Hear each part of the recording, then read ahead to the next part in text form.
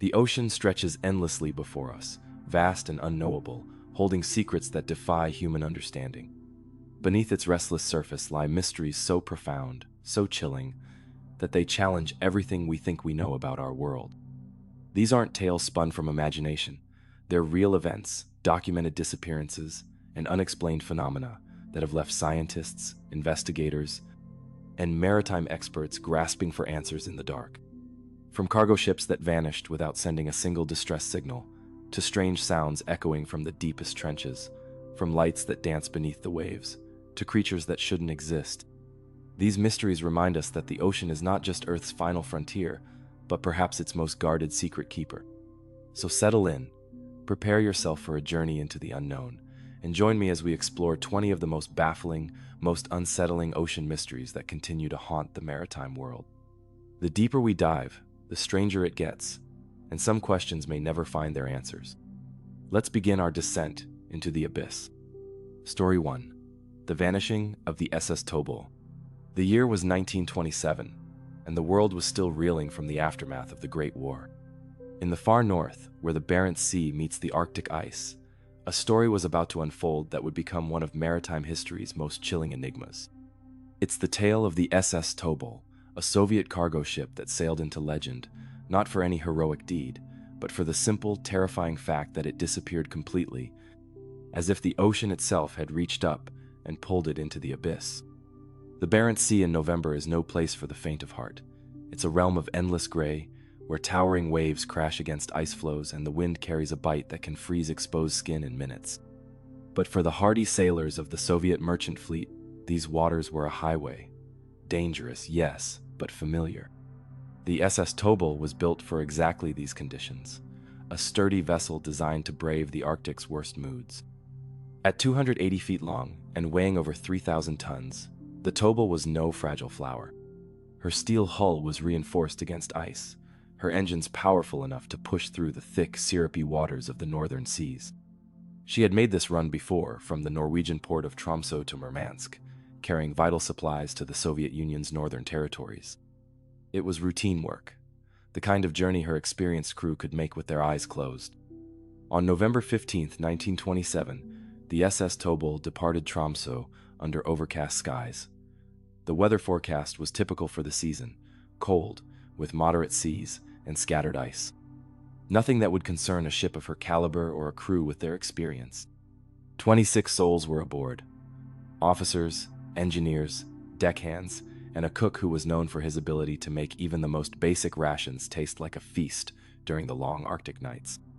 The ship's manifest showed a cargo of general supplies, tools, machinery parts, and preserved foods destined for the growing Soviet settlements along the White Sea coast. Captain Dmitry Volkov, a veteran of 20 years in these waters, filed his departure report with the harbor master, estimating arrival in Murmansk within 4 days, weather permitting. For the first day and night, everything proceeded normally. The Tobol maintained radio contact with both Norwegian and Soviet coastal stations, reporting her position and progress as required. The ship was making good time, her engines running smoothly despite the cold that made every piece of metal aboard ring like a bell when struck. But as November 17th dawned gray and bitter, something changed. The routine radio check that should have come at 0800 hours never arrived. At first, this didn't raise immediate concern. Radio equipment in those days was notoriously unreliable, especially in the harsh electromagnetic environment of the Arctic, where the aurora borealis could interfere with signals for hours at a time. By evening, however, when the Tobol failed to make her scheduled position report, alarm bells began to ring in the communication centers of both nations. The ship was now 12 hours overdue for contact, something that simply didn't happen with a captain as meticulous as Volkov. The search began immediately. Soviet icebreakers diverted from their routes to scour the Tobol's expected path, while Norwegian rescue vessels departed from Tromsø to retrace the ship's journey. Aircraft from both nations took to the skies whenever weather permitted, their crews scanning the gray expanse below for any sign of the missing vessel. What they found was nothing.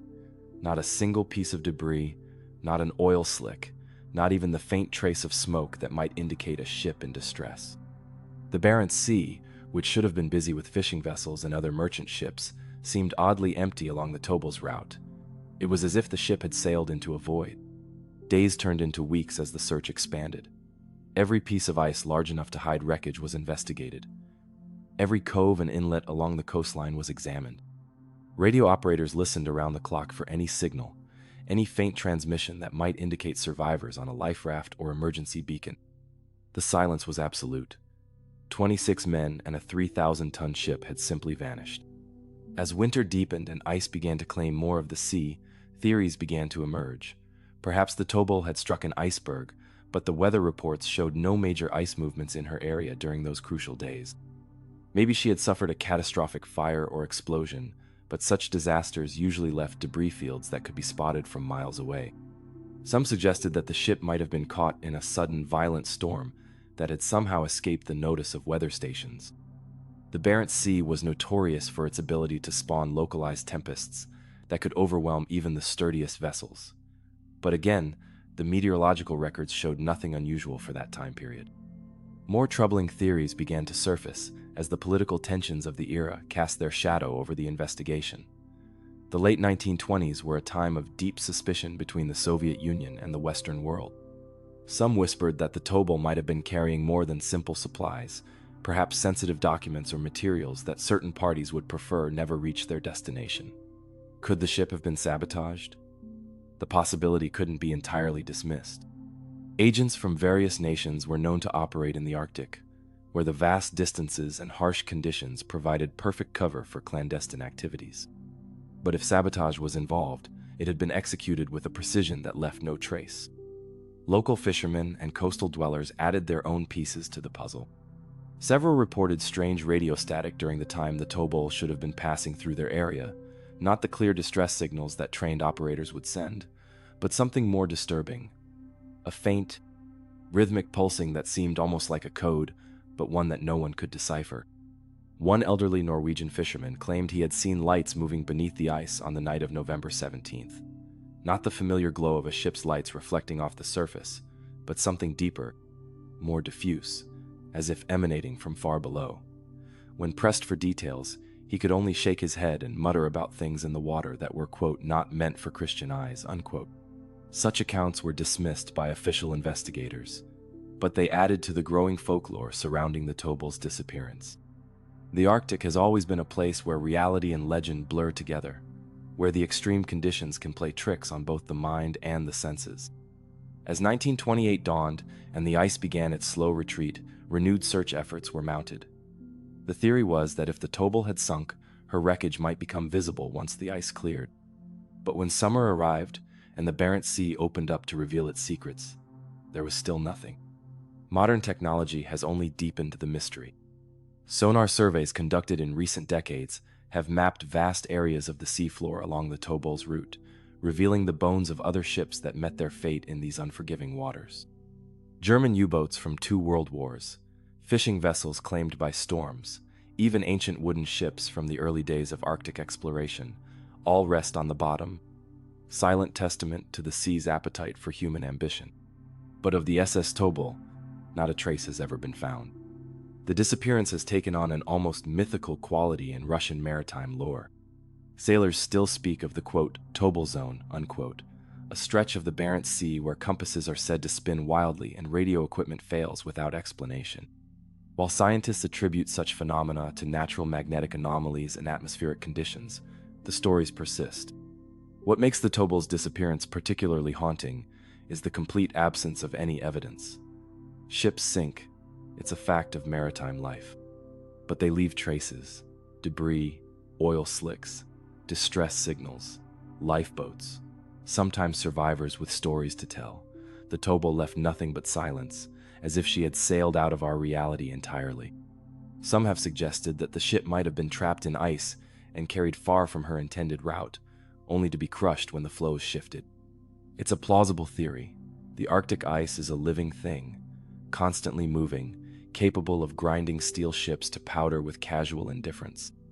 But even such a fate should have left evidence when the ice eventually melted. Others point to the possibility of a catastrophic structural failure. Ships of that era were built tough, but they weren't perfect. A critical weld could fail, a hull plate could buckle, and the frigid water of the Bering Sea shows no mercy to those who find themselves immersed in it. Hypothermia would claim any survivors within minutes, and a ship breaking apart in such conditions might indeed sink with remarkable completeness. But perhaps the most unsettling theory is the simplest, that the ocean simply took the Tobol, as it has taken countless others, and will continue to take ships and sailors until the end of time. The sea is vast, deeper than we can truly comprehend, and it keeps its secrets well. In the end, the SS Tobol remains what she became on that gray November day in 1927, a ghost ship that sailed beyond the edge of the known world and into the realm of maritime legend. 26 souls departed Tromsø that day, bound for a routine port call that they would never reach. Their fate, like the ship that carried them, remains locked somewhere in the dark depths of the Bering Sea, part of the ocean's vast collection of unsolved mysteries. The story of the Tobol reminds us that for all our technology, all our charts and radio beacons and satellite tracking systems, the sea remains fundamentally unknowable. It is a realm where the impossible becomes possible, where ships can vanish as completely as if they had never existed at all. And somewhere in the Bering Sea, in the crushing darkness beneath the ice, the answer to the Tobol's fate waits in silence, just one more secret in the ocean's endless collection of mysteries that may never be solved. If stories like these capture your imagination the way they do mine, I'd be thrilled if you'd consider subscribing to join our journey into the unknown. There are so many more mysteries waiting to be explored, and having you along makes each dive into the depths that much more exciting. Now, let's venture even deeper into the abyss, to a place where the ocean itself seems to speak. The thunder from the abyss. From the ice-locked silence of the Bering Sea, we now journey to the opposite end of the Pacific, where the ocean floor plunges into some of the deepest trenches on Earth. Here, in the crushing darkness of the Kermadec Trench, something stirred in 2005 that defied every scientific model, every theory about what should be possible in the deep ocean. It was a sound so powerful, so alien, that it sent shockwaves through the marine acoustics community and left researchers questioning what might be lurking in the planet's most unexplored depths. The Kermadec Trench is a wound in the Earth's crust, a gash that plunges more than 6 miles down into the abyss. Located northeast of New Zealand, it's part of the Pacific Ring of Fire, a tectonically active zone where the ocean floor is constantly shifting, grinding, and reshaping itself. It's a place where the normal rules of marine biology break down, where the pressure is so intense that it would crush a human body in milliseconds, and where creatures exist that seem almost alien in their adaptations to the crushing darkness. Scientists have long used hydrophones, that is, underwater microphones, to monitor these remote regions, listening for everything from whale songs to the rumble of underwater earthquakes. The deep ocean is far from silent. It's a symphony of geological groans, biological calls, and the distant whisper of currents moving through underwater canyons. But on a quiet day in 2005, the hydrophones detected something that didn't belong in any known acoustic catalog. It began as a low rumble, so deep that it was felt as much as heard. The frequency was in the ultra-low range, the kind of sound that travels for thousands of miles through the ocean's depths without losing its power. But this wasn't the familiar groan of shifting tectonic plates, or the distant thunder of an underwater landslide. This sound had a rhythm, a pattern that suggested something deliberate. The recording, when researchers first analyzed it, sent chills through the laboratory. The sound pulsed with mechanical precision, like the beating of some enormous heart hidden in the abyss. Each pulse lasted several seconds, followed by a brief silence, then another pulse, slightly different in tone but maintaining the same terrifying rhythm. For nearly 6 minutes, this acoustic anomaly thundered up from the depths, loud enough to be detected by hydrophones hundreds of miles away. What made the sound truly unsettling was its sheer power. Marine acoustics experts quickly calculated that whatever was producing this noise had to be massive, far larger than any known marine creature, and operating at depths that would crush any known biological organism. The source appeared to be emanating from over 4,000 meters down, in a region where the pressure exceeds 400 times that at sea level. The immediate reaction was to search for conventional explanations. Could it be a submarine? No human-made vessel could operate at such depths, and no Navy had any craft in the area. Seismic activity? The geological monitoring stations showed no earthquakes or significant tectonic movement during the time period. An underwater volcanic eruption? Again, no corresponding thermal or chemical signatures were detected. Marine biologists found themselves grappling with an equally puzzling question. Could any living creature produce such a sound? The largest animals on Earth, blue whales, can generate powerful calls that travel for hundreds of miles, but their vocalizations are in a completely different frequency range and lack the mechanical, rhythmic quality of the Kermadec anomaly. Even the most speculative theories about undiscovered deep-sea creatures couldn't account for something capable of producing such powerful regular pulses. The sound's location made investigation nearly impossible. The Kermadec Trench is one of the most inaccessible places on Earth, far from any shipping lanes and subject to some of the most violent weather in the Pacific. Even if researchers could mount an expedition to the area, the chances of finding the source of a sound that lasted only 6 minutes would be astronomically small. As news of the recording spread through the scientific community, theories began to multiply. Some suggested it might be the sound of a massive underwater landslide, a section of the trench wall collapsing and thundering down into even greater depths. Such events could indeed generate powerful acoustic signatures, but they typically produce a continuous roar, rather than the measured, rhythmic pulses captured by the hydrophones. Others proposed more exotic explanations. Could the sound be produced by some unknown geological process, perhaps the release of gases from the Earth's interior, or the formation of unusual mineral structures under extreme pressure? The deep ocean is still largely unexplored, and it's entirely possible that geological phenomena occur in these depths that we simply don't understand yet.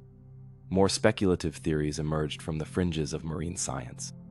Some researchers wondered if the sound might be produced by biological activity on a scale never before documented, perhaps colonies of deep-sea organisms working in concert, or the feeding behavior of creatures so large and so alien that they exist beyond our current understanding of marine biology. The timing of the anomaly added another layer of mystery. The sound occurred during a period of unusual seismic activity in the region, with several minor earthquakes recorded in the days before and after the acoustic event. Some researchers theorized that the vibrations might have awakened something that had been dormant on the ocean floor, though what that something might be remained purely speculative. Computer analysis of the sound revealed additional disturbing details. The acoustic signature showed subtle variations in each pulse, as if whatever was producing the sound was adjusting its output, perhaps responding to some unknown stimulus or following some incomprehensible pattern. This suggested a level of complexity that made purely geological explanations seem less likely. Perhaps most frustrating for researchers was the complete absence of any follow-up. Despite continuous monitoring of the Kermadec Trench and surrounding areas, nothing similar has ever been recorded again.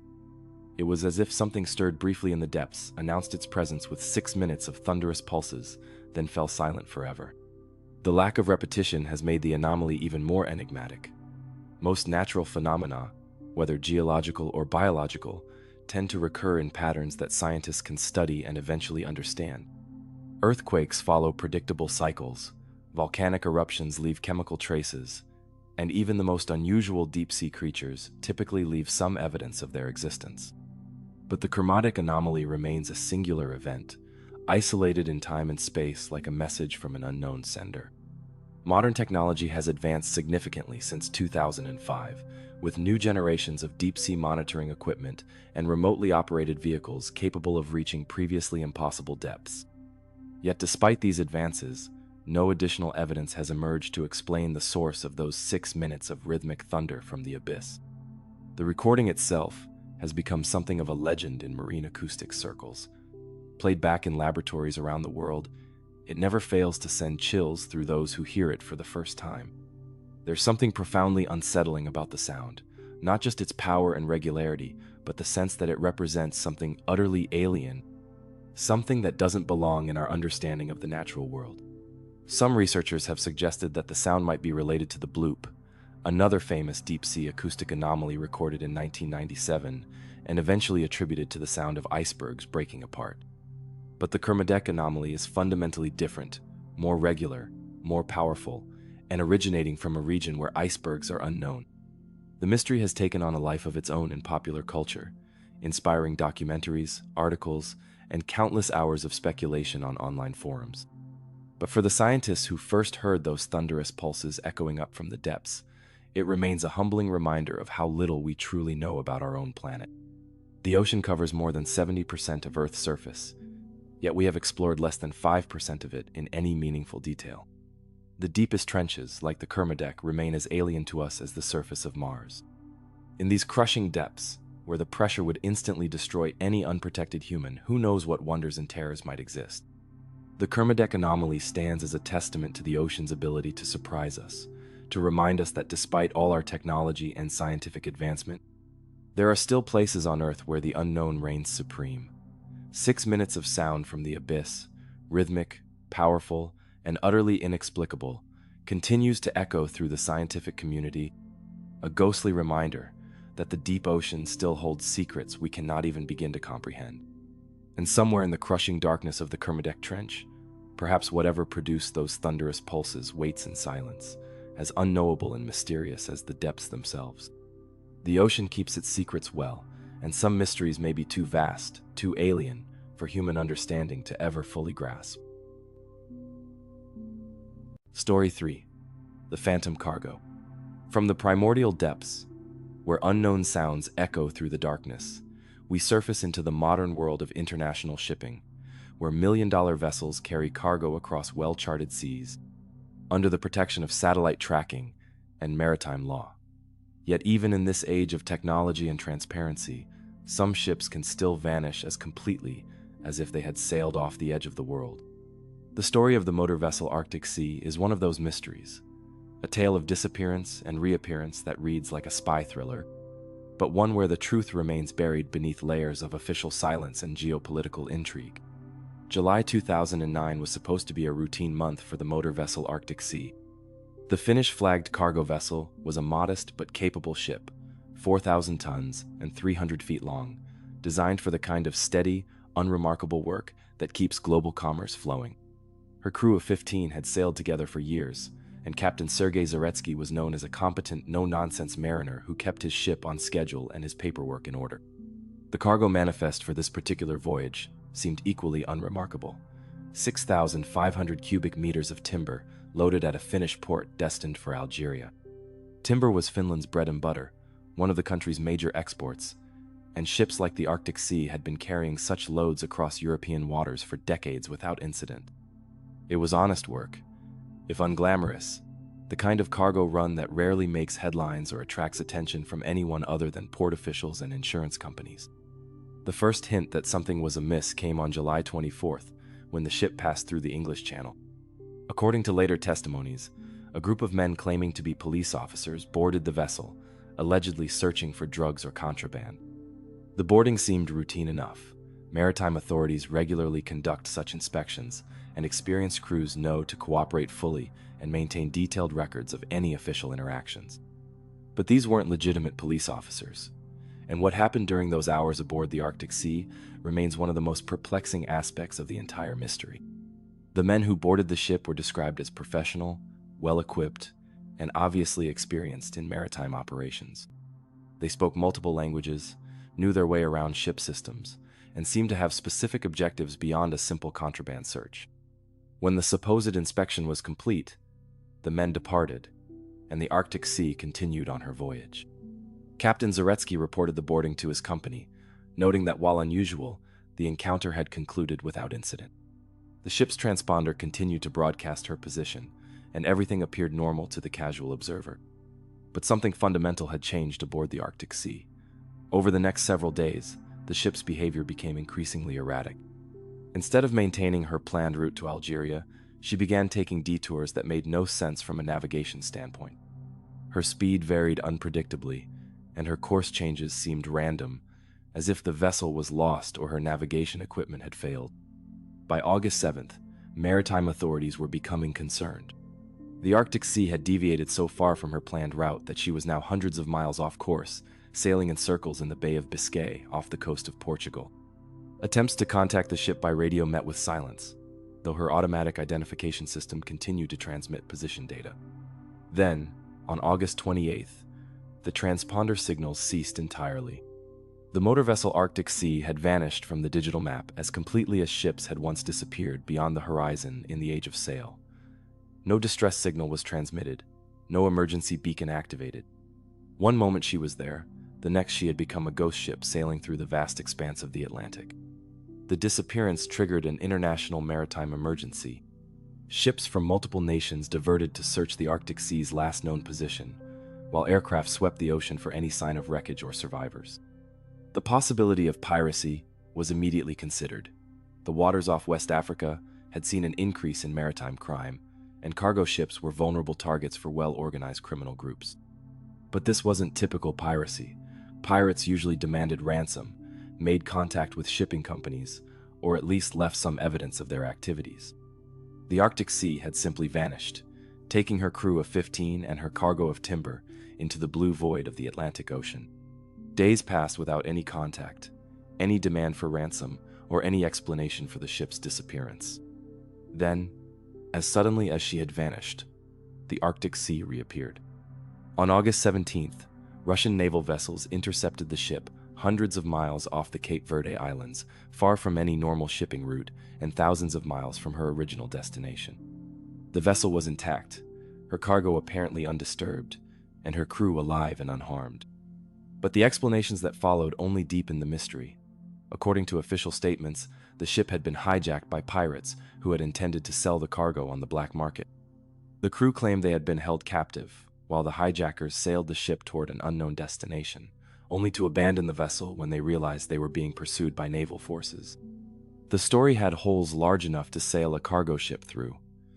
The Arctic Sea's cargo was timber, not exactly the kind of high-value commodity that would attract sophisticated pirates. The ship had been missing for weeks, yet her crew showed no signs of the maltreatment typically associated with hostage situations. Most puzzling of all, no arrests were made, no pirates were identified, and no evidence of the alleged criminal organization ever surfaced. More troubling questions emerged as investigators dug deeper into the case. Why had the ship traveled so far off course? What had the hijackers actually been after? And perhaps most importantly, what had really been in the cargo hold? Rumors began to circulate that the Arctic Sea had been carrying more than timber. Some suggested the ship was transporting sensitive materials, perhaps military equipment or classified technology, under the cover of a routine cargo run. Others theorized that the vessel had been used as a platform for espionage operations, explaining the sophisticated nature of the boarding party and the ship's subsequent erratic movements. The Russian government's handling of the case only added to the mystery. Despite claiming to have rescued the vessel from pirates, Russian authorities released very little information about the incident. The crew was debriefed in secret, the alleged hijackers were never publicly identified, and the ship's cargo was quickly unloaded and dispersed before independent investigators could examine it thoroughly. Intelligence analysts noted that the Arctic Sea's disappearance coincided with a period of heightened tensions between Russia and North Atlantic Treaty Organization, also known as NATO countries. Some suggested the incident might have been a test of Western response capabilities, or perhaps a cover for a covert operation that had gone wrong. The ship's route had taken it through some of the most heavily monitored waters in the world, yet it had still managed to vanish completely for nearly 2 weeks. The timeline of events remained troubling to maritime security experts. The initial boarding on July 24th had been reported as routine, yet it had apparently been the beginning of a complex hijacking operation. The ship's subsequent movements suggested either a crew in distress or navigators who were deliberately trying to confuse pursuit. The eventual interception by Russian naval forces seemed almost too convenient, as if the rescuers had known exactly where to find the vessel. Perhaps most disturbing was the complete absence of physical evidence. No weapons were recovered from the alleged pirates, no communications were intercepted during the hijacking, and no independent witnesses could corroborate the crew's account of events. It was as if the entire incident had been carefully choreographed to leave as few traces as possible. The fate of the Arctic Sea herself was almost anticlimactic. After the incident, the ship returned to routine cargo duties as if nothing had happened. But maritime insurance companies took a different view, and the vessel's coverage was substantially increased due to the perceived security risks. The crew was eventually replaced, though whether this was due to trauma from their ordeal or for other reasons remained unclear. In the years since the incident, various theories have been proposed to explain what really happened to the motor vessel Arctic Sea. Some suggest it was an elaborate insurance fraud, though the financial details of the case don't support this conclusion. Others believe it was a genuine piracy attempt that went wrong, though the lack of typical pirate behavior makes this theory problematic. The most persistent theory is that the ship was involved in some form of state-sponsored activity, perhaps the transport of sensitive materials or the testing of new maritime security protocols. This would explain the professional nature of the initial boarding, the ship's sophisticated evasive maneuvers, and the Russian government's subsequent secrecy about the incident. What makes the Arctic Sea case particularly unsettling is how easily a large cargo ship was able to disappear in the modern era. Despite satellite tracking, international monitoring systems, and constant maritime traffic, the vessel vanished for weeks without a trace. This raises troubling questions about the security of global shipping and the possibility that other vessels might have disappeared under similar circumstances without anyone noticing. The incident also highlighted the limitations of international maritime law and cooperation. Despite the involvement of multiple nations and agencies, the investigation was hampered by jurisdictional disputes, conflicting national interests, and a general reluctance to share sensitive information. The Arctic Sea had become a political liability as much as a maritime mystery. Today, the motor vessel Arctic Sea case remains officially closed, but fundamentally unsolved. The crew's testimony has never been independently verified. The alleged pirates were never prosecuted, and the ship's cargo was never properly examined by neutral parties. Like many maritime mysteries, it has faded from public attention, while leaving behind a trail of unanswered questions and troubling implications. The story serves as a reminder that even in our interconnected, monitored world, ships can still vanish as completely as they did in the age of sail. The ocean remains vast enough to hide secrets, and human nature complex enough to ensure that some mysteries are never fully resolved. The motor vessel Arctic Sea sailed back into routine service, but the questions surrounding her disappearance continue to echo across the Atlantic, a modern ghost story wrapped in the mundane disguise of a timber cargo run. Somewhere in the classified files of various governments, the true story of the Arctic Sea may be waiting to be told. But for now, it remains what it became in those strange weeks of July and August 2009, a phantom cargo ship that disappeared and reappeared like a mirage, leaving behind only questions, and the unsettling knowledge that the ocean still holds secrets we may never be permitted to understand. Story 4. The Phantom Lights of Lofoten. From the murky world of international intrigue and vanishing cargo ships, we venture north to a realm where the boundaries between the natural and supernatural blur, like the northern lights dancing across an Arctic sky. Here, in the pristine waters off Norway's Lofoten Islands, fishermen have witnessed something that defies every explanation marine science can offer. These aren't the familiar green curtains of Aurora Borealis reflecting off the ocean's surface. These lights rise from the depths themselves, pulsing with an alien intelligence that has left witnesses questioning the very nature of what lies beneath the waves.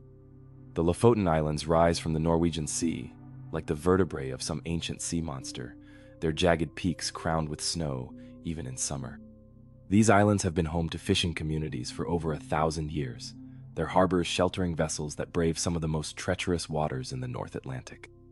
The men and women who fish these seas are not given to flights of fancy. Their survival depends on reading the ocean's moods with cold accuracy, distinguishing between the real and the imagined, when lives hang in the balance. It was against this backdrop of practical, hard-won maritime wisdom that the first reports emerged in 1984. Experienced fishermen, returning from night expeditions in the deep waters beyond the continental shelf, began speaking of lights that had no business existing in the midnight depths of the Norwegian Sea.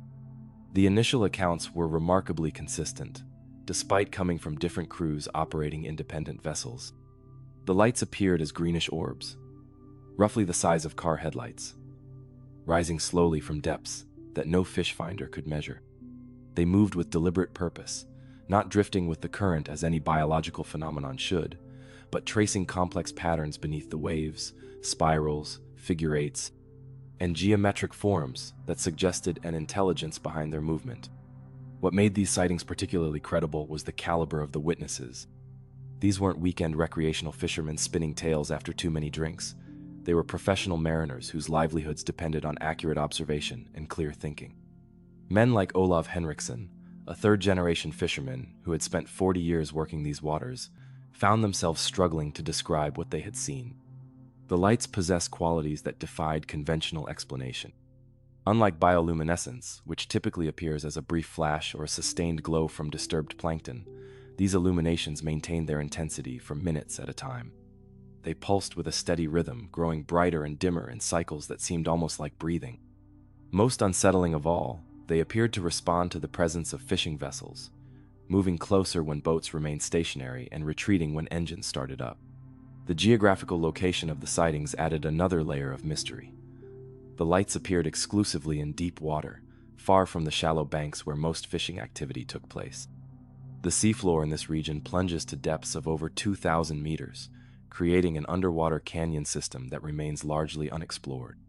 If something was living in these depths, it would be inhabiting one of the most extreme environments on Earth, a realm of crushing pressure, near-freezing temperatures, and absolute darkness.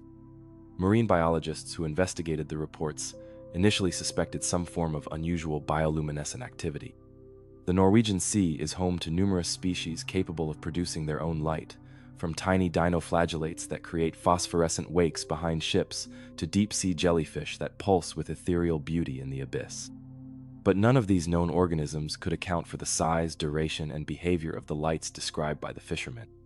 The depth at which the phenomena occurred ruled out most conventional explanations. Bioluminescent plankton, the most common source of marine light displays, are typically found in the upper layers of the ocean, where they can photosynthesize during daylight hours. The lights off Lofoten were appearing at depths where no sunlight has penetrated for millions of years, in a realm where life exists only by consuming the organic matter that drifts down from the surface world above. Even more puzzling was the apparent intelligence behind the light's movements. Bioluminescence in nature is usually a simple response to stimuli, a defensive flash when threatened, or the rhythmic pulse of a creature seeking a mate. But the Lofoten lights seemed to exhibit complex behaviors that suggested awareness and purpose. They would cluster together, separate into formations, and move in coordinated patterns that resembled nothing so much as an underwater aerial display. As word of the sighting spread through the close-knit fishing communities of northern Norway, more witnesses came forward with their own encounters. The reports remained remarkably consistent. Greenish lights of unusual intensity and duration, appearing at great depth, moving with apparent purpose, and showing what seemed to be curiosity about human activities on the surface. Some fishermen reported that the lights would rise toward their vessels when fish were being hauled in, as if attracted by the electrical activity of the boat's equipment or the distress signals of captured fish. Others noted that the phenomena seemed to be more common during periods of high aurora activity, leading to speculation about possible connections between atmospheric and oceanic electrical phenomena. The Norwegian government, recognizing the potential significance of the reports, authorized a series of scientific expeditions to investigate the phenomena. Research vessels equipped with advanced sonar, underwater cameras, and electromagnetic sensors were deployed to the areas where sightings had been most frequent. The results were frustrating in their ambiguity. The instruments detected anomalous readings, unexplained electromagnetic signatures, unusual temperature variations at depth, and sonar returns that didn't match any known biological or geological formations. But the lights themselves proved remarkably elusive when scientists were present. It was as if whatever was producing the phenomena was aware of being observed and chose to remain hidden when formal investigations were underway. This cat-and-mouse game between the lights and their would-be investigators continued for years. Fishermen continued to report sightings with remarkable regularity, while scientific expeditions returned with tantalizing hints but no definitive proof. The phenomenon began to take on an almost mythical quality in the region, with some local residents suggesting that the lights were connected to Old Norse legends about underwater spirits and sea creatures of immense power. The mystery deepened when similar phenomena began to be reported in other deep water areas around the North Atlantic. Fishermen, off the coast of Iceland, the Faroe Islands, and even as far south as the North Sea, began describing lights that matched the Lofoten reports in their basic characteristics. This suggested that whatever was producing the phenomena was not unique to Norwegian waters, but might be part of a larger, unknown ecosystem existing in the deep Atlantic. Technological advances in underwater exploration brought new tools to bear on the mystery. Remotely operated vehicles, also known as ROVs, equipped with high-definition cameras and sensitive light detectors, were deployed to the depths where the lights had been observed. These missions revealed an alien world of bizarre deep-sea creatures, glass sponges that looked like underwater cathedrals, jellyfish with trailing tentacles hundreds of feet long, and fish with built-in lighting systems that would make a Christmas tree envious. But still, no source for the reported lights could be definitively identified. The ROV footage showed numerous examples of bioluminescence, but nothing that matched the size, intensity, and behavioral patterns described by surface observers. It was as if the phenomena existed in a different layer of reality, visible to human eyes under certain conditions but invisible to scientific instruments. Some researchers began to consider more exotic explanations. Could the lights be produced by some form of unknown deep-sea creature? Perhaps a species of giant squid or jellyfish that had evolved unique, light-producing capabilities? The deep ocean is still largely unexplored, and new species are discovered regularly, some of which possess abilities that seem almost supernatural. Others wondered if the phenomena might be connected to geological activity on the seafloor.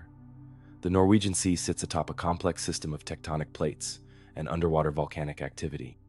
Perhaps the lights were the result of some form of electrical discharge related to underwater geological processes, a kind of marine equivalent of the St. Elmo's fire that sometimes dances around ship masts during electrical storms. More speculative theories emerged from the fringes of marine science. Some suggested that the lights might be produced by forms of life so alien to our understanding that they existed at the very edge of what we consider biological. Perhaps these were electromagnetic entities that fed on the energy fields generated by underwater volcanic activity, or collective organisms composed of billions of microscopic creatures working in perfect coordination. The investigation took an unexpected turn when researchers began to notice correlations between the light sightings and unusual whale behavior in the region. During periods when the lights were most frequently reported, whales in the area exhibited changes in their migration patterns, diving behavior, and vocal communications. Some marine mammal specialists suggested that the whales might be responding to the same phenomena that produced the lights, or that they might somehow be connected to the phenomena themselves. This led to theories about possible symbiotic relationships between unknown deep-sea organisms and the whale populations that frequent the Norwegian Sea. Perhaps the lights were a form of communication between species, or the visible manifestation of complex ecological interactions taking place in the depths. The idea that the ocean might harbor intelligent life forms capable of complex communication was not entirely without precedent. Dolphins and whales had already demonstrated sophisticated cognitive abilities that continued to surprise researchers. As the years passed, the Lofoten Lights became something of a pilgrimage destination for both serious researchers and curious tourists. Boat tours were organized to take visitors to the areas where sightings had been most frequent, though the phenomena proved as elusive for paying customers as they had for scientists. The lights seemed to appear on their own schedule, following rules that human observers could not predict or control. The persistence of the sightings over decades, combined with the credibility of the witnesses, gradually convinced even skeptical scientists that something genuinely unusual was occurring in the deep waters off Lofoten. While the exact nature of the phenomena remained mysterious, the weight of accumulated evidence made it difficult to dismiss the reports as mere hallucinations or misidentifications. Modern technology has brought new possibilities for investigation. Autonomous underwater vehicles can now patrol the depths for months at a time, equipped with sensitive instruments capable of detecting the slightest anomalies in light, temperature, or electromagnetic fields. Satellite monitoring can track changes in surface temperature that might indicate deep water phenomena, while advanced sonar systems can map the seafloor in unprecedented detail.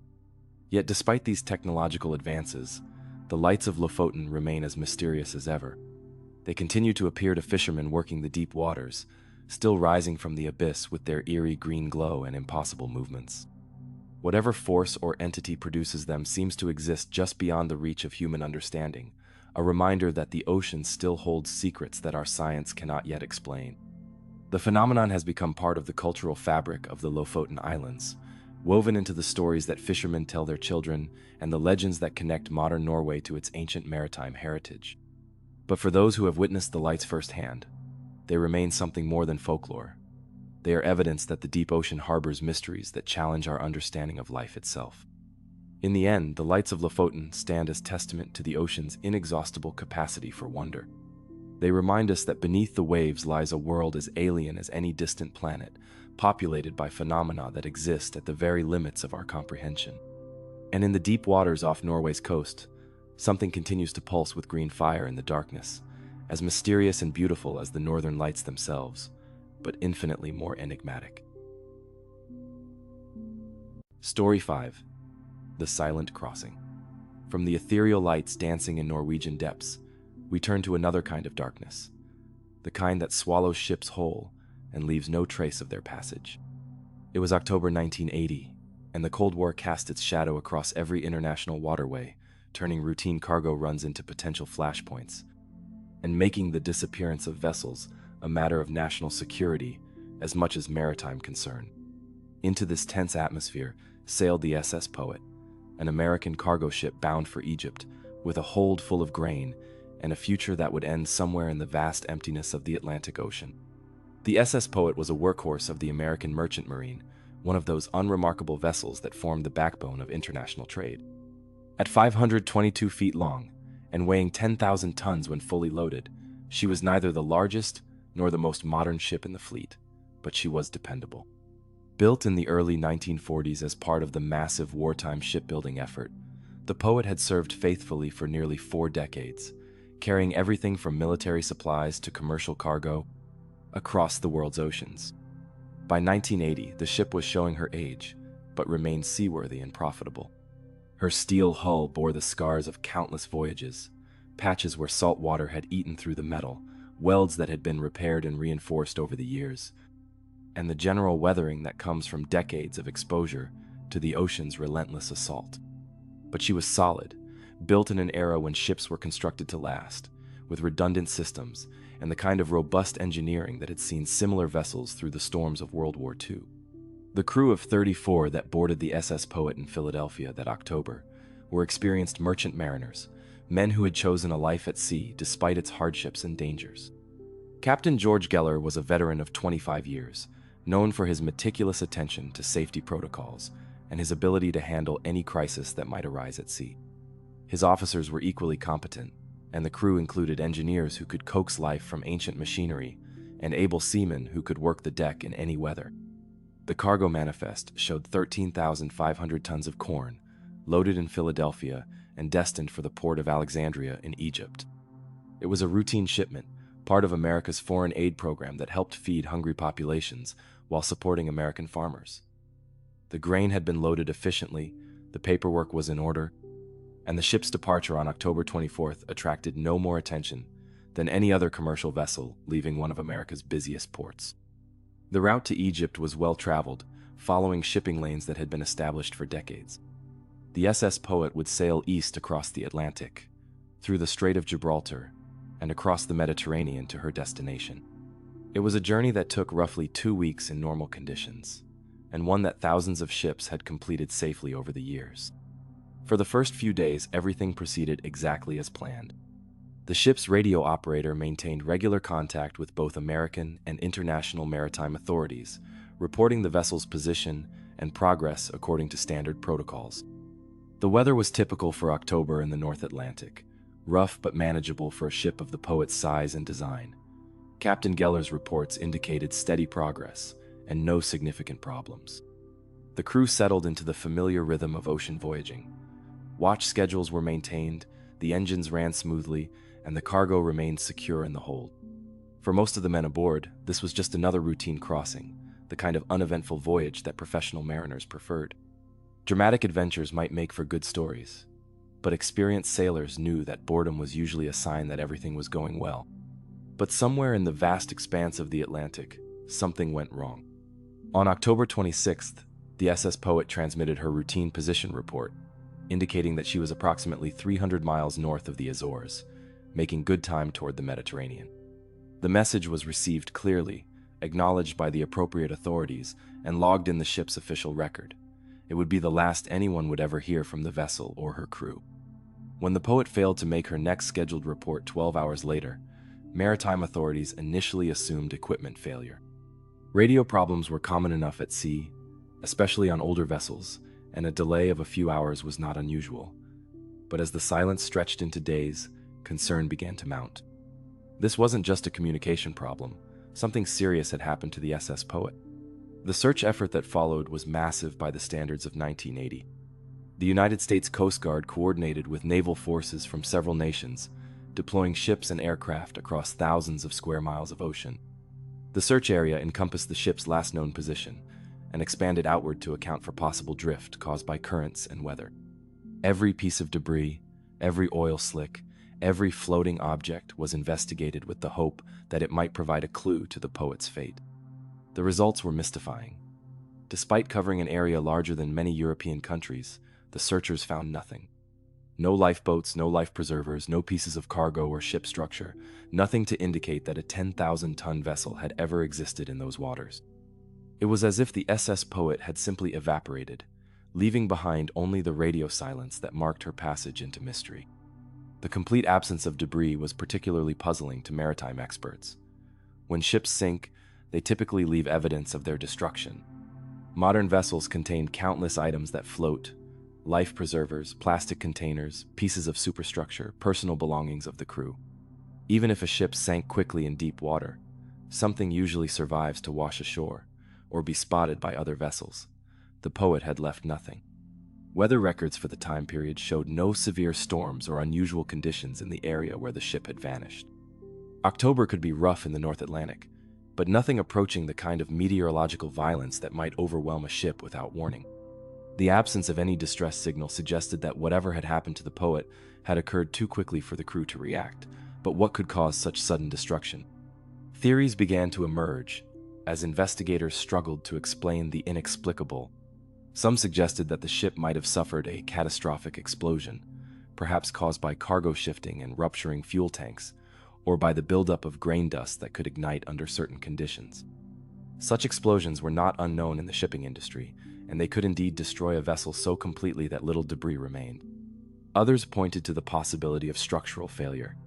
The SS Poet was nearly 40 years old, and the stresses of countless ocean crossings might have weakened her hull beyond safe limits. If a critical structural component had failed in heavy seas, the ship could have broken apart and sunk rapidly. The cold water of the North Atlantic would have claimed any survivors within minutes, and the wreckage might have sunk in water too deep to ever be recovered. More sinister theories emerged from the context of the times. The year 1980 was near the height of Cold War tensions, and the movements of American vessels were closely monitored by Soviet naval forces. Some suggested that the SS Poet might have been intercepted by a submarine, either accidentally or as part of some covert operation that had gone wrong. While no evidence supported such theories, the political climate made them seem plausible to those who viewed every international incident through the lens of superpower rivalry. The cargo itself became a subject of speculation. While the manifest showed only corn, some wondered if the ship might have been carrying classified materials or sensitive equipment hidden among the grain. Such practices were not unknown during the Cold War, when commercial vessels were sometimes used to transport items that governments preferred to keep secret. If the Poet had been carrying such cargo, it might explain both her disappearance and the official reluctance to discuss certain aspects of the case. Investigation into the ship's maintenance records revealed some concerning details. The SS Poet had undergone repairs earlier in 1980, including work on her hull and cargo handling systems. Some marine engineers questioned whether these repairs had been adequate, suggesting that hidden structural weaknesses might have contributed to the vessel's loss. But even if such problems existed, they didn't explain the complete absence of any debris or distress signal. The fate of the crew became a particular focus of concern for their families and the maritime community. 34 men had simply vanished, leaving behind wives, children, and parents who would never know what had happened in those final moments. The absence of any bodies or personal effects meant that there could be no proper closure, no funeral services, no grave markers to visit. The families were left with nothing but questions, and the cold comfort of death certificates based on legal presumption rather than physical evidence. As months passed without any new discoveries, the official search was gradually scaled back and eventually called off. The SS Poet was declared lost with all hands, another entry in the long list of ships that had vanished in the unforgiving waters of the Atlantic. But for those who had known the vessel and her crew, the mystery remained as haunting as ever. Insurance investigators conducted their own examination of the case, driven by the substantial financial stakes involved. They found the same puzzling absence of evidence that had stymied the official search, but they did uncover some troubling details about the ship's condition and the circumstances of her final voyage. However, These findings only added new questions to an already incomprehensible mystery. The story of the SS Poet became part of maritime folklore, another ghost ship tale to be told in waterfront bars and maritime academies. But unlike the romanticized legends of earlier eras, this was a modern mystery, one that had occurred in an age of radio communication, radar tracking, and international cooperation. The fact that a large cargo ship could still vanish without trace in 1980 was a sobering reminder of the ocean's power and the limits of human technology. Over the years, various pieces of debris have been found in the Atlantic that some have speculated might be connected to the SS Poet. Life rings, cargo containers, and other floating objects have occasionally sparked hope that the mystery might finally be solved. But none of these discoveries have been definitively linked to the missing vessel, and the ocean has kept its secrets well. Modern satellite tracking and communication systems have made the complete disappearance of a large vessel much less likely, but they haven't eliminated the possibility entirely. The SS Poet serves as a reminder that the sea remains vast enough to swallow evidence, and deep enough to hide secrets that may never be recovered. The families of the 34 men who sailed aboard the SS Poet have never stopped seeking answers. Some have organized their own investigations, hiring private researchers and marine archaeologists to continue the search that official agencies abandoned decades ago. Their efforts have been hampered by the passage of time and the immensity of the ocean, but their determination reflects the deep human need to understand what happened to those we love. Today, the SS Poet exists only in memory and in the official records that mark her passage from existence into mystery. Somewhere in the Atlantic, perhaps in water miles deep, the truth of her fate waits in the darkness. But until that truth is discovered, the ship remains what she became on that October day in 1980, a reminder that even in our modern, monitored world, the ocean can still claim vessels and crews with the same silent efficiency that it has employed for centuries. The mystery of the SS Poet stands as one of the most perplexing maritime disappearances of the modern era, a puzzle that continues to challenge our understanding of what is possible at sea. In an age when we can track objects the size of basketballs in Earth orbit, the fact that a ship weighing 10,000 tons could vanish completely seems almost impossible. Yet it happened, and the questions it raised about maritime safety, international cooperation, and the fundamental mysteries of the ocean remain as relevant today as they were 4 decades ago. Story 6. The Machine in the Deep. From the haunting silence that swallowed the SS Poet, we descend once again into the technological realm of underwater acoustics, where sensitive instruments strain to decode the secret language of the deep ocean. But sometimes what they hear doesn't belong to any natural vocabulary known to science. In 2010, near the remote Line Islands in the South China Sea, hydrophones designed to monitor marine life and geological activity began picking up something that sounded disturbingly artificial, a rhythmic metallic clanging that echoed up from depths where no human-made object should exist. The Line Islands stretch across the central Pacific like scattered pearls on a string, most of them uninhabited coral atolls that barely rise above the waves. They're so remote that they exist in a different time zone from their own territorial government, and so isolated that they serve as natural laboratories for studying pristine marine ecosystems. It was this very remoteness that made them ideal locations for sensitive underwater monitoring equipment, far from the noise pollution of shipping lanes and coastal development. The hydrophone array that detected the anomalous sounds was part of an international research project designed to study deep ocean acoustics and marine biodiversity. These sophisticated underwater microphones could pick up sounds across a vast range of frequencies, from the subsonic calls of the largest whales to the high-pitched clicks of hunting dolphins. They were calibrated to distinguish between biological sounds, geological phenomena, and human-made noise, creating an acoustic map of one of the ocean's most pristine regions. The first recordings came through on a routine data download in early March 2010. Researchers reviewing the files initially thought there had been equipment malfunction. The sounds were so regular, so mechanical in nature, that they seemed more likely to be electronic interference than anything occurring in the natural environment. But when technicians checked the hydrophone systems, everything appeared to be functioning normally. The sounds themselves defied easy categorization. They were percussive, like someone striking a massive piece of metal with a hammer, but with an underlying resonance that suggested enormous size and density. Each strike was followed by a brief pause, then another strike, creating a rhythm that was almost hypnotic in its regularity. The acoustic signature indicated that whatever was producing these sounds was operating at depths exceeding 3,000 meters, in the pitch-black realm where pressure could crush a human body instantly. What made the recordings particularly unsettling was their duration and persistence. Unlike most deep-sea sounds, which are typically brief biological calls or geological events lasting seconds or minutes, the metallic clanging continued for hours at a time. The rhythm never varied, never showed the irregularities that would be expected from any natural process. It was as if some vast machine was operating in the abyss, pounding out a steady beat for reasons that no human mind could comprehend. Marine acoustic specialists who analyzed the recordings found themselves confronting a phenomenon that challenged their understanding of deep ocean environments. The sounds were far too regular to be geological. Underwater landslides, volcanic activity, and tectonic movements all produced characteristic acoustic signatures that were completely different from what the hydrophones had captured. The timing was too precise, the tonal qualities too consistent.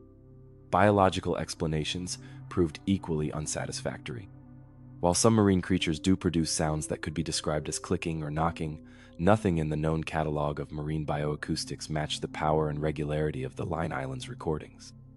The largest sound-producing animals in the ocean are whales, but their vocalizations occur in completely different frequency ranges and show the natural variations that characterize all living communication. The depth at which the sounds originated ruled out almost all known human activity. No submarine in the world's navies could operate at 3,000 meters for extended periods, and the nearest shipping lanes were hundreds of miles away. Deep-sea mining operations, which might conceivably produce similar sounds, were not being conducted anywhere in the region. Even if such activities had been taking place, they would have required massive support vessels and infrastructure that could not have gone unnoticed in the heavily monitored waters of the Pacific.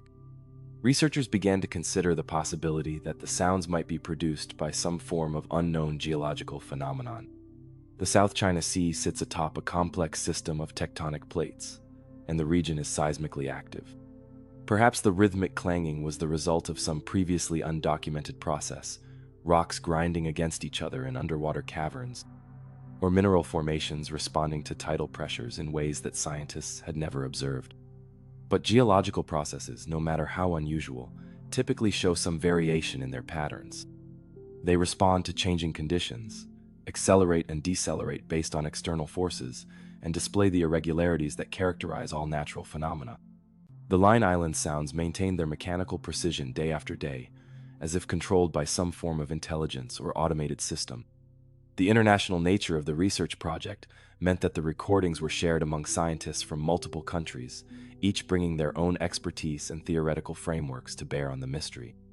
Oceanographers, marine biologists, geologists, and even specialists in underwater acoustics from military organizations examined the data, but none could offer a convincing explanation for what was producing the sounds. Computer analysis revealed additional disturbing details. The acoustic signature suggested that whatever was creating the sounds was not only large, but also composed of materials with unusual resonant properties. The way the sounds reverberated through the water indicated density and hardness characteristics that didn't match any known geological formations in the region. It was as if the sounds were being produced by some form of metallic structure, but one far larger than any human engineering could create. The timing of the phenomenon added another layer of mystery. The sounds appeared to follow no recognizable pattern in their occurrence.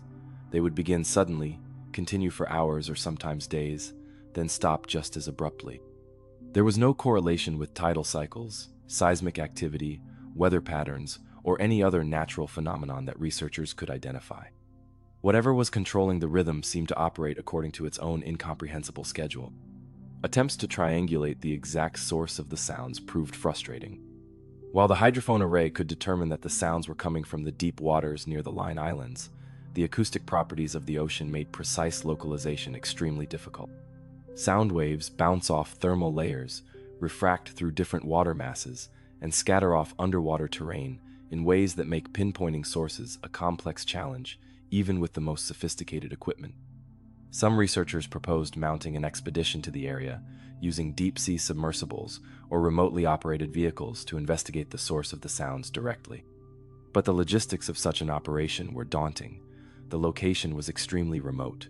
The depths involved were at the limit of most exploration technology, and the intermittent nature of the phenomenon meant that an expensive expedition might arrive to find only silence. The sounds continued to appear sporadically throughout 2010 and into early 2011, each occurrence carefully recorded and analyzed by the growing network of researchers who had become fascinated by the phenomenon. But as suddenly as they had begun, the metallic rhythms fell silent. By mid-2011, the hydrophones were recording only the normal sounds of the deep ocean, the distant calls of whales, the rustle of deep-sea currents, and the occasional rumble of seismic activity. The cessation of the sounds was almost as mysterious as their beginning. Had whatever was producing them moved away, broken down, or simply completed whatever incomprehensible task it had been performing? The researchers had no way of knowing, and the ocean offered no clues to explain the sudden silence. In the years since the Line Islands anomaly, similar sounds have been reported from other deep ocean monitoring stations around the world, though none have matched the duration and regularity of the original recordings. These scattered reports have led some researchers to theorize that the phenomenon might be more widespread than initially believed, occurring in remote deep-sea locations where monitoring equipment is too sparse to detect it regularly. The technological advances of the past decade have brought new tools to bear on such mysteries. Autonomous underwater vehicles can now patrol the deep ocean for months at a time, equipped with sensitive acoustic monitoring equipment that can detect and record unusual phenomena. Satellite technology can identify surface disturbances that might indicate deep water activity, while advanced computer modeling can simulate the acoustic properties of theoretical sources. Yet, despite these advances, the metallic clanging from the Line Islands remains unexplained.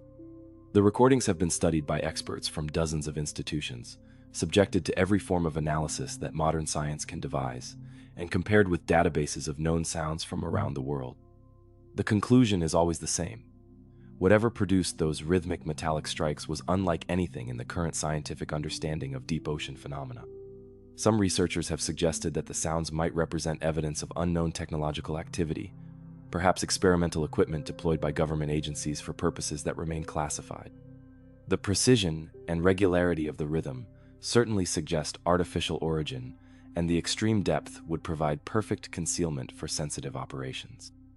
But no government has acknowledged responsibility for any activity in the area, and the international nature of the monitoring system makes it unlikely that such operations could have remained secret.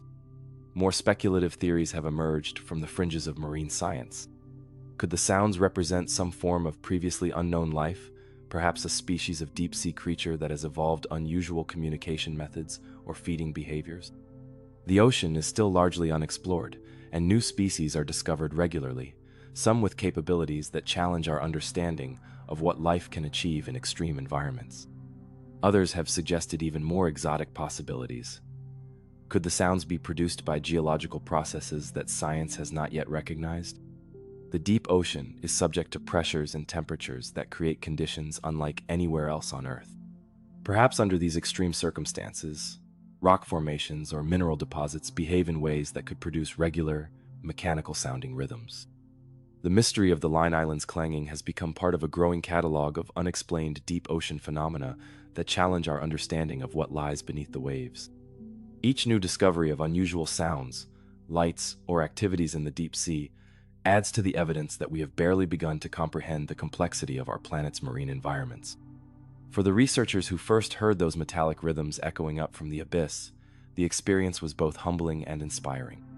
It served as a reminder that despite all our technological advances and scientific knowledge, the ocean still holds secrets that can surprise and mystify us. Somewhere in the depths near the Line Islands, something once pounded out its mechanical rhythm for reasons we may never understand, then fell silent, leaving behind only questions and the haunting memory of sounds that should not exist. The recordings remain in scientific archives, available for any researcher who wants to try their hand at solving the puzzle. But for now, the metallic clanging from the deep stands as another reminder that the ocean's depths remain as alien and mysterious as any distant planet, populated by phenomena that exist at the very edge of human comprehension. Story 7. The Lost Convoy of Operation Tabarin.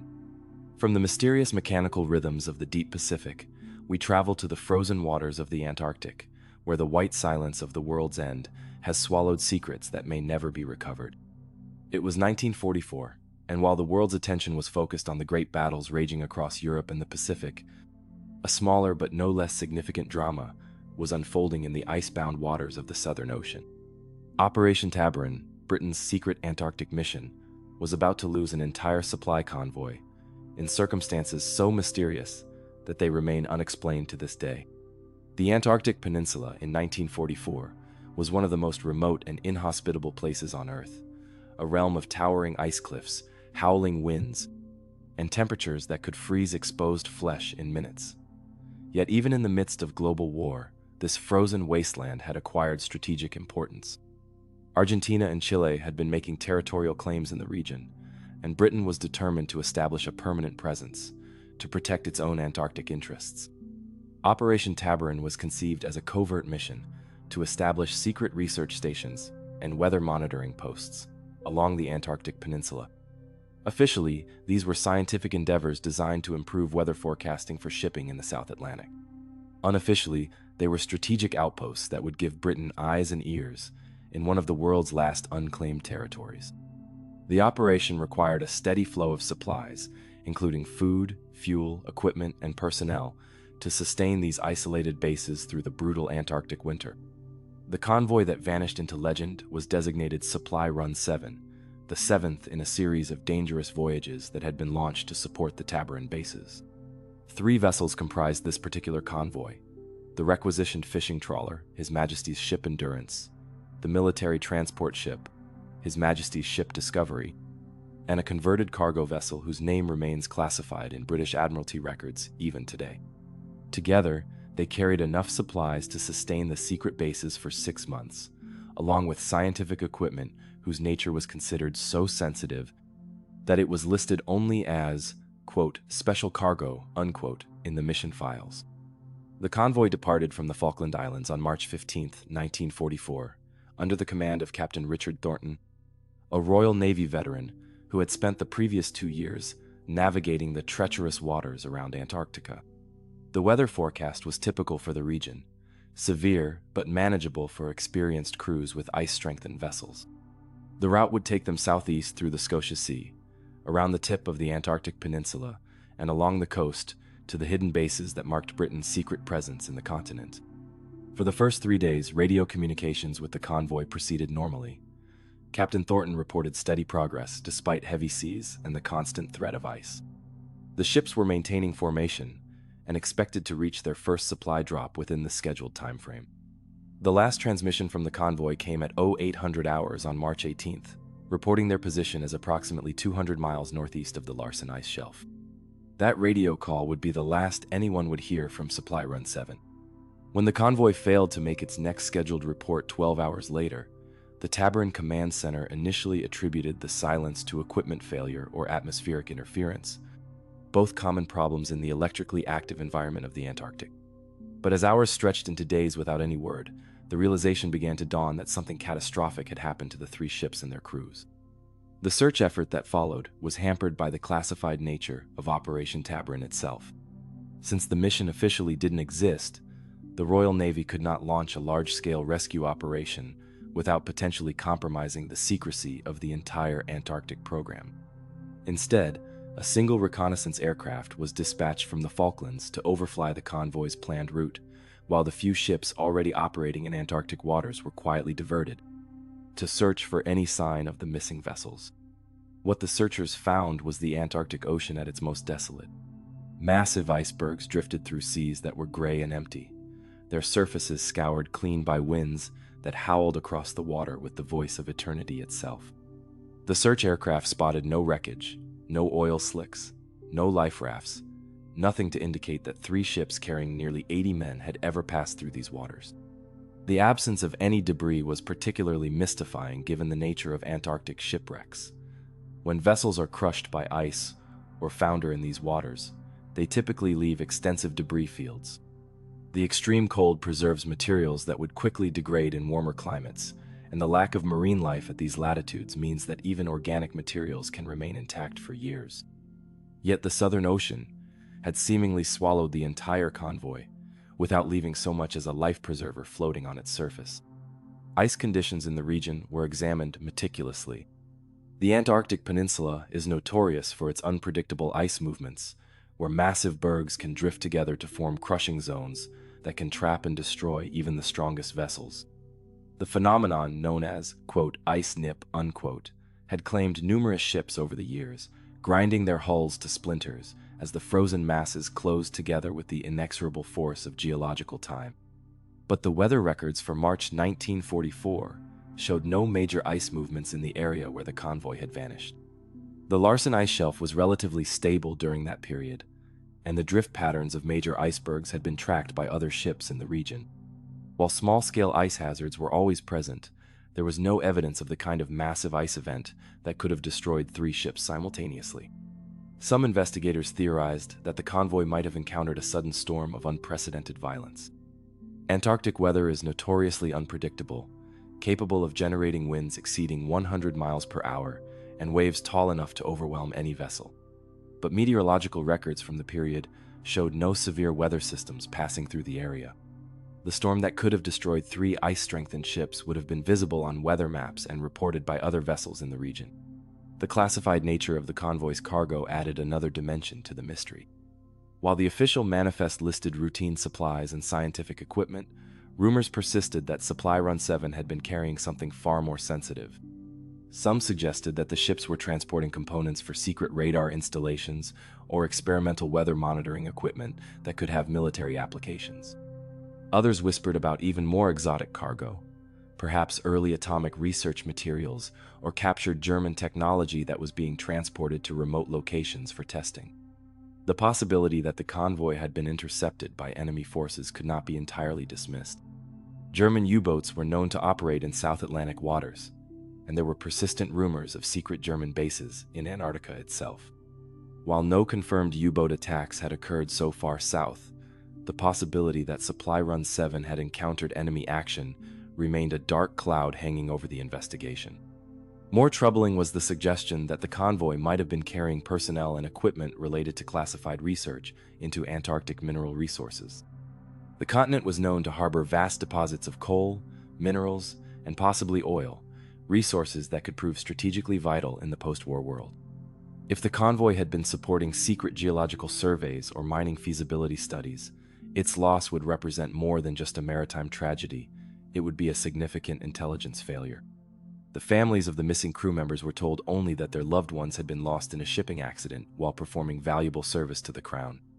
The classified nature of Operation Tabarin meant that many details of the convoy's mission could not be shared, leaving relatives to grieve without fully understanding what their husbands, sons, and fathers had been attempting to accomplish in the frozen waters of the Antarctic. As weeks passed without any new discoveries, the search was quietly called off. The official report, filed in the deepest archives of the Admiralty, concluded that Supply Run 7 had been lost due to, quote, unknown circumstances, possibly involving severe weather or ice conditions, unquote. The vague language reflected the complete absence of evidence to support any specific theory about what had happened to the convoy. The loss of Supply Run 7 dealt a significant blow to Operation Tabarin's supply chain. The secret bases were forced to operate on reduced rations and equipment, hampering their ability to maintain the scientific monitoring that provided cover for Britain's territorial claims. Alternative supply routes had to be established, using smaller, less efficient vessels that could make the dangerous journey more frequently, but carried far less cargo. In the decades following the war, several attempts were made to locate the wreckage of the lost convoy.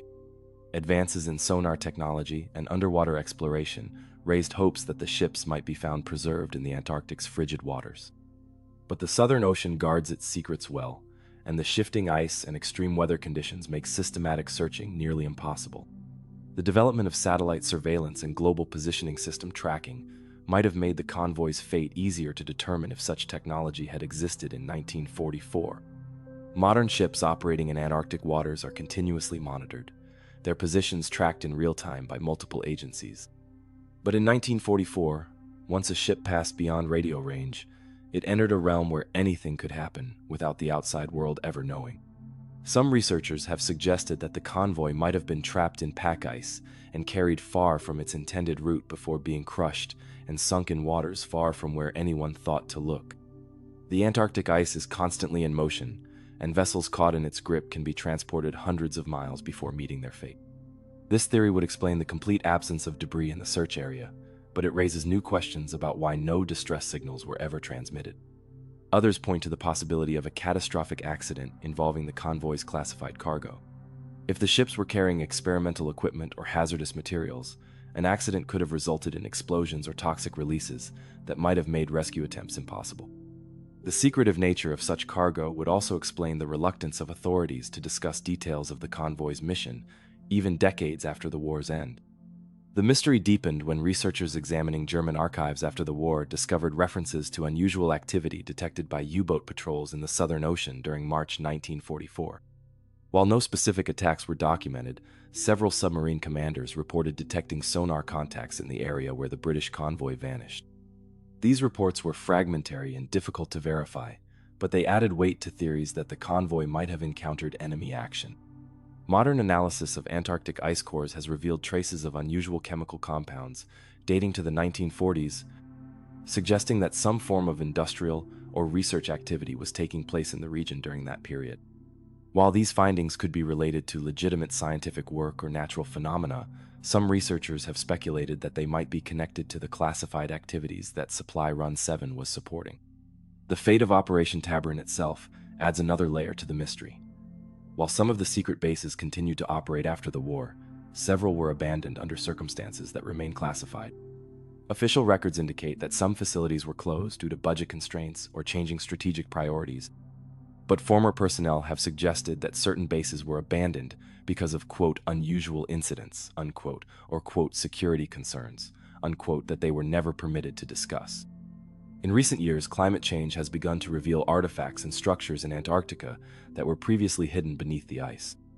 Some of these discoveries have been linked to Operation Tabarin and other wartime activities in the region.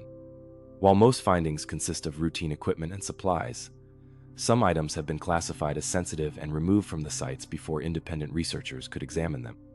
The story of Supply Run 7 has become part of Antarctic folklore, a reminder of the continent's power to swallow human ambitions without trace. Modern expeditions to the region often include informal searches for any sign of the lost convoy, though the vastness of the Southern Ocean and the changes wrought by decades of shifting ice make such discoveries extremely unlikely. For the families of the 80 men who vanished with the convoy, the absence of answers has been particularly painful. Unlike other wartime losses where graves could be visited and memorials erected, the crews of Supply Run 7 exist only in memory, their final resting place known only to the ice and the endless Antarctic wind. The classification of many Operation Tabarin records means that the full story of the lost convoy may never be told. Government policies regarding the release of sensitive military information ensure that some details will remain secret for decades to come, if they are ever revealed at all. The Antarctic keeps its secrets as well as any government archive, and the truth about Supply Run 7 may be locked in ice as effectively as it is sealed in classified files. Today, the waters where the convoy vanished are crossed regularly by research vessels and cruise ships carrying tourists to witness the raw beauty of Antarctica.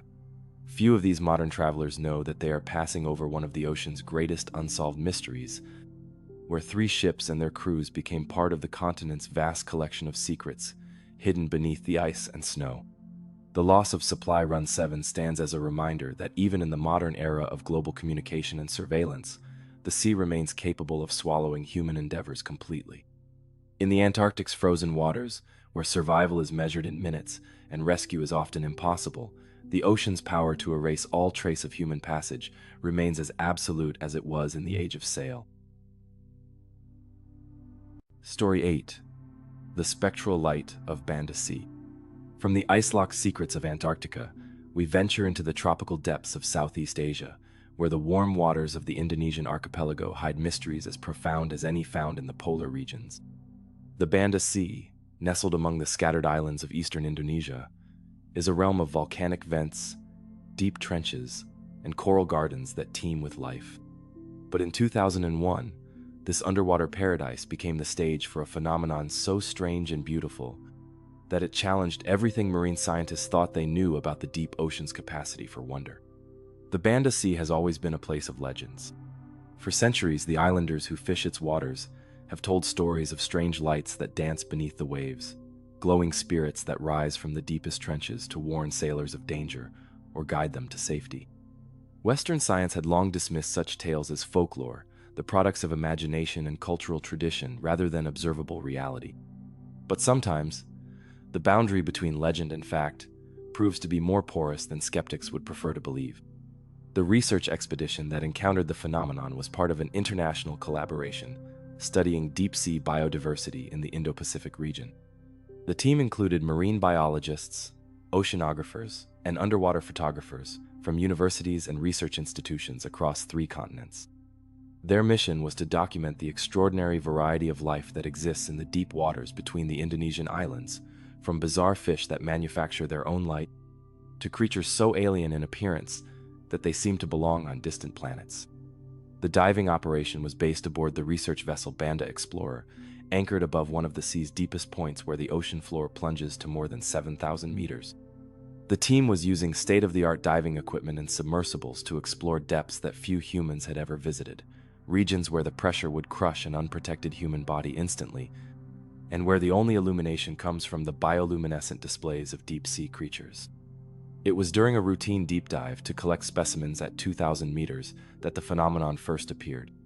Dr. Sarah Chen, a marine biologist from the University of Singapore, was piloting a research submersible when she noticed an unusual glow emanating from a rocky outcropping far below her position. At first, she assumed it was bioluminescence. The deep sea is famous for its living light shows, and new species capable of producing their own illumination are discovered regularly in these waters. But as Dr. Chen maneuvered the submersible closer to investigate, it became clear that this light was unlike anything in the catalog of known marine bioluminescence. The glow was a brilliant blue, far more intense than the typically pale green or yellow lights produced by deep-sea organisms. It pulsed with a slow, steady rhythm that suggested some form of internal timing mechanism, growing brighter and dimmer in cycles that lasted several seconds each. More disturbing was the light's apparent source. Instead of emanating from a living creature, the blue radiance seemed to be coming from the rocky surface itself, as if the stone had been imbued with some form of internal energy. The outcropping appeared to be composed of volcanic rock, common enough in the tectonically active waters of the Banda Sea, but volcanic rocks don't typically generate their own illumination. Dr. Chen called the surface team to report her observations, and within minutes, additional submersibles were dispatched to the site. The underwater cameras captured footage that would later be studied by researchers around the world. Clear, high-definition video of a blue light pulsing from the deep ocean floor with an intensity that seemed to defy the laws of physics. The light display continued for nearly 20 minutes, long enough for the research team to conduct detailed observations and collect water samples from the immediate vicinity. The glow appeared to follow a complex pattern, with individual pulses varying slightly in intensity and duration, as if controlled by some form of intelligence, or responding to environmental stimuli that the human observers couldn't detect. Then, as suddenly as it had appeared, the light vanished. One moment the rocky outcropping was blazing with blue radiance, the next it had returned to the uniform darkness of the deep ocean floor. The transition was instantaneous, with no gradual fading or flickering that might indicate a dying biological process. It was as if someone had simply thrown a switch, plunging the area back into the eternal night of the abyss. The research team spent the next several hours searching for any explanation for what they had witnessed. They examined the rocky outcropping in detail, looking for any biological organisms that might be responsible for the light display. They tested the water for unusual chemical signatures, measured electromagnetic fields, and checked for any geological activity that might explain the phenomenon. The results were as mystifying as the original sighting. The rocks showed no signs of containing any bioluminescent organisms, nor were there any detectable bacteria or other microorganisms that might produce light. The water chemistry was normal for the depth and location, with no unusual concentrations of phosphorus, sulfur, or other elements that might contribute to luminescent reactions. Electromagnetic readings were within normal ranges, and seismic monitors showed no volcanic or tectonic activity in the area. Most puzzling was the complete absence of any heat signature. Bioluminescence typically involves chemical reactions that generate at least small amounts of thermal energy, while geological processes that might produce light usually involve significant temperature changes. But the thermal imaging equipment detected no temperature variations in the rocks or surrounding water, as if the light had been produced without any accompanying energy release. The research team expanded their search to cover a wider area around the original sighting, hoping to find additional examples of the phenomenon, or at least some clue to its origin. They deployed autonomous underwater vehicles equipped with sensitive light detectors to patrol the deeper waters, and they established a network of monitoring stations that could detect and record any similar events. For 3 days, the instruments recorded nothing but the normal darkness of the deep ocean. Then, on the 4th night, the phenomenon returned, not at the original location, but at a site nearly 5 kilometers away and at a depth of almost 3,000 meters. This time, the light appeared as a series of blue flashes, each lasting only a few seconds but blazing with the same intense radiance that had characterized the first sighting. The mobility of the phenomenon ruled out most geological explanations. Rocks don't typically move around the ocean floor, and even if some form of chemical process was responsible for the light, it would require a specific set of conditions that couldn't easily be replicated in multiple locations.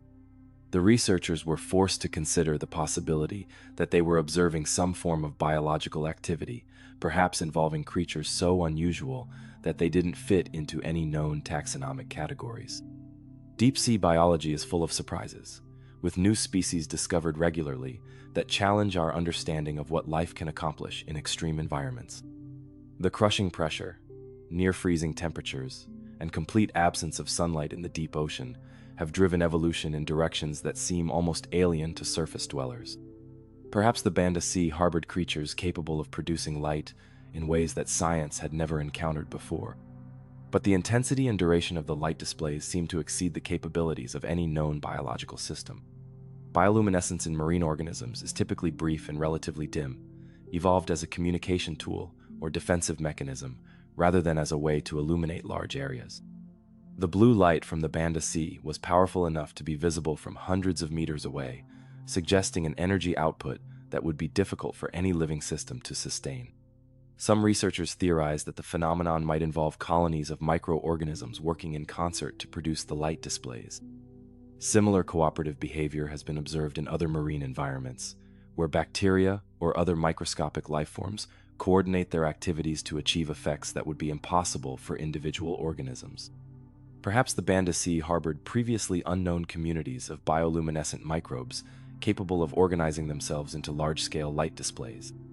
Others suggested that the lights might be connected to underwater volcanic activity that was too subtle to be detected by conventional monitoring equipment. The Indonesian archipelago sits atop one of the most geologically active regions on Earth, where tectonic plates collide and overlap in complex patterns that generate frequent earthquakes and volcanic eruptions. Perhaps some form of low-level volcanic process was responsible for the light displays involving chemical reactions or energy releases that science had not yet characterized. The research team attempted to correlate the light sightings with various environmental factors, tidal cycles, water temperature, electromagnetic activity, and seismic events. They found no clear patterns, but some researchers noted that the phenomena seemed to occur more frequently during periods of high lunar activity, suggesting a possible connection to gravitational forces or other astronomical influences. Attempts to trigger the light displays artificially proved unsuccessful.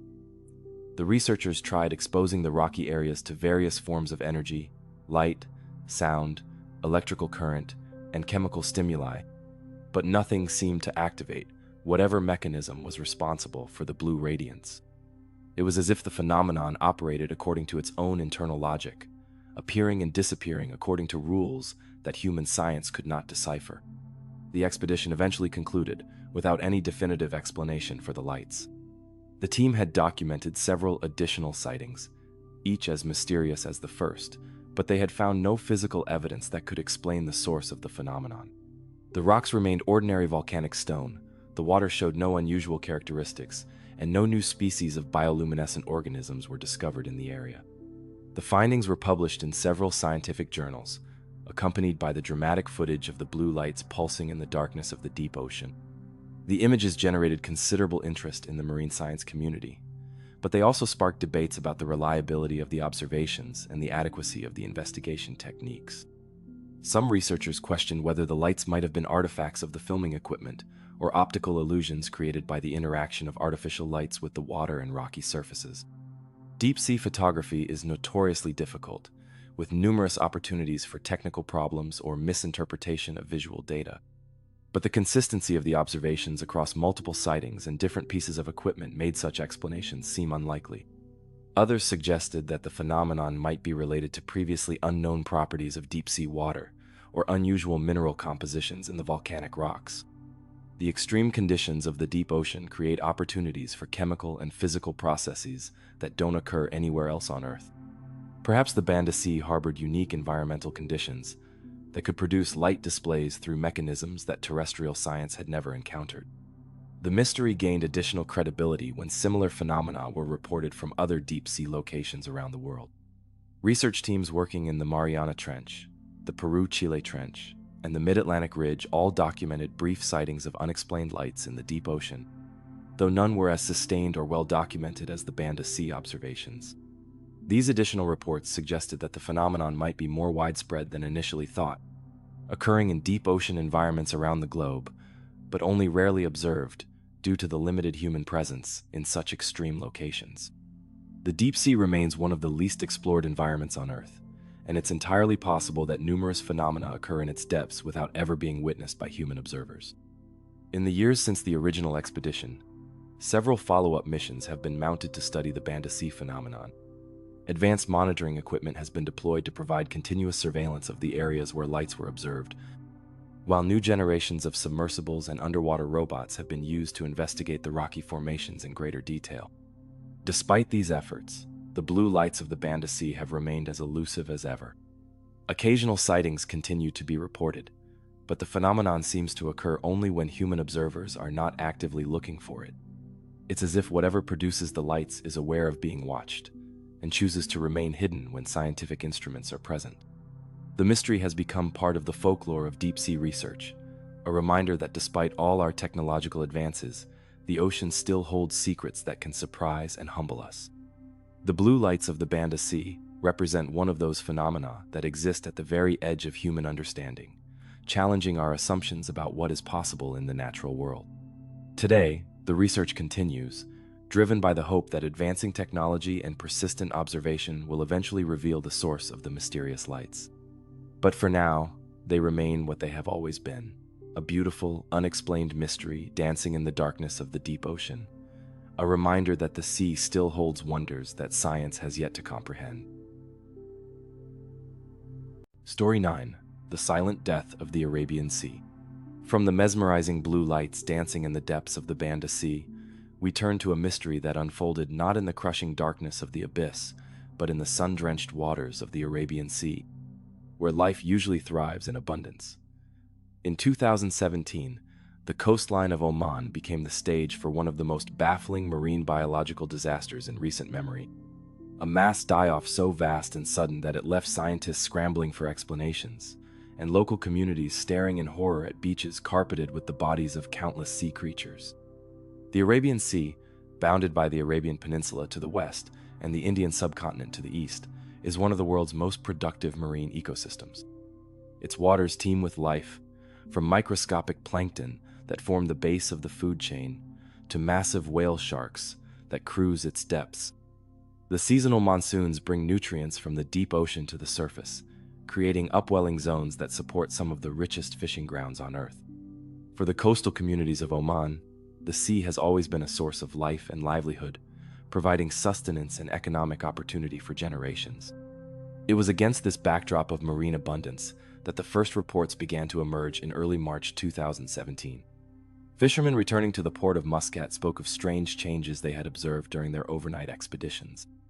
The water, normally alive with the sounds of feeding fish and diving seabirds, had fallen eerily silent. Schools of fish that should have been visible near the surface were nowhere to be found, and even the ever-present dolphins that usually followed the fishing boats had disappeared. At first, these reports were dismissed as the natural fluctuations that occur in any marine ecosystem. Fish populations migrate seasonally, water temperatures change with the weather, and experienced fishermen know that the ocean's moods can shift as quickly as the wind. But as more boats returned with similar accounts, and as the silence in the water spread along hundreds of miles of coastline, it became clear that something unprecedented was happening in the Arabian Sea. The true scale of the disaster became apparent on March 15th, when the morning tide began washing bodies ashore along the Omani coast. But these weren't the occasional fish deaths that sometimes occur during temperature changes or seasonal shifts. This was a biological catastrophe of staggering proportions, with millions of dead fish, crustaceans, and other marine creatures covering the beaches in a silver carpet that stretched as far as the eye could see. The variety of species affected was what first alerted marine biologists that this was no ordinary die-off. Typically, mass mortality events are species-specific, affecting fish with similar environmental tolerances or feeding behaviors. But the Arabian Sea disaster had claimed representatives from across the entire marine food web: bottom-dwelling crabs and shrimp, midwater fish species, surface-feeding birds, and even deep-sea creatures that rarely venture into shallow waters. Emergency response teams were dispatched to collect samples and begin the grim task of documenting the extent of the die-off. What they found defied every conventional explanation for marine mortality events. The dead creatures showed no signs of disease, no evidence of parasitic infection, and no visible injuries that might indicate predation or physical trauma. Their bodies were intact, their scales unblemished, their eyes clear, as if they had simply stopped living for no discernible reason. Toxicology tests were immediately ordered to check for chemical contamination, oil spills, or industrial pollutants that might have poisoned the water. The Arabian Sea, unfortunately, has experienced pollution incidents in the past, with oil tankers occasionally spilling their cargo and industrial facilities sometimes releasing harmful chemicals into coastal waters. But the laboratory results came back negative for all known toxins, heavy metals, and organic pollutants that typically cause marine die-offs. Water quality analyses revealed equally puzzling results. Oxygen levels were normal throughout the water column, ruling out the hypoxic conditions that can suffocate marine life. Water temperature, salinity, and pH levels were all within normal ranges for the season and location. There were no harmful algal blooms, no bacterial infections, and no red tide conditions that might explain the massive mortality. Perhaps most mysteriously, the dead creatures showed no signs of the behavioral changes that typically precede mass mortality events. Normally, fish experiencing stress from environmental changes will exhibit altered swimming patterns, surface more frequently, or show other signs of distress before dying. But witnesses reported that the Arabian Sea had simply fallen silent overnight, as if some invisible force had swept through the water and extinguished life without warning. The geographic pattern of the die-off added another layer to the mystery. Rather than spreading outward from a central point, as would be expected from a chemical spill or other localized source, the mortality appeared to have occurred simultaneously across hundreds of square miles of ocean. This suggested that whatever had caused the deaths had affected the entire region at once, rather than gradually expanding from a single contamination source. Marine biologists who examined the affected area noted the complete absence of scavenger activity. Normally, dead fish in the ocean quickly attract sharks, crabs, and other creatures that feed on carrion. But in the Arabian Sea, even the scavengers seemed to be avoiding the dead zones, as if they sensed some lingering danger that human instruments couldn't detect. This behavioral anomaly added to the growing list of inexplicable aspects of the disaster. Local residents reported that the silence in the sea had been preceded by an eerie calm that lasted for several days. The water, normally choppy with wind and current, had become mirror smooth, reflecting the sky with an unnatural stillness that many described as unsettling. Some fishermen noted that their sonar equipment had malfunctioned during this period, producing erratic readings or failing entirely, though technical examinations later found nothing wrong with the instruments. The economic impact of the die-off was immediate and severe. The fishing industry, which employs hundreds of thousands of people along the Omani coast, ground to a halt as authorities prohibited the harvest of fish from the affected waters. Tourism, another vital source of income for coastal communities, plummeted as images of dead fish carpeting pristine beaches spread across international media. The psychological impact on local communities was equally devastating, as generations of maritime tradition suddenly found themselves confronting an ocean that had turned hostile without explanation. International marine science organizations dispatched research teams to investigate the phenomenon, bringing sophisticated equipment and expertise from around the world. Underwater robots were deployed to examine the seafloor for signs of volcanic activity or gas emissions that might have created toxic conditions. Satellite imagery was analyzed to look for unusual temperature patterns or algal blooms that might have been missed by surface observations. Even military organizations contributed resources, using sonar systems and underwater monitoring equipment to search for any unusual activity in the region. The investigation expanded to examine possible atmospheric causes for the die-off. Researchers analyzed weather patterns for any unusual storms, wind patterns, or atmospheric chemical events that might have affected the marine environment. They looked for evidence of dust storms from the Arabian Peninsula that might have introduced toxic particles into the water, or unusual cloud formations that might have altered local weather conditions. But meteorological records showed nothing unusual during the critical time period. Some scientists theorized that the die-off might be connected to deep-sea geological activity that was too subtle to be detected by conventional seismic monitoring. The Arabian Sea sits above a complex system of tectonic plates and underwater mountain ranges, and it's possible that gas emissions or mineral releases from the ocean floor could have created toxic conditions without generating detectable earthquakes or volcanic activity. Others suggested that the disaster might be related to climate change and shifting ocean conditions that science doesn't yet fully understand. Global warming is altering ocean currents, temperature patterns, and chemical compositions in ways that are only beginning to be recognized. Perhaps the Arabian Sea had experienced some form of rapid environmental shift that exceeded the tolerance limits of marine life, but occurred too quickly for monitoring systems to detect. More speculative theories emerged from the fringes of marine science. Some researchers wondered if the die-off might be connected to underwater military testing or industrial activities that governments were reluctant to acknowledge. The Arabian Sea is a strategically important waterway, and various nations conduct naval exercises and weapons testing in the region.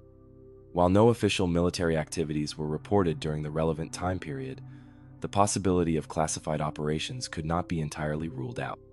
As the investigation continued, similar but smaller die-offs were reported from other parts of the Indian Ocean, suggesting that the Arabian Sea disaster might be part of a larger pattern of marine environmental changes. These additional incidents, while not as severe as the original event, showed similar characteristics: sudden onset, multiple species affected, and no clear environmental cause. The cleanup effort along the Omani coast took months to complete, with thousands of tons of dead marine life removed from beaches and disposed of in environmentally safe facilities. But even after the physical evidence of the disaster had been cleared away, the questions remained. What had caused such a massive and sudden loss of life? Could it happen again?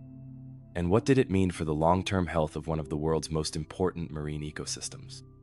Monitoring stations were established along the coast to provide early warning of any future environmental changes, while research programs were expanded to study the Arabian Sea's ecosystem more intensively. But despite these efforts, the cause of the 2017 die-off remains unknown. The ocean that had once provided life and livelihood to coastal communities had demonstrated a capacity for destruction that no one had anticipated. In the years since the disaster, marine life in the Arabian Sea has slowly begun to recover, with fish populations gradually returning to normal levels and coastal ecosystems showing signs of resilience. But the memory of those silent waters and carpeted beaches remains vivid in the minds of those who witnessed the event. For them, the ocean has become a reminder that, despite all our scientific knowledge and monitoring technology, the natural world still harbors forces that can strike without warning or explanation. The Arabian Sea die-off stands as one of the most mysterious marine environmental disasters in recent history, a reminder that the ocean's capacity to surprise and humble us remains as vast as its waters. In an age when satellite monitoring and real-time environmental sensors are supposed to provide early warning of ecological threats, the fact that such a massive event could occur without any detected cause is profoundly unsettling. Today, researchers continue to study the data collected during and after the die-off, hoping that advancing scientific techniques might eventually reveal what caused millions of sea creatures to die simultaneously in the waters of the Arabian Sea. But for now, it remains what it became. In those terrible days of March 2017, a mystery written in the language of death across the surface of the sea, a puzzle that challenges our understanding of marine ecosystems and the forces that govern life in the ocean's depths. Story 10. The Rogue Currents of Seychelles.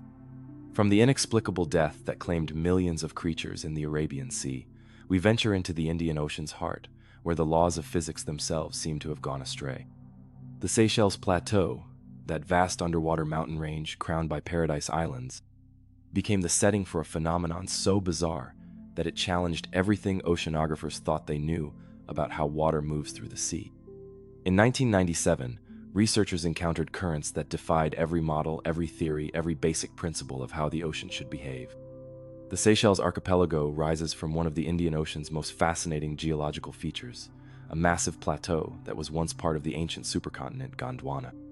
Millions of years ago, this submarine mountain range stretched from Madagascar to India, but continental drift and seafloor spreading gradually isolated the Seychelles as a group of granite islands surrounded by thousands of meters of deep blue water. The plateau itself remains a submerged landscape of peaks and valleys that creates some of the most complex underwater topography in the world. It was this intricate seafloor terrain that first attracted the attention of the international research team aboard the oceanographic vessel Indian Explorer in early 1997. The expedition was part of a comprehensive study of Indian Ocean circulation patterns, mapping the complex system of currents that carry heat, nutrients, and marine life across the vast basin. Understanding these circulation patterns was crucial for everything from weather prediction to climate modeling, and the Seychelles Plateau represented one of the least studied regions in this global system. The research team, led by oceanographers from institutions across Europe, Asia, and Africa, was equipped with state-of-the-art current measurement devices, underwater drifters, and computer modeling systems that could track water movement with unprecedented precision. Their mission was to create detailed maps of how water flowed around and over the plateau, documenting the interaction between surface currents and the complex underwater topography. For the first weeks of the expedition, everything proceeded according to established oceanographic principles. The instruments recorded the familiar patterns of tropical ocean circulation, surface currents driven by trade winds, deeper flows influenced by water density differences, and the complex eddies and gyres that form when moving water encounters underwater obstacles. The data fit neatly into existing models of how oceans behave, confirming decades of theoretical work about tropical marine circulation. But on March 18, 1997, something extraordinary happened that would challenge every assumption the researchers held about ocean dynamics. The current measurement stations deployed around the plateau began recording readings that seemed impossible according to conventional oceanography. Water was moving at speeds and in directions that violated the basic principles of fluid dynamics, creating patterns that no known mechanism could explain. The anomalous currents first appeared near the plateau's northeastern edge, where the seafloor rises sharply from abyssal depths to within a few hundred meters of the surface. Instruments designed to measure water velocity suddenly registered flows exceeding 5 knots, speeds typically associated with the world's strongest ocean currents, but occurring in an area where water movement should have been relatively gentle and predictable. What made these readings truly mystifying was their apparent randomness. Ocean currents, even the most complex and variable ones, follow certain physical laws.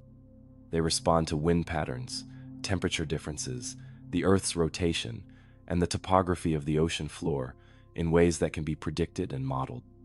But the Seychelles currents seem to obey no such rules, shifting direction and intensity without any correlation to the environmental factors that normally drive ocean circulation. The research team initially suspected equipment malfunction. Current meters are sophisticated but delicate instruments, and the tropical marine environment can be harsh on electronic equipment. Salt water, extreme pressure changes, and marine growth can all interfere with sensor accuracy. But systematic checks revealed that all instruments were functioning normally, and the anomalous readings were being recorded by multiple independent measurement systems simultaneously. As the phenomenon continued over the following days, the researchers realized they were witnessing something unprecedented in oceanographic science. The rogue currents weren't just fast, they were exhibiting behaviors that seemed to defy the laws of physics. Water masses were accelerating without any apparent driving force, changing direction in ways that violated conservation of momentum and creating flow patterns that should have been hydrodynamically impossible. Computer models designed to predict ocean behavior completely failed when fed data from the Seychelles Plateau. The standard equations used to describe fluid motion in the ocean produced results that were obviously incorrect, suggesting either that the measurements were wrong or that some unknown force was operating in the water around the plateau. Given the reliability of the instruments and the consistency of the readings, the research team was forced to consider the latter possibility. The geographic extent of the anomalous currents was equally puzzling. Rather than being localized to a specific point or area, the unusual flows seemed to encompass vast regions of the plateau, covering hundreds of square kilometers of ocean. This ruled out explanations based on specific seafloor features or localized geological activity. Whatever was causing the phenomenon was operating on a scale that dwarfed any known oceanographic processes. The research team expanded their measurements to include temperature, salinity, and chemical composition of the water in the affected areas. If some unknown substance or property was responsible for the unusual currents, it might be detectable through comprehensive water analysis. But the results showed nothing unusual. The water around the Seychelles Plateau was typical of tropical Indian Ocean conditions, with no anomalies in temperature, salt content, or chemical makeup.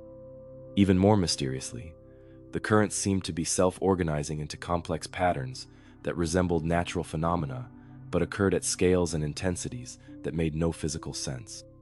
Spiral formations, dozens of kilometers across, would appear and persist for hours before dissolving and reforming in different configurations. Linear streams of fast-moving water would parallel each other for vast distances, maintaining their separation and intensity in ways that contradicted everything known about how currents interact and merge. Marine life in the affected areas exhibited unusual behaviors that seemed connected to the anomalous currents. Schools of fish that normally moved in predictable patterns began following the rogue flows, creating migration routes that made no sense from an ecological perspective. Some species were observed in waters far from their normal habitats, as if they had been transported by the unusual currents to environments where they didn't belong. The research team attempted to deploy underwater vehicles to observe the currents directly and gather additional data about their characteristics. But the unmanned submersibles encountered serious operational difficulties in the affected waters. Their navigation systems malfunctioned, their propulsion systems couldn't maintain stable positioning, and their instruments recorded readings that fluctuated wildly from moment to moment. One particularly disturbing incident occurred when a remotely operated vehicle was caught in one of the rogue currents and accelerated far beyond its design specifications. The vehicle, which had a maximum operational speed of 2 knots, was recorded traveling at over 8 knots before it was swept beyond the range of its control cables and lost. Later analysis of the telemetry data showed that the vehicle had experienced G-forces that should have been impossible in an aquatic environment. As word of the phenomenon spread through the international oceanographic community, additional research vessels were dispatched to the Seychelles Plateau to verify and study the anomalous currents. Each expedition confirmed the basic observations. Water was moving in ways that violated established principles of ocean dynamics, but none could offer a satisfactory explanation for what was causing the unusual behavior. Some researchers theorized that the currents might be connected to previously unknown geological activity on the plateau. Underwater volcanic vents, gas emissions, or hydrothermal springs could potentially create unusual water movements, though nothing on the scale observed around the Seychelles had ever been documented. Detailed geological surveys of the plateau revealed no evidence of recent volcanic activity or gas emissions that might explain the phenomenon. Others suggested that the anomalous currents might be related to unusual interactions between different water masses in the region. The Indian Ocean is characterized by complex layering of water with different temperatures, salinities, and densities, and it's possible that some previously unknown mechanism was causing these layers to interact in unexpected ways. But computer models of water mass interactions failed to reproduce anything resembling the observed current patterns. More exotic theories emerged from the fringes of oceanographic science, Some researchers wondered if the phenomenon might be connected to electromagnetic effects related to the Earth's magnetic field. The Seychelles Plateau is located in a region where the planet's magnetic field lines are particularly complex, and it's theoretically possible that electromagnetic forces could influence the movement of seawater under certain conditions. However, measurements of local magnetic field strength showed no anomalies that could account for the observed effects. The most unsettling aspect of the phenomenon was its apparent unpredictability. The rogue currents would appear suddenly, persist for hours or days, then vanish as abruptly as they had begun. There seemed to be no pattern to their occurrence, no environmental triggers that could be identified, and no way to predict when or where they might manifest next. This randomness made it impossible to conduct systematic studies of the currents and limited researchers to observing and documenting rather than experimenting. After 6 weeks of intensive study, the anomalous currents around the Seychelles Plateau began to weaken and eventually disappeared entirely. By early May 1997, all measurements returned to normal, showing the familiar patterns of tropical ocean circulation that had been observed before the phenomenon began. It was as if the ocean had returned to following the laws of physics, after a brief period of inexplicable rebellion. The cessation of the phenomenon was as mysterious as its beginning. No environmental changes were detected that might explain why the rogue currents stopped occurring. Water temperature, wind patterns, tidal forces, and all other measurable factors remained consistent with conditions that had existed when the anomalous flows were at their strongest. The ocean simply returned to normal behavior without any apparent cause. In the months following the expedition, the research data was subjected to exhaustive analysis by oceanographers, fluid dynamics experts, and theoretical physicists from around the world. Computer simulations were run using the most sophisticated models available, and every known mechanism for generating unusual ocean currents was considered. But no conventional explanation could account for the observations from the Seychelles Plateau. The phenomenon became known in scientific literature as the Seychelles Anomaly, and it has continued to puzzle researchers for more than 2 decades.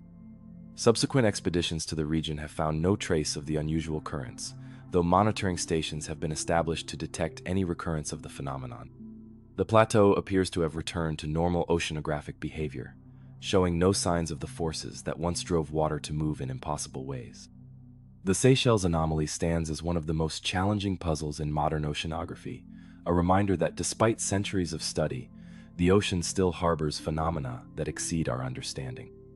In an age when computer models can predict weather patterns weeks in advance, and satellite monitoring can track ocean currents in real time around the globe, the fact that water could behave in ways that violate established physical principles is profoundly humbling. Some researchers continue to study the archive data from 1997, hoping that advances in theoretical physics or fluid dynamics might eventually provide an explanation for what was observed. Others have suggested that the phenomenon might be connected to aspects of ocean behavior that science has not yet recognized, perhaps involving quantum effects or electromagnetic interactions that operate on scales too large to be easily detected. Today, the waters around the Seychelles appear peaceful and predictable, following the circulation patterns that mathematical models say they should.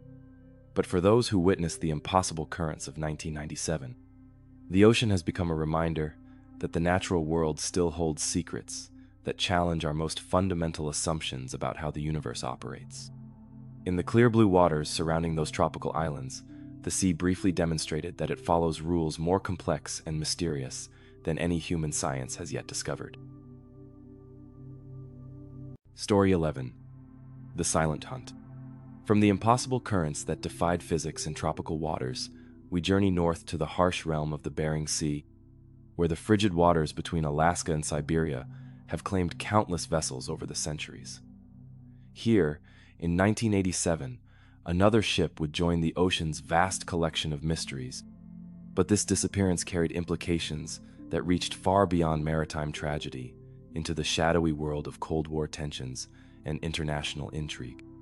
The FV Taiyo Maru No. 21 vanished into the Arctic mists, taking with her not just 24 souls, but secrets that may never surface from the depths. The Bering Sea in winter is one of Earth's most unforgiving environments, a realm where survival is measured in minutes rather than hours for anyone unfortunate enough to find themselves in its icy embrace. Temperatures plunge far below freezing, winds howl across the water with hurricane force, and massive ice floes drift like frozen mountains through waters that can crush steel hulls with casual indifference. Yet despite these dangers, the Bering Sea draws fishing fleets from around the world, attracted by some of the richest fishing grounds on the planet. The Japanese fishing industry had been working these waters for decades, developing specialized vessels and techniques to harvest the sea's bounty while surviving conditions that would destroy less robust ships. The FV Taiyo Maru No. 21 was one of these specialized vessels, a 180-foot steel-hulled trawler built specifically for the harsh conditions of the North Pacific. Her design incorporated every lesson learned from decades of fishing in dangerous waters: reinforced hull plating to resist ice damage, powerful engines to maintain position in strong currents, and advanced communication equipment to maintain contact with shore bases hundreds of miles away. The crew of 24 that boarded the Taiyo Maru in late January 1987 were experienced professionals, men who had spent their careers fishing the world's most dangerous waters. Captain Hiroshi Yamamoto was a 20-year veteran of North Pacific fishing, known for his cautious approach to weather decisions and his meticulous attention to safety protocols. His officers were equally experienced, and the crew included engineers who could maintain complex machinery in sub-zero temperatures and deckhands who could work fishing gear in conditions that would challenge the most seasoned mariners. The ship departed from the port of Hakodate on January 28th, bound for the rich fishing grounds of the central Bering Sea, where massive schools of pollock and cod provided lucrative catches for those brave enough to pursue them. The weather forecast was typical for the season, severe but manageable for a vessel of the Taiyo Maru's capabilities. Ice conditions were reported as moderate, and other Japanese fishing vessels were already working the area successfully.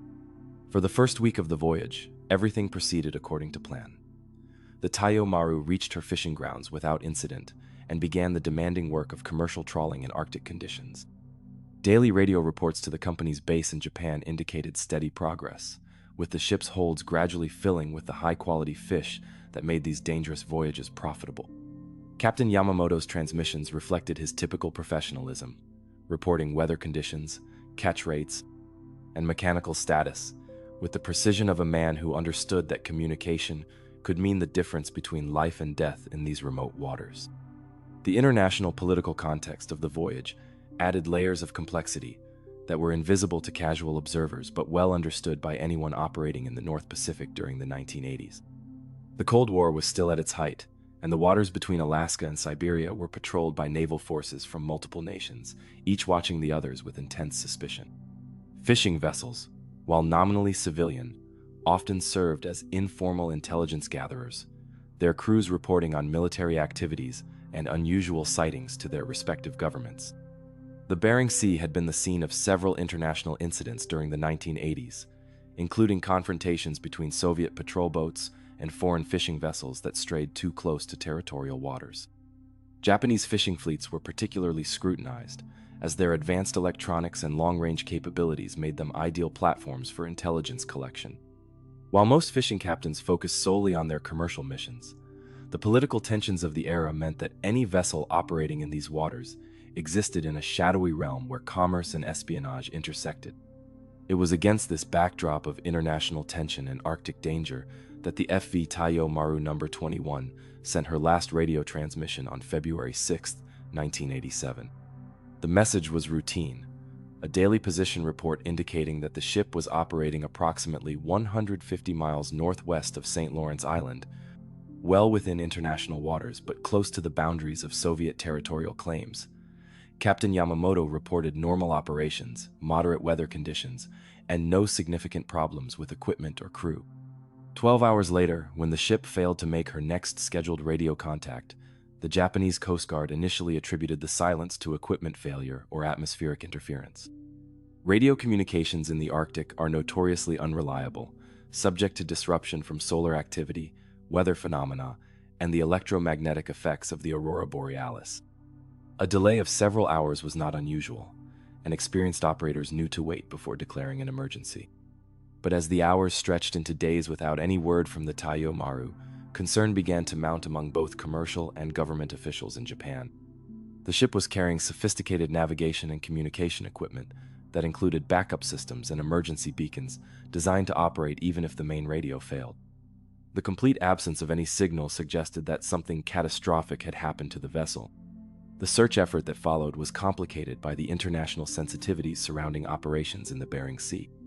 While the Japanese Coast Guard had primary responsibility for locating their missing vessel, any search operation in the central Bering Sea would necessarily involve coordination with both Soviet and American authorities, whose naval forces maintained regular patrols in the area. The process of obtaining permission for search flights and coordinating with multiple military commands consumed precious time while the trail of the missing ship grew colder. When search aircraft finally reached the area where the Taiyo Maru had last been reported, they found the Bering Sea at its most desolate. Massive ice floes drifted across gray water under overcast skies, their surfaces scoured clean by winds that carried the bite of the Arctic.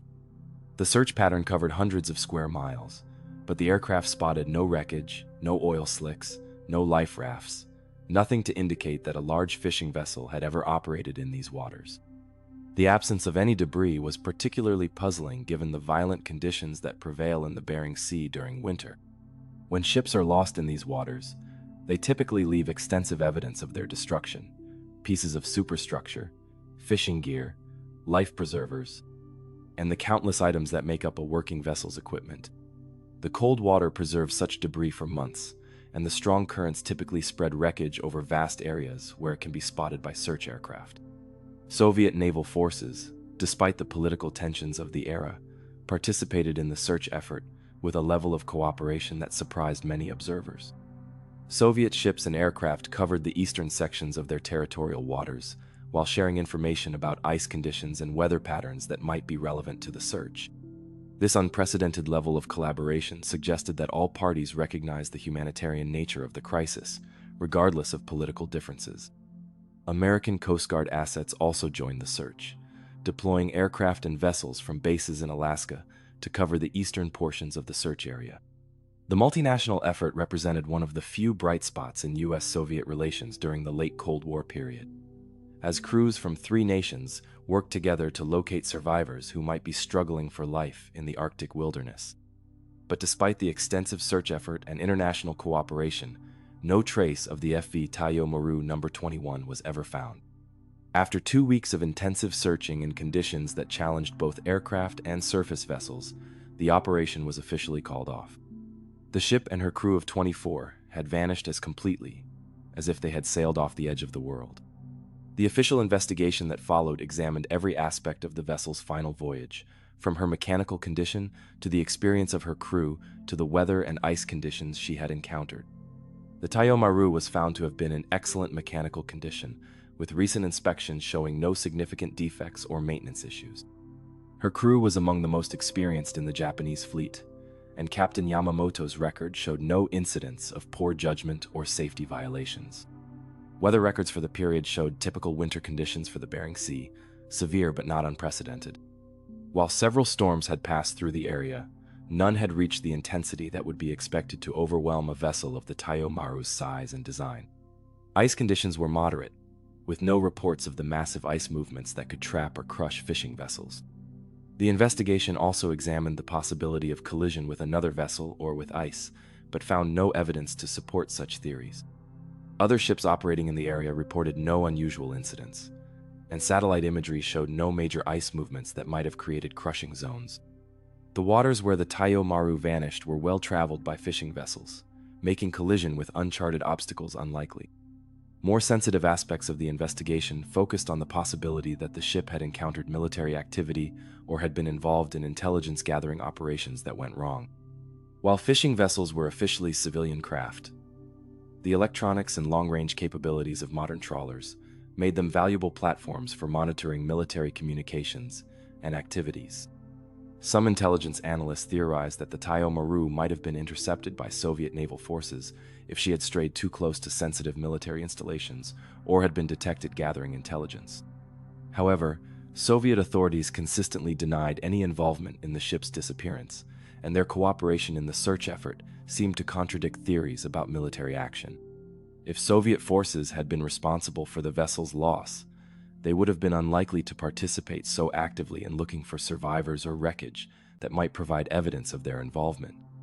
The complete absence of any distress signal remained one of the most puzzling aspects of the case. The Taiyo Maru was equipped with multiple communication systems, including emergency beacons that were designed to activate automatically if the ship was taking on water or losing power.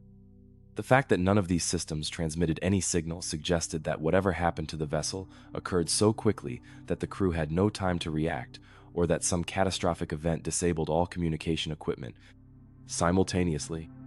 Some investigators theorized that the ship might have encountered a rogue wave, one of the massive, unexpected walls of water that can appear without warning in storm-prone regions like the Bering Sea. Such waves can reach heights of 80 feet or more and strike with enough force to break a ship in half or roll it completely over. If the Taiyo Maru had been struck by such a wave, while her crew was occupied with fishing operations, the vessel could have been destroyed so quickly that no distress call was possible. Others suggested that the ship might have suffered a catastrophic structural failure, perhaps related to ice damage or metal fatigue from years of operation in extreme conditions. The Taiyo Maru was not a new vessel, and the stresses of Arctic fishing can weaken ship structures in ways that are difficult to detect during routine inspections. A critical failure of the hull or superstructure could have led to rapid flooding and sinking, especially in the frigid waters where survival time is measured in minutes. The mystery of the FV Taiyo Maru No. 21 became part of the folklore of the Bering Sea fishing fleet, a reminder of the ocean's power to claim even the most experienced crews and well-designed vessels. The case joined a long list of ships that had vanished in these waters over the centuries, from early Russian explorers to modern factory trawlers, each disappearance adding to the region's reputation as one of the world's most dangerous maritime environments. In the years since 1987, advances in satellite tracking and emergency communication have made the complete disappearance of a large vessel much less likely. Modern fishing ships carry GPS beacons, satellite phones, and emergency locator transmitters that make it nearly impossible for a vessel to vanish without leaving some trace of its fate. But these technologies were not available to the crew of the Taiyo Maru, who sailed into the Arctic with only their skill, their ship, and their courage to protect them from the sea's fury. The families of the 24 men who vanished with the Taiyo Maru continue to seek answers about their loved ones' fate, organizing memorial services and supporting research into Arctic maritime safety.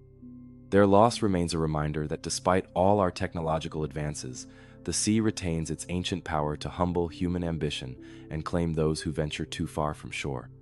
Today, the Bering Sea continues to challenge fishing fleets from around the world, its rich waters still drawing vessels into conditions that test both human courage and technological capabilities. But somewhere in its depths, the FV Taiyo Maru No. 21 rests with her secrets intact, another entry in the ocean's vast catalog of mysteries that may never be solved. Story 12. The Voices from the Mist. From the icy silence that claimed the Taiyo Maru in the Bering Sea, we journey to the fog-shrouded waters of the Celtic Sea, where the boundary between the living and the dead seems as thin as the mist that perpetually cloaks these ancient waters. Here, in 2003, mariners encountered something that challenged not just their understanding of maritime communications, but their very conception of what is possible in the realm between sea and sky. For days, ghostly voices called out across the waves, distress signals from ships that didn't exist, pleas for help from crews that were nowhere to be found. The Celtic Sea stretches between Ireland and southwestern England, a body of water steeped in maritime history and shrouded in legends that stretch back to the dawn of seafaring. These are waters where ancient Celtic warriors once launched their leather boats into the unknown, where Viking longships carved paths of conquest and exploration, and where countless vessels have met their fate in storms that can arise without warning from the Atlantic's depths. The sea's reputation for mystery runs as deep as its darkest trenches, and sailors have long spoken of strange phenomena that occur in its fog-bound waters. Modern shipping in the Celtic Sea follows well-established routes between the major ports of Ireland, Wales, and southwestern England. The traffic is heavy and varied, cargo ships carrying goods between European ports, fishing vessels working the rich grounds off the continental shelf, passenger ferries connecting the British Isles with continental Europe, and pleasure craft taking advantage of some of the world's most scenic coastal waters.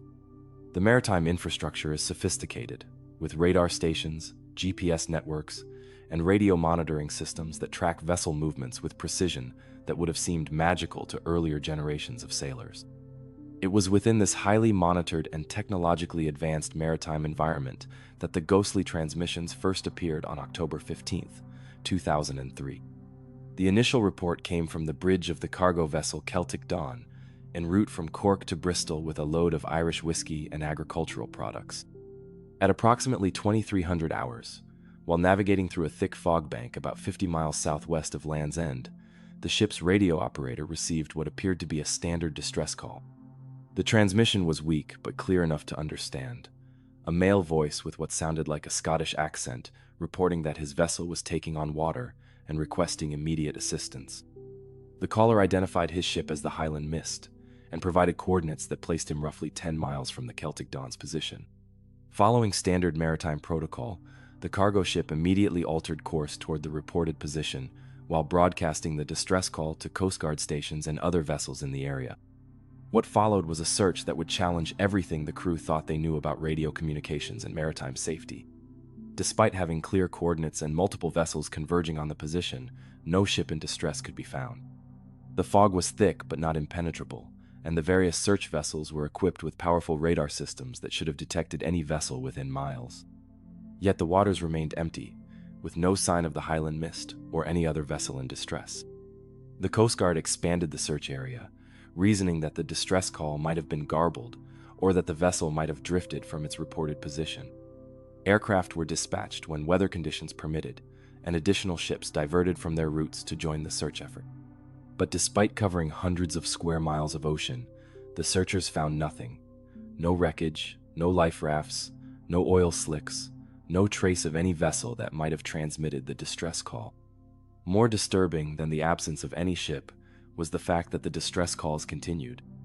Over the following 3 days, multiple vessels in the Celtic Sea reported receiving similar transmissions, faint but clear voices calling for help, providing coordinates, and identifying ships with names that didn't appear in any maritime registry.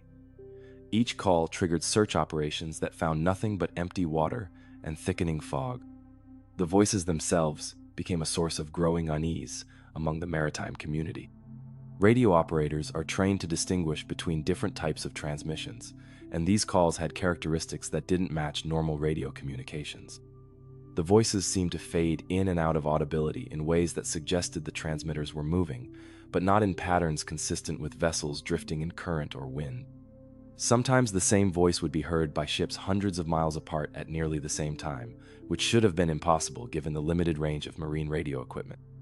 Maritime authorities initially suspected equipment malfunction or atmospheric interference. The Celtic Sea's location between major landmasses can create unusual radio propagation conditions, and solar activity can sometimes cause strange effects in communication systems. But systematic checks of radio equipment on multiple vessels found no technical problems, and atmospheric monitoring showed normal conditions throughout the period when the mysterious transmissions occurred. The content of the distress calls added another layer to the mystery. While most followed standard maritime emergency protocols, some included details that seemed anachronistic or impossible. One transmission mentioned steam engines and coal bunkers, suggesting a vessel type that hadn't been common in commercial shipping for decades. Another caller described weather conditions that didn't match the meteorological records for the time and location of the transmission. Perhaps most unsettling were the calls that included specific details about shipping in the area. One mysterious voice accurately described the cargo and route of a vessel that was more than 100 miles away. Information that should have been impossible for the caller to know, unless they had access to confidential shipping manifests. Another transmission referenced historical events and shipping incidents from decades past, as if the caller was speaking from a different time period entirely. The psychological impact on crews operating in the Celtic Sea became a serious concern for shipping companies and maritime authorities. Radio operators reported feeling genuinely disturbed by the phantom calls, particularly when the voices seemed to address them personally or demonstrated knowledge of their specific vessels and situations. Some operators began experiencing anxiety and sleep disorders, while others requested transfers to routes that would keep them away from the affected waters. Attempts to trace the source of the transmissions using radio direction-finding equipment proved futile. The signals seemed to originate from multiple locations simultaneously, or from positions that change too rapidly for any known vessel to achieve. Some radio operators reported that the signals appeared strongest when their receivers were pointed toward empty water, as if the transmissions were coming from beneath the waves rather than from surface vessels. The investigation expanded to include historical research into shipping records and maritime incidents in the Celtic Sea. Researchers discovered that several of the ship names mentioned in the mysterious calls matched vessels that had been lost in these waters during previous decades, some under circumstances that were never fully explained. The Highland Mist, mentioned in the first transmission, turned out to be a cargo steamer that had vanished without trace in 1962 while carrying similar cargo on a nearly identical route. This discovery led to more detailed examination of maritime archives, revealing a pattern of unexplained disappearances in the Celtic Sea that stretched back centuries. While some could be attributed to well-documented causes like storms or navigational errors, others remained as mysterious as the phantom radio calls of 2003. The possibility that some connection existed between past maritime tragedies and the current phenomenon became a subject of intense speculation among both researchers and crew members. Scientific teams attempted to monitor the phenomenon using sophisticated recording equipment and signal analysis technology. They deployed listening stations on offshore islands and coordinated with naval research facilities to create a comprehensive monitoring network. The goal was to capture and analyze the mysterious transmissions in enough detail to determine their true source and nature. The results of this monitoring effort were as puzzling as the original reports. The phantom calls were indeed being transmitted on standard maritime frequencies, but their technical characteristics were unlike anything in the database of known radio emissions. The signals showed propagation patterns that violated basic principles of radio wave transmission, appearing to originate from multiple points simultaneously or from locations that moved at impossible speeds. Computer analysis of the voice patterns revealed additional anomalies. While the speakers sounded human and communicated in recognizable maritime terminology, acoustic analysis suggested that the voices might be artificially generated or heavily distorted by unknown processes.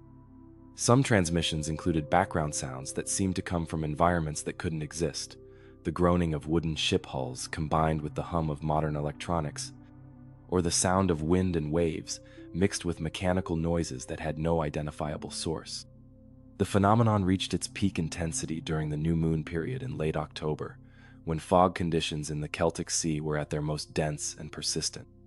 During this time, reports of phantom transmissions increased dramatically, with some vessels receiving multiple calls per night from different mysterious sources. The Coast Guard was overwhelmed with search requests, deploying resources to investigate distress calls that invariably led to empty water and growing frustration among rescue crews. Then, as suddenly as they had begun, the phantom transmissions ceased. On November 1st, 2003, the last mysterious distress call was recorded by a fishing vessel working the waters off the Isles of Scilly. After that date, maritime radio traffic in the Celtic Sea returned to normal, with no further reports of mysterious voices or impossible transmissions. The investigation continued for several months after the phenomenon ended, with researchers analyzing the accumulated data and interviewing crew members who had experienced the phantom calls.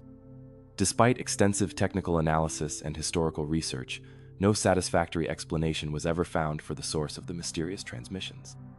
Some maritime psychologists suggested that the phenomenon might have been a form of mass hysteria, triggered by the stressful conditions of working in fog-bound waters and propagated through the close-knit community of radio operators.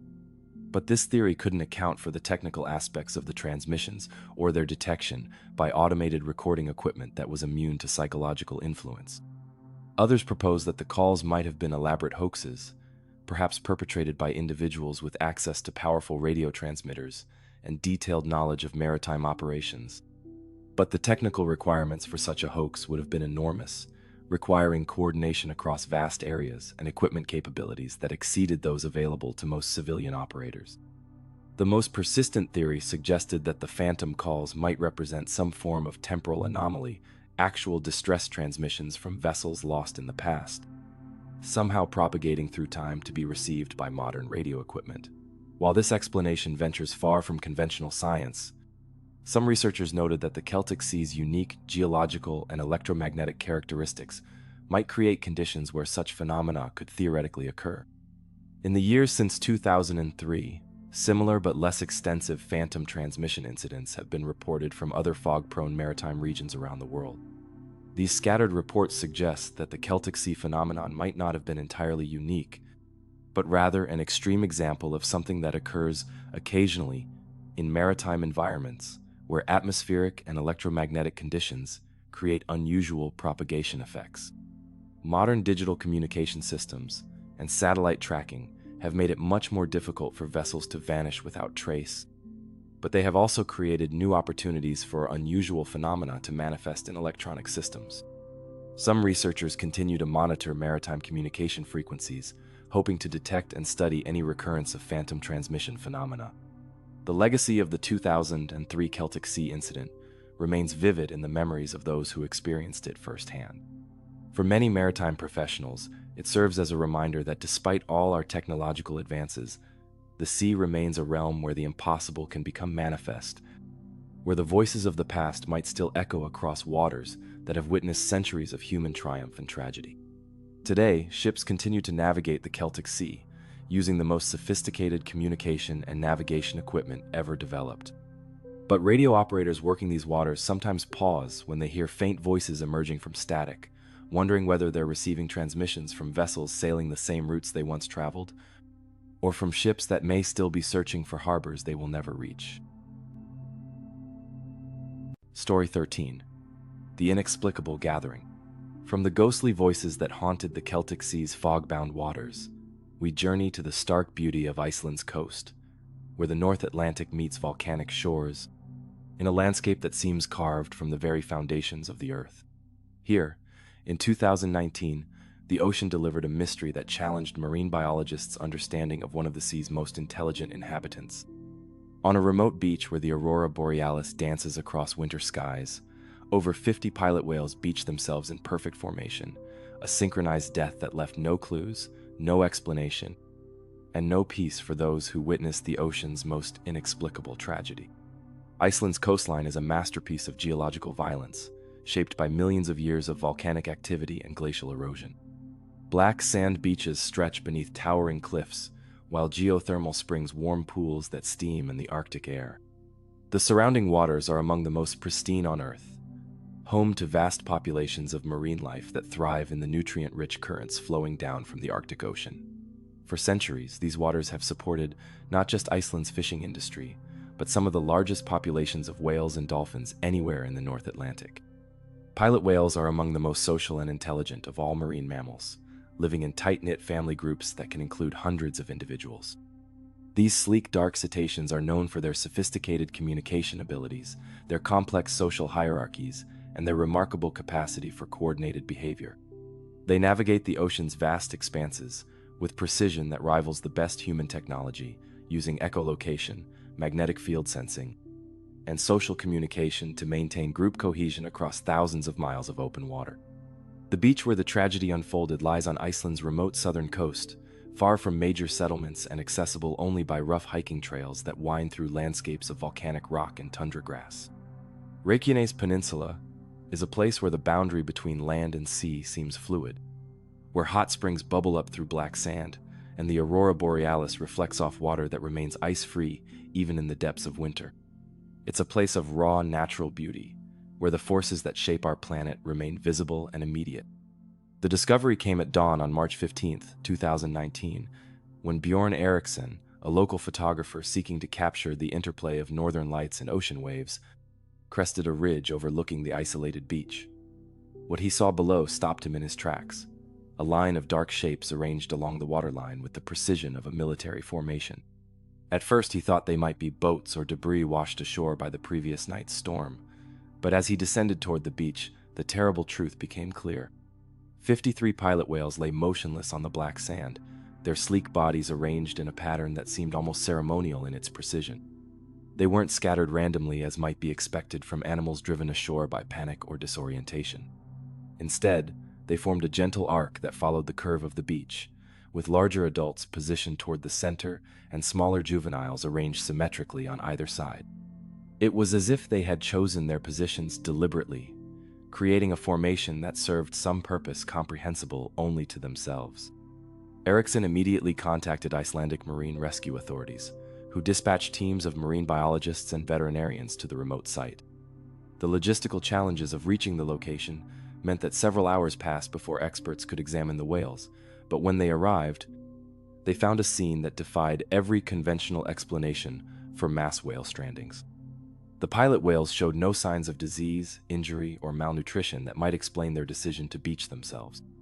Their bodies were in excellent condition, with healthy skin, clear eyes, and no evidence of the parasitic infections or organ damage that sometimes drive marine mammals to seek shallow water. Blood samples collected from the animals revealed normal physiological parameters, with no toxins, pathogens, or chemical imbalances that could account for their behavior. More puzzling was the complete absence of environmental factors that typically contribute to whale strandings. The water around Iceland showed normal temperature and salinity levels, with no algal blooms or chemical pollutants that might have confused or sickened the animals. Sonar surveys of the offshore waters revealed no unusual geographical features or human-made noise sources that could have disrupted the whales' navigation systems. The weather conditions leading up to the stranding had been mild by Icelandic standards, with no severe storms or unusual atmospheric phenomena that might have affected the whales' behavior. Geomagnetic activity, which can sometimes interfere with the magnetic navigation systems used by marine mammals, was within normal ranges during the relevant time period. Even the aurora borealis, which can create electromagnetic disturbances, had been relatively quiet in the days before the stranding. What made the incident particularly mystifying was the behavior of the whales in their final hours. Local residents who lived within hearing distance of the beach reported no sounds of distress during the night, no whale calls, no splashing, no indication that a large group of marine mammals was in trouble. The silence was particularly notable because pilot whales are highly vocal animals that typically maintain constant communication within their social groups. Examination of the beach itself revealed that the whales had not been driven ashore by waves or current. The tide marks and sand patterns showed that the animals had actively swum into shallow water during high tide, then remained in position as the water receded around them. Their final position suggested coordinated movement rather than panicked flight, as if they had chosen their locations according to some internal logic that human observers couldn't comprehend. The age and social structure of the stranded group provided additional clues to the mystery. The pod included individuals representing multiple generations, from elderly matriarchs to newborn calves, all arranged in family clusters that maintained their social relationships even in death. This pattern suggested that the stranding hadn't been caused by the confusion or illness of a single individual that had led the rest of the pod astray, a common explanation for mass strandings in other species. Necropsies performed on representative animals confirmed the absence of any physical cause for the stranding. The whales' organs were healthy, their stomach contents indicated normal feeding behavior in the days before their death, and their brains showed no abnormalities that might suggest disease or disorientation. Genetic analysis revealed that the pod was composed of closely related family groups, exactly as would be expected for a healthy pilot whale community. The positioning of the whales continued to puzzle researchers as they mapped the precise location of each animal. Computer analysis revealed that the formation wasn't random but followed mathematical patterns that suggested conscious organization. The spacing between individuals was remarkably consistent, and the overall arrangement showed a symmetry that seemed too perfect to be accidental. Some marine biologists theorized that the stranding might have been a response to acoustic phenomena that human instruments couldn't detect. Pilot whales are known to be sensitive to low-frequency sounds that can travel vast distances through ocean water, and it's possible that some form of natural or artificial noise source had triggered the unusual behavior. But extensive acoustic monitoring of the area revealed no anomalous sound signatures that could explain the whale's actions. Others suggested that the stranding might be connected to changes in the ocean's magnetic field that affected the whale's navigation systems. Pilot whales, like many marine mammals, use magnetic navigation to maintain their course during long-distance migrations, and disruptions to these magnetic signals can sometimes cause navigation errors. But magnetometer readings from the area showed no significant anomalies during the time when the stranding occurred. The timing of the incident added another layer to the mystery. March is typically a period of normal migration for pilot whales in North Atlantic waters, with pods moving between feeding and breeding areas according to seasonal patterns that have remained consistent for thousands of years. There was no obvious reason why a healthy pod would deviate from these established migration routes to beach themselves on an isolated Icelandic shore. Local folklore and historical records provided intriguing but inconclusive context for the stranding. Icelandic maritime traditions include numerous accounts of unusual whale behavior preceding significant geological or meteorological events, and some residents suggested that the pilot whales might have been responding to environmental changes that human science couldn't yet detect. While such explanations venture far from conventional marine biology, the complete absence of conventional causes left room for speculation about unknown factors. The response of other marine life in the area was carefully monitored for any signs of unusual behavior that might provide clues to what had affected the pilot whales. Fish populations, seabird colonies, and seal populations all showed normal patterns of activity, suggesting that whatever had influenced the whales was either species-specific or so subtle that it didn't affect other marine animals. Satellite tracking data from pilot whales in other parts of the North Atlantic was analyzed to determine whether similar behavioral changes had occurred in other populations. While some minor variations in migration patterns were detected, nothing approaching the scale of the Iceland stranding was observed elsewhere, suggesting that the phenomenon was localized to the specific area and time period. The incident prompted a comprehensive review of whale stranding records from around the world, searching for similar cases where large numbers of healthy animals had beached themselves without apparent cause. While numerous mass strandings have been documented throughout history, most showed clear evidence of disease, injury, or environmental factors that could explain the animal's behavior. The Iceland pilot whale stranding remained unique in its complete absence of obvious causes. In the months following the stranding, researchers established monitoring stations around Iceland's coast to detect any environmental changes that might be connected to unusual marine mammal behavior. Acoustic sensors, magnetometers, and water quality monitors were deployed to create a comprehensive surveillance network that could provide early warning of any factors that might affect whale navigation or behavior. The pilot whales were eventually buried on the beach where they died, their remains returned to the earth near the ocean that had been their home. A simple memorial marks the site, acknowledging both the mystery of their death and the continuing questions that surround their final, inexplicable journey to shore. The incident has become a subject of ongoing research and debate in the marine biology community, cited as an example of how much we still don't understand about the complex behaviors of intelligent marine mammals. Some researchers continue to study the environmental data from the time of the stranding, hoping that advancing technology might eventually reveal subtle factors that were missed during the initial investigation. For the local communities along Iceland's coast, the pilot whale stranding serves as a reminder of the ocean's capacity to surprise and humble us. The sea that provides sustenance and beauty can also deliver mysteries that challenge our understanding of the natural world, reminding us that despite all our scientific knowledge, we remain visitors in a realm whose deepest secrets may forever elude our comprehension. Today, pilot whales continue to migrate through Icelandic waters, following the ancient patterns that have guided their movements for millennia. But those who study these magnificent animals carry with them the memory of that dawn in March 2019, when 53 whales chose to end their journey on a remote beach, taking with them the answers to questions we may never be able to ask. Story 14. The Leviathans of Davis Strait. From the inexplicable tragedy on Iceland's shores, we venture into the frigid depths of the Arctic, where the boundary between the known and unknown becomes as fluid as the ice that drifts through these primordial waters. Davis Strait, that narrow passage between Greenland and Canada's Arctic archipelago, has long been a corridor for both wildlife and mystery. But in 1995, this ancient waterway revealed something that challenged marine biologists' understanding of what might exist in the planet's most remote and hostile marine environment. Sonar contacts that suggested the presence of creatures larger than any known animal on Earth. Davis Strait occupies a unique position in the world's ocean system, serving as a critical gateway between the Arctic Ocean and the North Atlantic.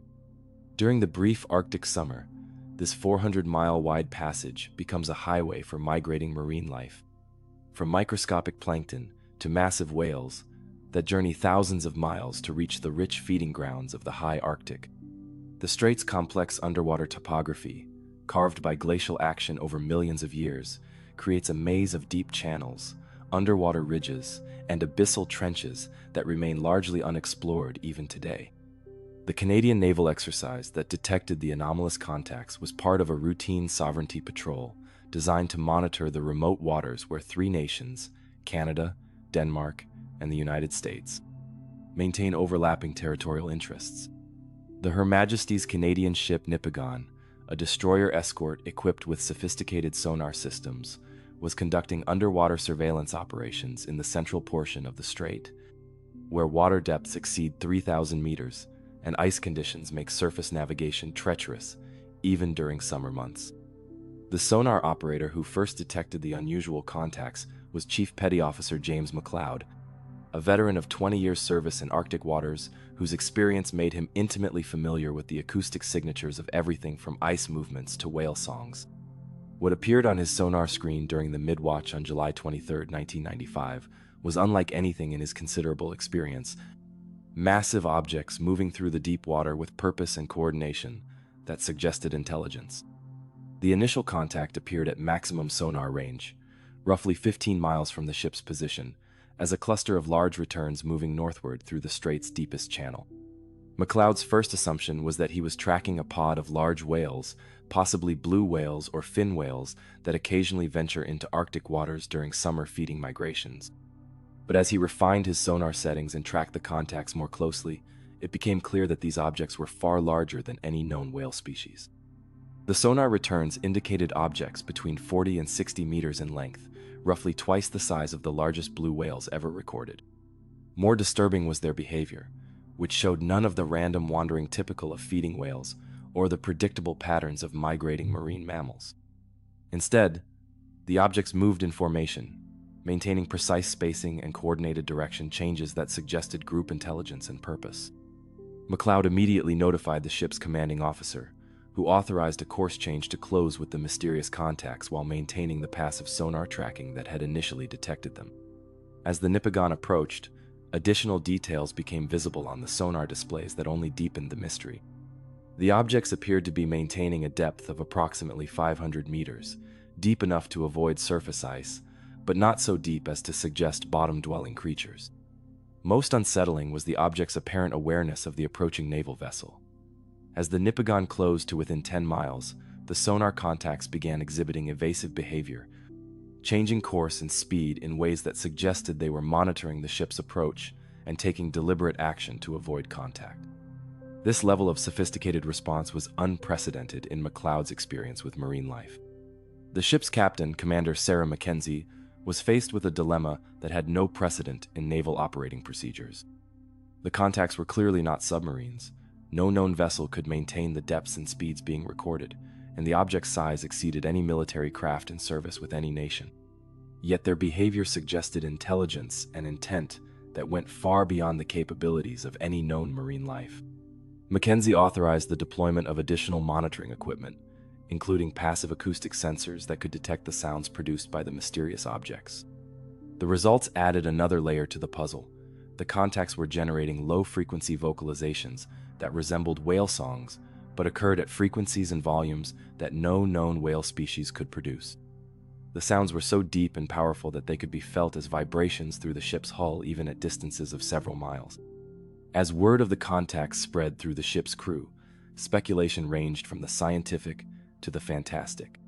Some suggested that the objects might be previously unknown species of whale that had evolved gigantic proportions in the food-rich waters of the Arctic. Others wondered if they might be encountering relict populations of prehistoric marine creatures that had survived in the isolated Arctic environment while becoming extinct elsewhere. The tracking operation continued for 6 hours, with the Nipigon maintaining contact while additional ships and aircraft were diverted to the area. The Canadian Coast Guard vessel John A.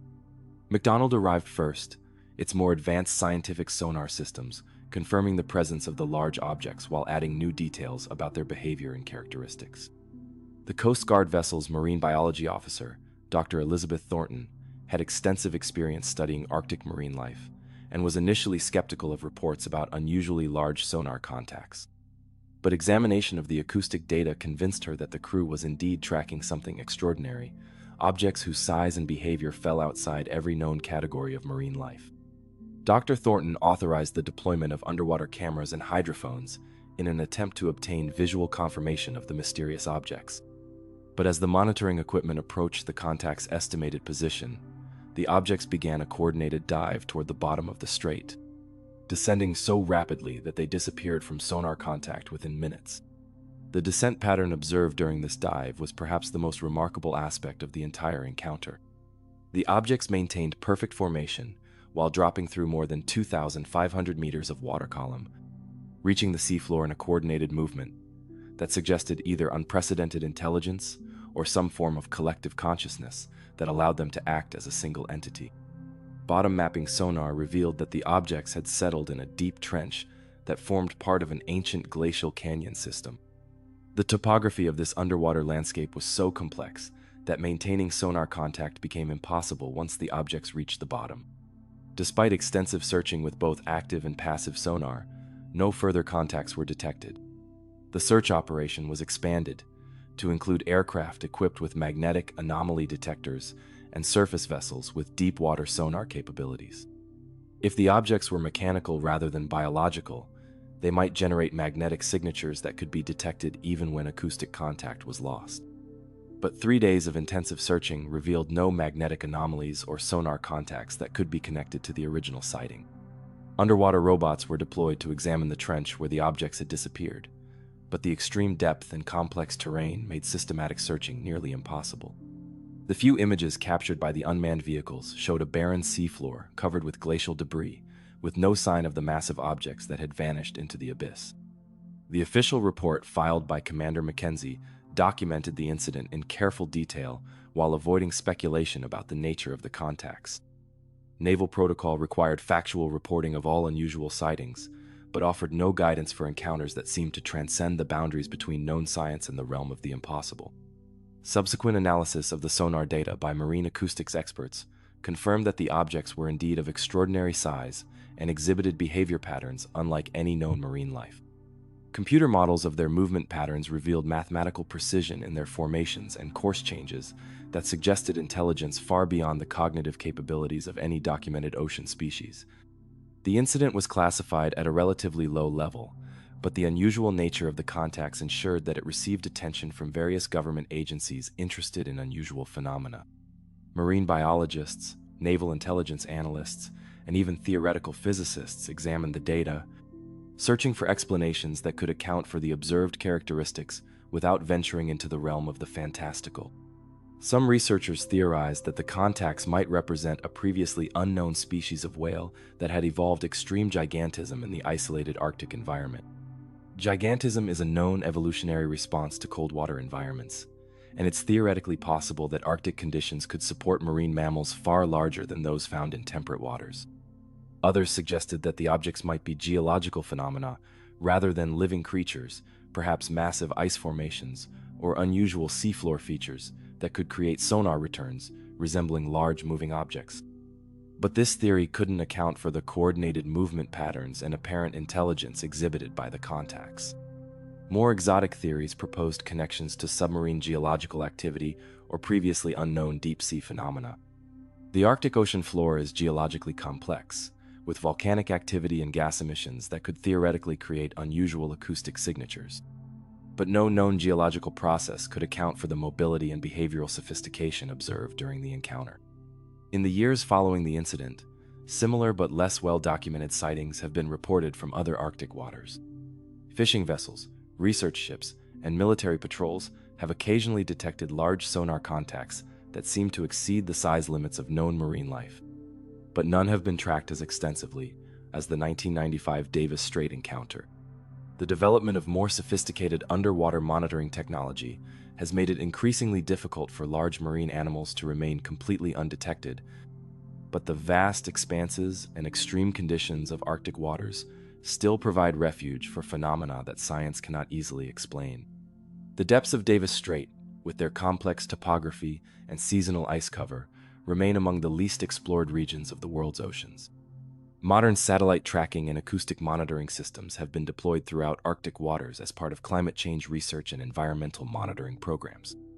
While these systems are primarily designed to study ice movements and ocean circulation patterns, they also provide unprecedented opportunities to detect unusual marine phenomena.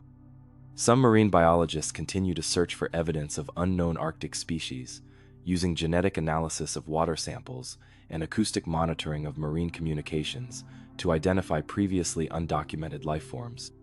The possibility that large, intelligent marine animals might exist in polar waters without being detected by conventional research methods remains a tantalizing prospect for researchers willing to challenge established paradigms.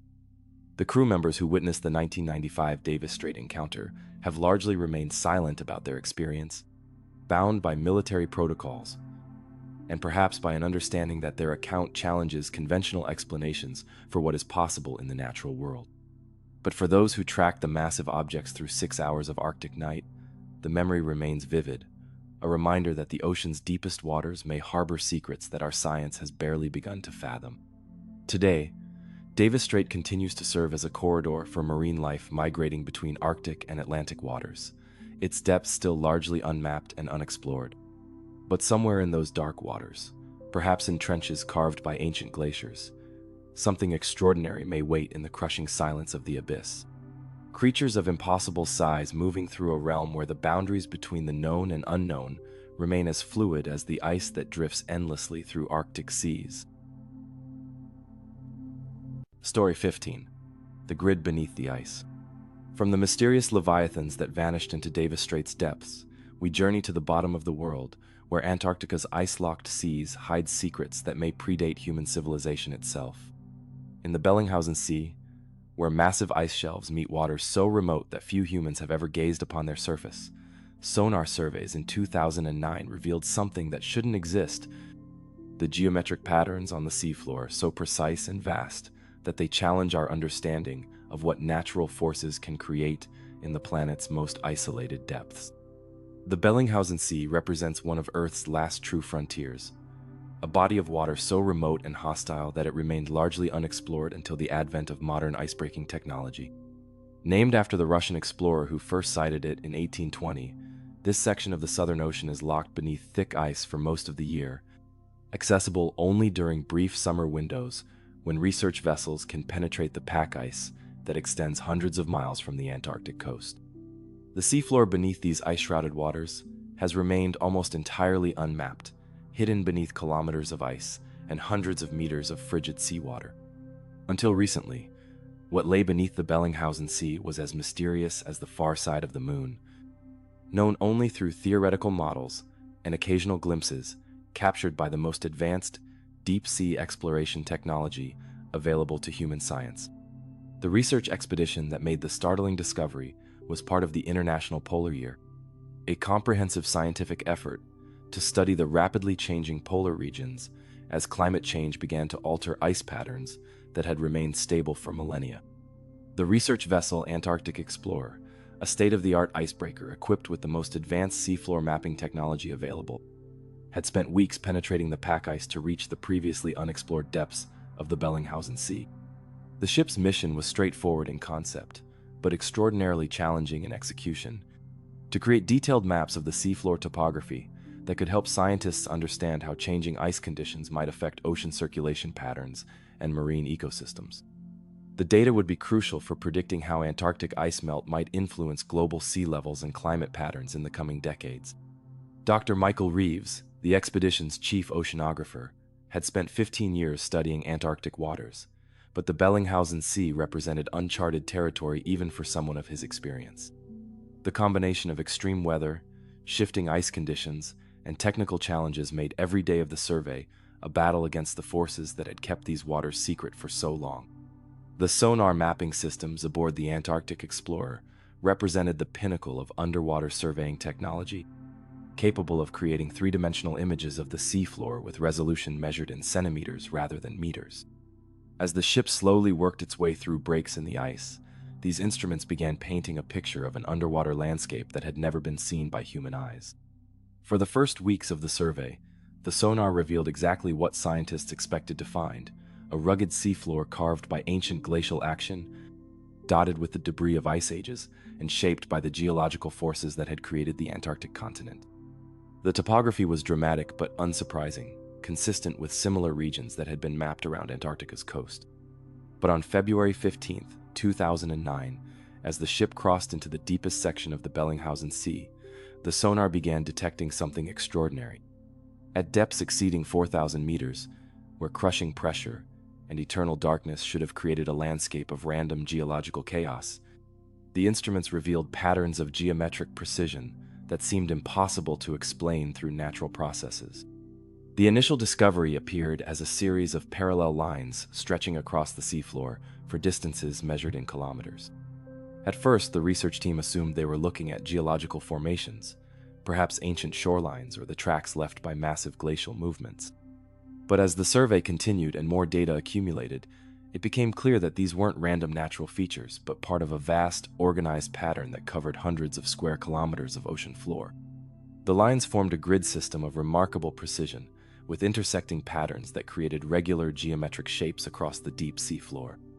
The spacing between lines was mathematically consistent, varying by less than a meter across distances of tens of kilometers. Such precision was unprecedented in any natural geological formation that scientists had ever documented. Computer analysis of the sonar data revealed additional disturbing details about the underwater grid. The patterns weren't simply etched into the seafloor surface, but appeared to extend deep into the sediment layers, suggesting that whatever had created them operated on a massive scale and had been working for an extended period of time. Core samples taken from the area would later reveal that the geometric patterns extended at least 50 meters down into the seafloor sediments. The research team expanded their survey to map the full extent of the grid system, deploying autonomous underwater vehicles to gather additional data from areas too dangerous for the surface ship to approach.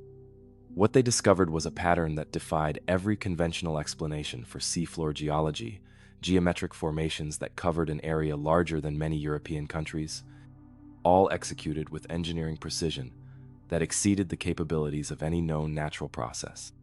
Dr. Reeves found himself confronting data that challenged his fundamental understanding of Antarctic geology.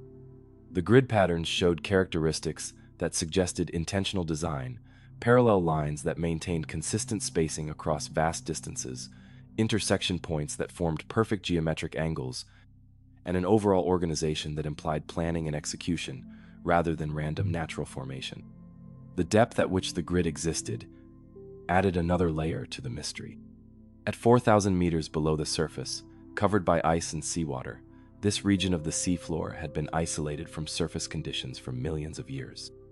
Whatever process had created the geometric patterns had operated in complete darkness, under crushing pressure, and in temperatures barely above freezing.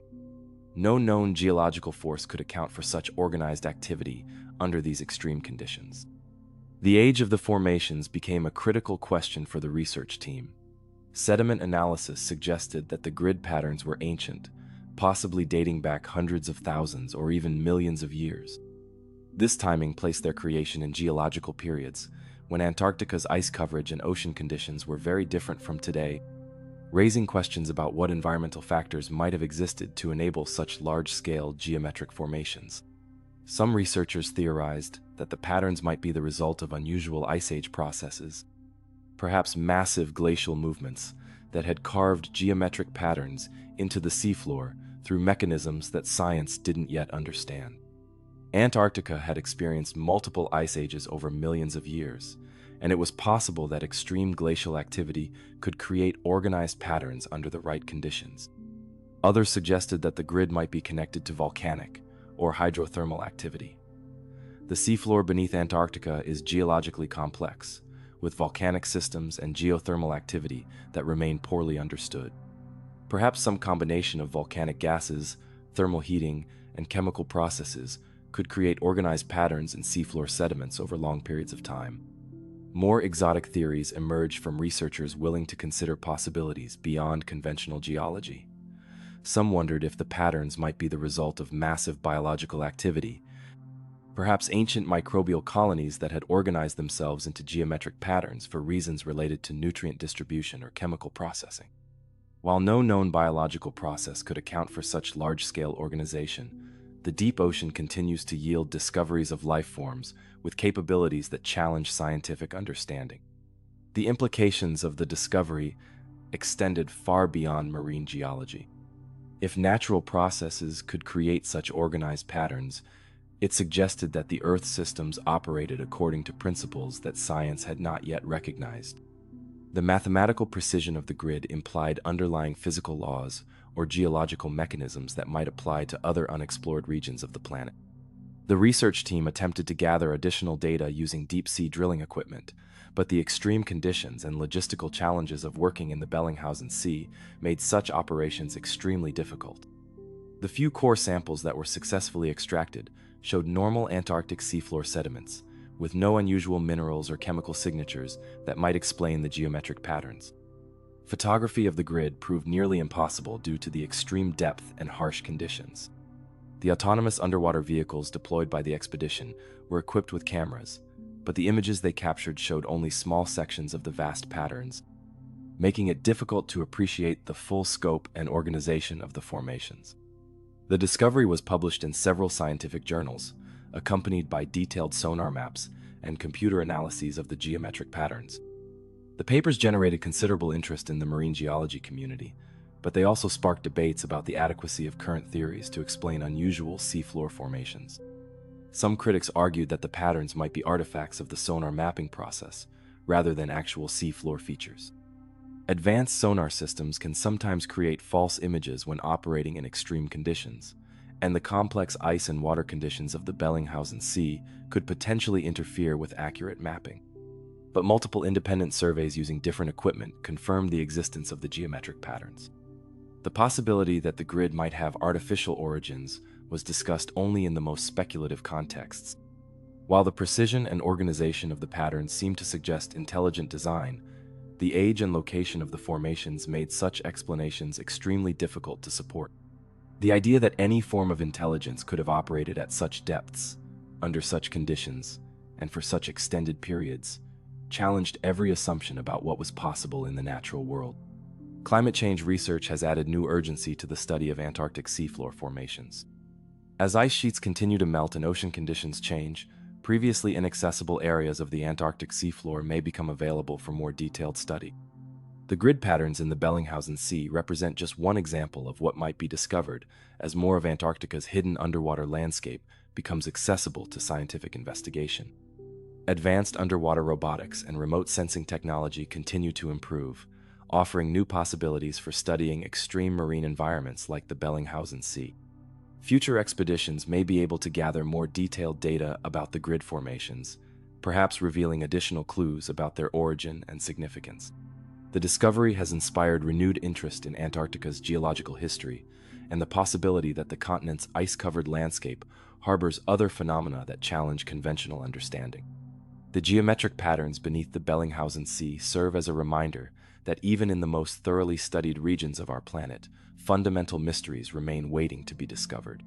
For the researchers who first detected the impossible grid, the experience was both humbling and inspiring.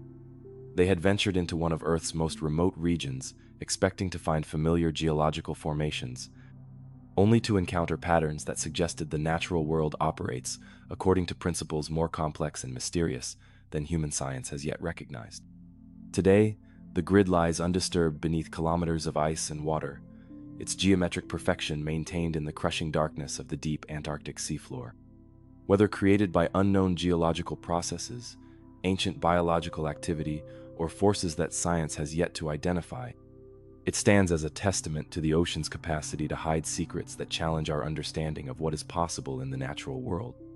The mystery of the Bellingshausen Sea Grid continues to intrigue researchers and inspire new questions about the hidden wonders that may exist in the planet's most extreme environments. In the depths beneath Antarctica's ice, geometric patterns of impossible precision wait in the darkness, a reminder that the Earth still holds secrets that may forever exceed the boundaries of human comprehension. Story 16. The Fever in the Depths.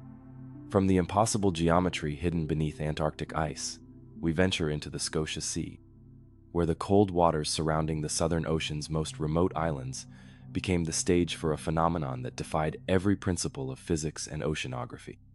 In 2006, automated sensors deployed in these frigid depths detected something that should have been impossible: sudden spikes in water temperature that occurred without any known source of heat, creating pockets of warmth in an environment where such thermal anomalies simply cannot exist.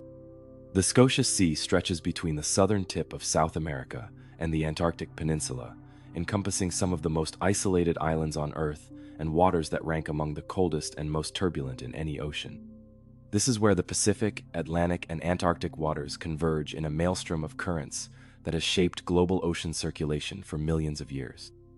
The sea takes its name from the Scotia Plate, a complex geological structure that creates a landscape of underwater mountains, deep trenches, and volcanic ridges hidden beneath waters that rarely see sunlight. The research station that detected the anomalous temperature readings was part of an ambitious international project designed to monitor the effects of climate change on Southern Ocean circulation patterns. The automated sensors, deployed at depths of 1,000 meters throughout the Scotia Sea, were designed to measure water temperature, salinity, and current velocity with precision, measured in thousandths of a degree. These instruments represented the cutting edge of oceanographic technology, capable of detecting the subtle changes in deepwater properties that could signal major shifts in global climate patterns. Dr. Sarah Mitchell, the oceanographer responsible for analyzing the data from the Scotia Sea Monitoring Network, had spent her career studying the stable, predictable patterns of deep ocean circulation.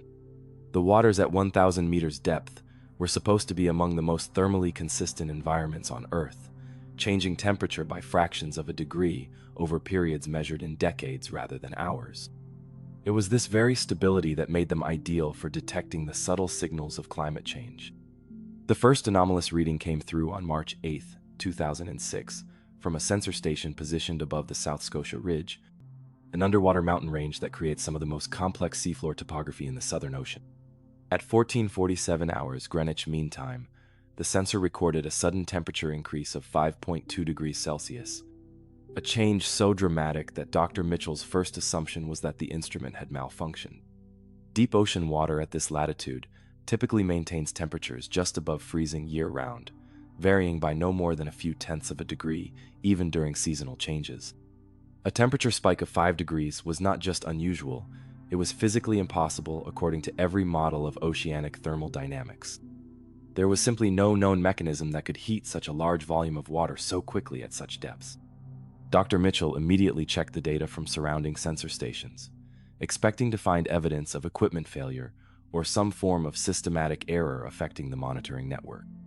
Instead, she discovered that the temperature anomaly was being detected by multiple independent sensors across a broad area of the Scotia Sea. The phenomenon wasn't localized to a single instrument, but appeared to be affecting a water mass covering hundreds of square kilometers.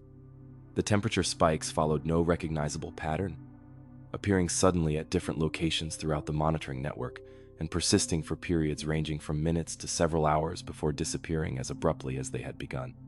The affected water masses showed no correlation with surface weather conditions, tidal cycles, or any other environmental factors that might influence deep water temperatures. Even more puzzling was the complete absence of any heat source that could account for the temperature increases. Underwater volcanic activity was the most obvious explanation for sudden thermal anomalies in deep water, but seismic monitoring stations throughout the Scotia Sea showed no volcanic or geothermal activity during the periods when temperature spikes were recorded. The seafloor in the affected areas was geologically stable, with no evidence of hydrothermal vents or other thermal features that could inject heat into the water column. The research team expanded their investigation to include satellite thermal imaging and atmospheric monitoring, searching for any surface phenomena that might be transferring heat to the deep water through unknown mechanisms.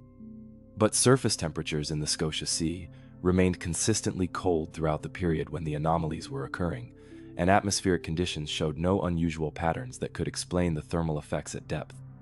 Chemical analysis of water samples from the affected areas revealed another layer to the mystery. The heated water masses showed normal chemical compositions, with no unusual concentrations of dissolved gases, minerals, or other substances that might indicate chemical reactions capable of generating heat. The water appeared to be identical to surrounding ocean water except for its inexplicably elevated temperature. Computer modeling of the thermal anomalies produced results that violated fundamental principles of thermodynamics. The amount of energy required to heat such large volumes of water by 5 degrees Celsius would be enormous, equivalent to the output of multiple industrial power plants operating continuously for hours. Yet no energy source of such magnitude existed anywhere in the Scotia Sea, and the heat appeared to be generated instantaneously throughout the affected water masses, rather than spreading from a central source. The geographic distribution of the temperature spikes added another dimension to the puzzle. Rather than occurring randomly throughout the Scotia Sea, the anomalies seemed to cluster around specific underwater topographic features, seamounts, ridge systems, and deep trenches that formed part of the complex geological structure underlying the region. This pattern suggested some connection between the thermal phenomena and the seafloor geology, but no known geological process could account for the observed effects. Marine biologists studying the ecosystem effects of the temperature anomalies discovered that local marine life was responding to the thermal spikes in ways that defied normal behavior patterns. Deep-sea fish that typically remained within narrow temperature ranges were detected following the heated water masses, as if attracted by environmental conditions that should have been outside their tolerance limits. Plankton populations showed unusual blooming patterns in areas where temperature spikes had occurred, despite the absence of the nutrient inputs that normally trigger such biological activity. The research team attempted to predict when and where the next temperature anomalies might occur, using sophisticated computer models that incorporated every available environmental variable. But the thermal spikes continued to appear without warning, showing no correlation with tidal forces, atmospheric pressure changes, lunar cycles, or any other natural phenomenon that scientists could identify. Instruments deployed specifically to study the temperature anomalies detected additional strange characteristics of the heated water masses. The thermal boundaries between normal and heated water were remarkably sharp, with temperature gradients that changed by several degrees across distances of just a few meters. Such sharp thermal boundaries are extremely rare in the ocean, where heat typically disperses gradually through convection and mixing processes. The duration of the temperature spikes varied unpredictably, with some lasting only minutes while others persisted for more than 12 hours. During longer episodes, the heated water masses appeared to move through the ocean in ways that didn't match current patterns or wind-driven circulation. It was as if the thermal anomalies were following their own internal logic, independent of the physical forces that normally govern ocean circulation. Attempts to correlate the Scotia Sea temperature spikes with similar phenomena in other parts of the world's oceans revealed scattered reports of unusual thermal anomalies from various deep-sea monitoring networks. While none were as dramatic or well-documented as the Scotia Sea events, the global pattern suggested that similar phenomena might be occurring in other remote ocean regions without being detected by the sparse network of deep-sea sensors. The investigation expanded to include experts in theoretical physics and energy science, searching for explanations that might involve previously unknown physical processes. Some researchers theorized that the temperature spikes might be connected to electromagnetic phenomena related to the Earth's magnetic field or cosmic ray interactions with seawater. But measurements of electromagnetic activity in the Scotia Sea showed no anomalies that could account for the thermal effects. More exotic theories suggested connections to quantum effects or zero-point energy phenomena that might manifest under the extreme conditions of the deep Antarctic Ocean. While such explanations ventured far from conventional oceanography, the complete absence of any conventional heat source forced researchers to consider possibilities at the very edge of theoretical physics. The Scotia Sea temperature anomalies continued sporadically throughout 2006 and into early 2007, with each incident carefully documented and analyzed by the growing international research team that had formed to study the phenomenon. But as suddenly as they had begun, the thermal spikes ceased entirely, with the last recorded anomaly occurring on February 23, 2007. The cessation of the phenomenon was as mysterious as its beginning. No environmental changes were detected that might explain why the temperature anomalies stopped occurring. The deep-water conditions in the Scotia Sea remained identical to what they had been when the thermal spikes were at their most frequent, yet the heated water masses simply stopped appearing. Analysis of the archive data continued for years after the phenomenon ended, with researchers using increasingly sophisticated techniques to search for patterns or explanations that might have been missed during the initial investigation. Computer simulations were run using the most advanced oceanic modeling systems available, but none could reproduce the observed temperature changes under any realistic environmental conditions. The Scotia Sea thermal anomalies were eventually classified as an unexplained oceanographic phenomenon, joining a small but growing catalog of deep-sea mysteries that challenge conventional understanding of marine physics. The incident prompted the deployment of additional monitoring equipment in other remote ocean regions, as scientists recognized that similar phenomena might be occurring in areas where surveillance networks were too sparse to detect them. The environmental implications of the temperature spikes remained unclear. While the heated water masses had caused measurable changes in local marine ecosystems, there was no evidence of lasting damage or significant disruption to regional ocean circulation patterns. The phenomena appeared to be self-contained, affecting only the immediate areas where they occurred without spreading to influence broader oceanic systems. Some researchers continue to study the Scotia Sea data, hoping that advances in theoretical physics or oceanographic science might eventually provide explanations for the impossible temperature spikes. The development of new deep-sea monitoring technologies has made it possible to detect thermal anomalies with greater precision and coverage, raising hopes that any recurrence of the phenomenon might be studied in greater detail. The mystery has inspired new research into the possibility that deep ocean environments might harbor physical processes that science has not yet recognized. The extreme conditions of pressure, temperature, and chemical composition found in the deep sea create opportunities for phenomena that don't occur anywhere else on Earth. And it's possible that these environments support forms of energy transfer, or heat generation, that conventional science has yet to discover. Today, the Scotia Sea appears to have returned to its normal thermal patterns, with deep water temperatures showing the stable, predictable behavior that oceanographers expect from these frigid depths. But the memory of those impossible temperature spikes continues to challenge researchers, serving as a reminder that even in the most thoroughly studied ocean systems, nature may still hold surprises that exceed the boundaries of human understanding. The sensors that detected the anomalous heating continue to monitor the Scotia Sea, their electronic vigilance maintained in the hope that the phenomenon might return to provide new clues about what forces can generate heat in the crushing darkness of the deep Antarctic Ocean. Until then, the temperature spikes of 2006 remain what they became when they first appeared on Dr. Mitchell's computer screen, an impossible fever burning in waters that should never have known such warmth. Story 17. The Iron Crown's Silent End. From the impossible thermal anomalies of the Scotia Sea, we return to the familiar yet treacherous waters closer to home, where even well-traveled shipping lanes can become graveyards for vessels that simply vanish without explanation. The Bass Strait, that narrow passage between mainland Australia and Tasmania, has claimed countless ships over the centuries, but few disappearances have been as mystifying as that of the SS Iron Crown in 1942. In the midst of global war, when every ship and every life was precious beyond measure, an entire vessel and her crew of 38 souls simply vanished from one of Australia's busiest waterways, leaving behind questions that remain unanswered 8 decades later. The Bass Strait has earned its reputation as one of the most dangerous shipping passages in the Southern Hemisphere, a 150-mile stretch of water where the turbulent meeting of the Southern and Tasman Seas creates conditions that can challenge even the most experienced mariners.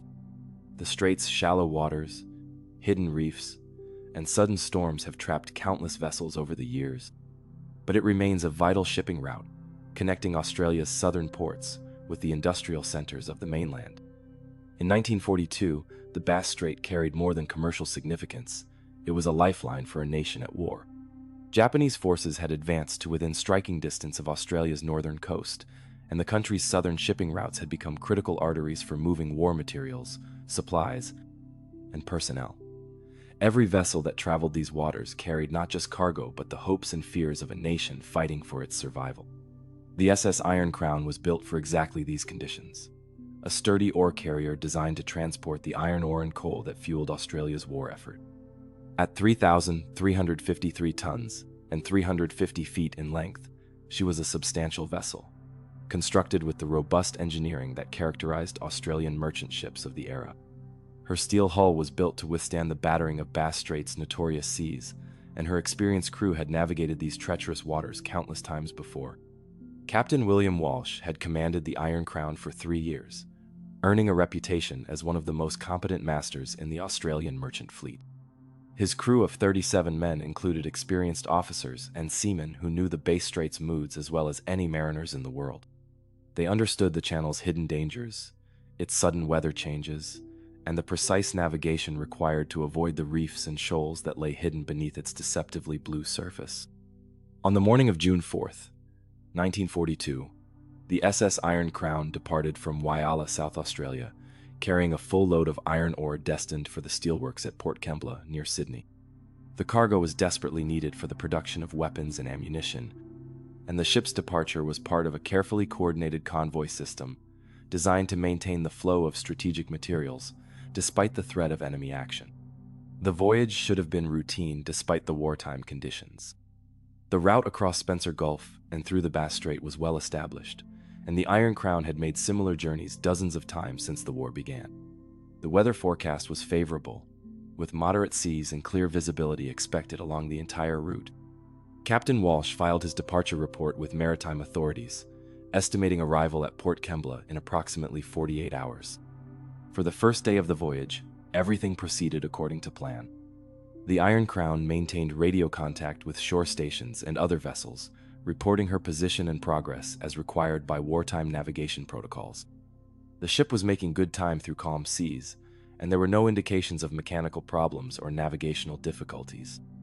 But somewhere in the Bass Strait, between the regular radio checks that marked the ship's progress toward her destination, something went catastrophically wrong. The Iron Crown failed to make her scheduled radio contact at 0800 hours on June 5th, and subsequent attempts to reach the vessel met with silence. At first, authorities assumed equipment failure or atmospheric interference. Radio communications were notoriously unreliable in the Bass Strait, where the complex geography could create dead zones and signal distortions. However, as hours passed without any word from the Iron Crown, concern began to mount. The ship was now overdue for 2 consecutive radio checks, something that rarely happened with the meticulous communication protocols required by wartime shipping regulations. The possibility that enemy action was responsible for the silence could not be ignored, and search aircraft were immediately dispatched to look for signs of the missing vessel. The search effort that followed was hampered by the constraints of wartime operations. Aircraft and ships that might otherwise have been available for rescue operations were committed to military operations, and the constant threat of enemy submarines or aircraft made large-scale search efforts dangerous for both rescuers and other merchant vessels in the area. Despite these limitations, the search for the Iron Crown was extensive by the standards of 1942. Royal Australian Air Force aircraft flew patterns over the Bass Strait and surrounding waters, while naval vessels and civilian ships were diverted to join the hunt for the missing ore carrier. The searchers covered thousands of square miles of ocean, examining every piece of debris and every oil slick that might provide clues to the ship's fate. The results were mystifying. Despite the intensive search effort, no trace of the SS Iron Crown was ever found. No wreckage, no lifeboats, no oil slicks, no personal belongings from the crew, nothing to indicate that a 3,000-ton ship had ever existed in these waters. It was as if the Iron Crown had simply evaporated somewhere between her last radio transmission and her failure to arrive at Port Kembla. The absence of any debris was particularly puzzling given the nature of the cargo and the ship's construction. Iron ore is dense and heavy, and a ship carrying such cargo would typically sink quickly if holed, but it would leave substantial debris fields, including pieces of the vessel's superstructure, cargo handling equipment, and the countless items that make up a working ship's inventory. Even if the Iron Crown had been destroyed by enemy action, some evidence of the attack should have survived. The investigation into the ship's disappearance examined every possible explanation for what might have happened in the Bass Strait that night. Enemy action was the most obvious possibility. German and Japanese submarines were known to operate in Australian waters, and the Iron Crown's strategic cargo would have made her a valuable target. But no enemy submarine reported attacking a vessel matching the Iron Crown's description, and post-war examination of Axis naval records revealed no claims of sinking ships in the Bass Strait during the relevant time period. Naval mines were another possibility that investigators considered seriously. Both German and Japanese forces had laid mines in Australian waters, and it was possible that the Iron Crown had struck an uncharted mine that destroyed the ship so completely that no debris remained. But mine warfare typically left distinctive evidence, and the patterns of mine laying in Australian waters were well documented by naval intelligence. No mines were known to have been laid in the specific area where the Iron Crown vanished. Weather conditions during the ship's final voyage were examined meticulously. While the Bass Strait was notorious for sudden storms that could overwhelm vessels, meteorological records showed no severe weather in the area during the time when the Iron Crown disappeared. The seas were reported as moderate, with visibility good and wind conditions well within the limits that an experienced crew could handle safely. The possibility of collision with another vessel was investigated, but proved equally inconclusive. While the Bass Strait was a busy shipping route, traffic control records showed no other vessels in the immediate vicinity of the Iron Crown's last reported position. The convoy system implemented during wartime meant that ship movements were carefully tracked and coordinated to avoid exactly such incidents. Mechanical failure remained a possibility, but one that was difficult to reconcile with the complete absence of any distress signal or debris. Modern ships carried multiple communication systems and emergency equipment designed to function even if the main engines failed. If the Iron Crown had suffered a catastrophic mechanical failure, some evidence of the crew's attempts to abandon ship or call for help should have survived. Some investigators theorized that the ship might have suffered a catastrophic explosion, perhaps caused by the ignition of coal dust or other volatile materials in the cargo hold. Such explosions could indeed destroy a vessel so completely that little debris remained, especially if they occurred in deep water where wreckage would sink rapidly to the seafloor. But explosive destruction would typically leave some floating debris and oil slicks that should have been visible to search aircraft. The human cost of the Iron Crown's disappearance was felt deeply throughout Australia's maritime community. Captain Walsh and his crew of 37 men represented valuable experience and expertise that the merchant marine could not afford to lose during wartime. Their families were left without answers about what had happened to their loved ones, and the uncertainty made the grieving process particularly difficult. The loss also had strategic implications for Australia's war effort. The Iron Crown's cargo of iron ore was desperately needed for steel production, and her disappearance represented a significant loss of shipping capacity at a time when every vessel was crucial for maintaining supply lines.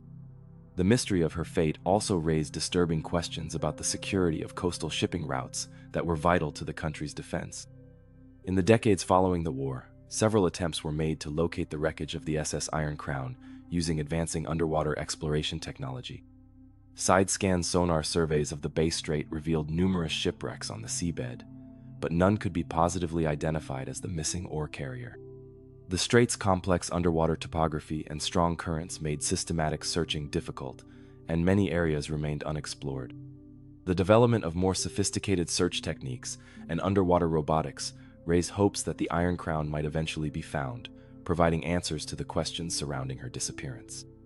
But despite occasional claims of possible wreckage sightings, no definitive evidence of the ship's fate has ever been discovered. Modern analysis of the wartime records has revealed some intriguing details about the Iron Crown's final voyage that weren't fully appreciated at the time. Radio intercept records show that unusual signal activity was detected in the Bass Strait area during the time period when the ship vanished, though the source and nature of these signals could never be determined. Some researchers have suggested that this activity might be connected to the ship's disappearance, though no concrete evidence supports such theories. The Iron Crown's story has become part of Australian maritime folklore, joining other mysterious disappearances that occurred during the war years. The combination of wartime secrecy, limited search resources, and the passage of time has ensured that many questions about merchant shipping losses during this period remain unanswered. For maritime historians, the SS Iron Crown represents one of the most puzzling cases in Australian shipping history. The disappearance of a large vessel in well-traveled waters, under conditions that should have left some trace of her fate, challenges assumptions about what is possible in maritime accidents. The case has inspired numerous theories and investigations, but the truth about what happened in the Bass Strait that night in 1942 remains as elusive as ever. Today, modern ships cross the Bass Strait, equipped with satellite tracking, GPS navigation, and communication systems that make complete disappearances virtually impossible. But the memory of the SS Iron Crown serves as a reminder that even in familiar waters, the sea retains its ancient power to swallow ships and secrets alike, leaving behind only questions that may never find their answers. Somewhere beneath the waves of the Bass Strait, the truth about the Iron Crown's fate waits in the darkness, part of the ocean's vast collection of mysteries that challenge our understanding of what the sea can conceal. The 38 souls who sailed aboard her that June morning in 1942 became part of the Strait's long history of maritime tragedy, but their story remains unfinished, waiting for the day when the sea might finally reveal what happened to the ship that simply vanished from one of Australia's most traveled waterways. Story 18. The Phantoms of the Chukchi Sea. From the wartime mysteries of Australian waters, we venture into the frozen realm of the Arctic, where the geopolitical tensions of the modern era have given birth to encounters that blur the line between military intelligence and the utterly inexplicable. The Chukchi Sea, that ice-locked expanse between Alaska and Siberia, became the stage in 2014 for a series of submarine contacts that challenged everything naval forces thought they knew about underwater warfare. Objects moving at impossible speeds through depths that should have crushed any known technology, leaving behind only questions and the unsettling realization that the ocean's depths may harbor capabilities that exceed human understanding. The Chukchi Sea occupies a unique position in global strategic thinking, serving as a maritime frontier between two of the world's most powerful nations, while remaining one of the least accessible bodies of water on Earth. For most of the year, this shallow sea is locked beneath ice that can reach thicknesses of several meters, creating an environment so hostile that even icebreakers struggle to maintain operations. Yet beneath this frozen surface lies a waterway that has become increasingly important, as Arctic ice retreat has opened new possibilities for shipping, resource extraction, and military operations. The Russian naval exercise that detected the anomalous contacts was part of a routine Arctic sovereignty patrol, designed to demonstrate Moscow's continued military presence in waters where territorial boundaries remain disputed and resource claims overlap in complex patterns. The nuclear submarine Severodvinsk, one of Russia's most advanced underwater vessels, was conducting acoustic mapping operations in the central Chukchi Sea when her sonar operators detected something that defied every principle of submarine warfare. Captain First Rank Dmitry Volkov had commanded nuclear submarines for 15 years, including multiple deployments in Arctic waters, where the combination of ice cover, shallow depths, and complex acoustic conditions created some of the most challenging operational environments in the world. His sonar team included the most experienced operators in the Northern Fleet, men who could distinguish between the acoustic signatures of whales and submarines, identify the specific classes of foreign naval vessels, and track targets in conditions that would overwhelm less skilled crews. The first contact appeared on the sonar displays at 13:47 hours local time, initially dismissed as a possible whale or ice movement that had created a false return. But as senior sonar operator Lieutenant Commander Pavel Andreev refined his equipment settings and tracked the contact more precisely, it became clear that they were observing something unprecedented in underwater warfare. The object was large. Sonar analysis suggested a length of at least 200 meters, making it comparable in size to the largest submarines in service with any navy. But its behavior violated every known principle of submarine operations. The contact was moving at speeds that exceeded 50 knots, velocities that no known submarine could achieve while submerged, especially in the shallow waters of the Chukchi Sea, where depths rarely exceed 100 meters. Even more disturbing was the object's apparent maneuverability. As the Severodvinsk tracked the contact, it executed turns and depth changes that would have been impossible for any conventional submarine. The acceleration forces involved would have exceeded the structural limits of known submarine designs, while the rapid depth changes suggested propulsion systems that operated according to principles unknown to naval engineering. Captain Volkov found himself confronting a tactical situation that had no precedent in submarine warfare doctrine. Standard procedures called for identifying unknown contacts and determining their nationality and intent, but the object his crew was tracking seemed to exist outside the parameters of any known military technology. Its speed and maneuverability suggested capabilities that exceeded not just Russian submarine technology, but any underwater vessel that had ever been constructed by human engineering. The sonar operators reported additional characteristics that deepened the mystery.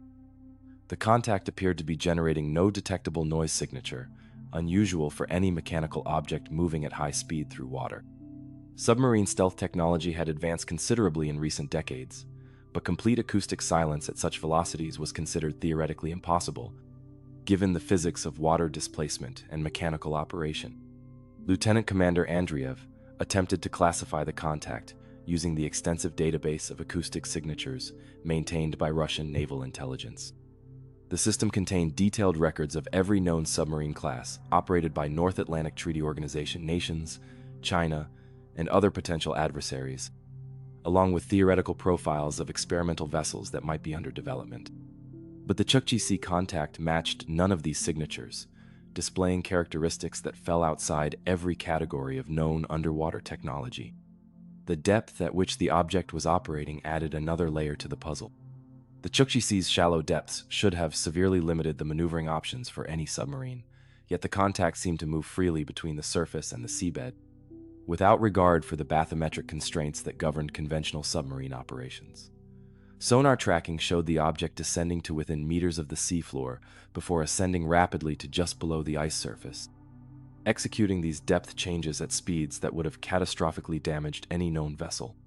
Captain Volkov authorized the deployment of additional sensors and monitoring equipment in an attempt to gather more detailed data about the mysterious contact.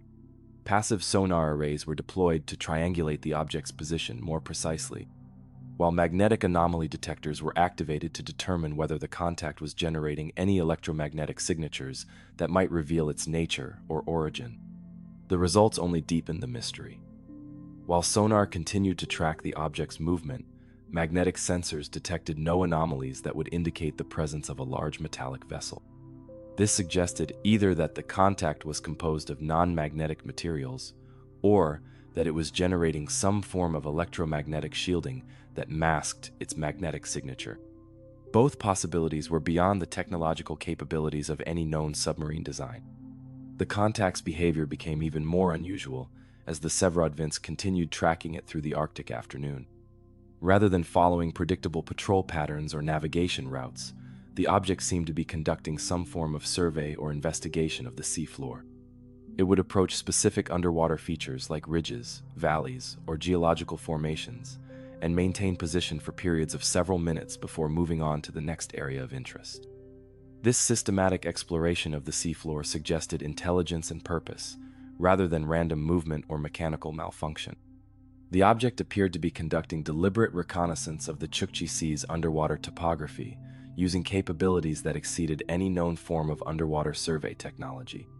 The precision of its movements and the efficiency of its search patterns implied navigation and control systems far more sophisticated than anything in the Russian or NATO arsenals. Attempts to establish communication with the unidentified contact proved futile.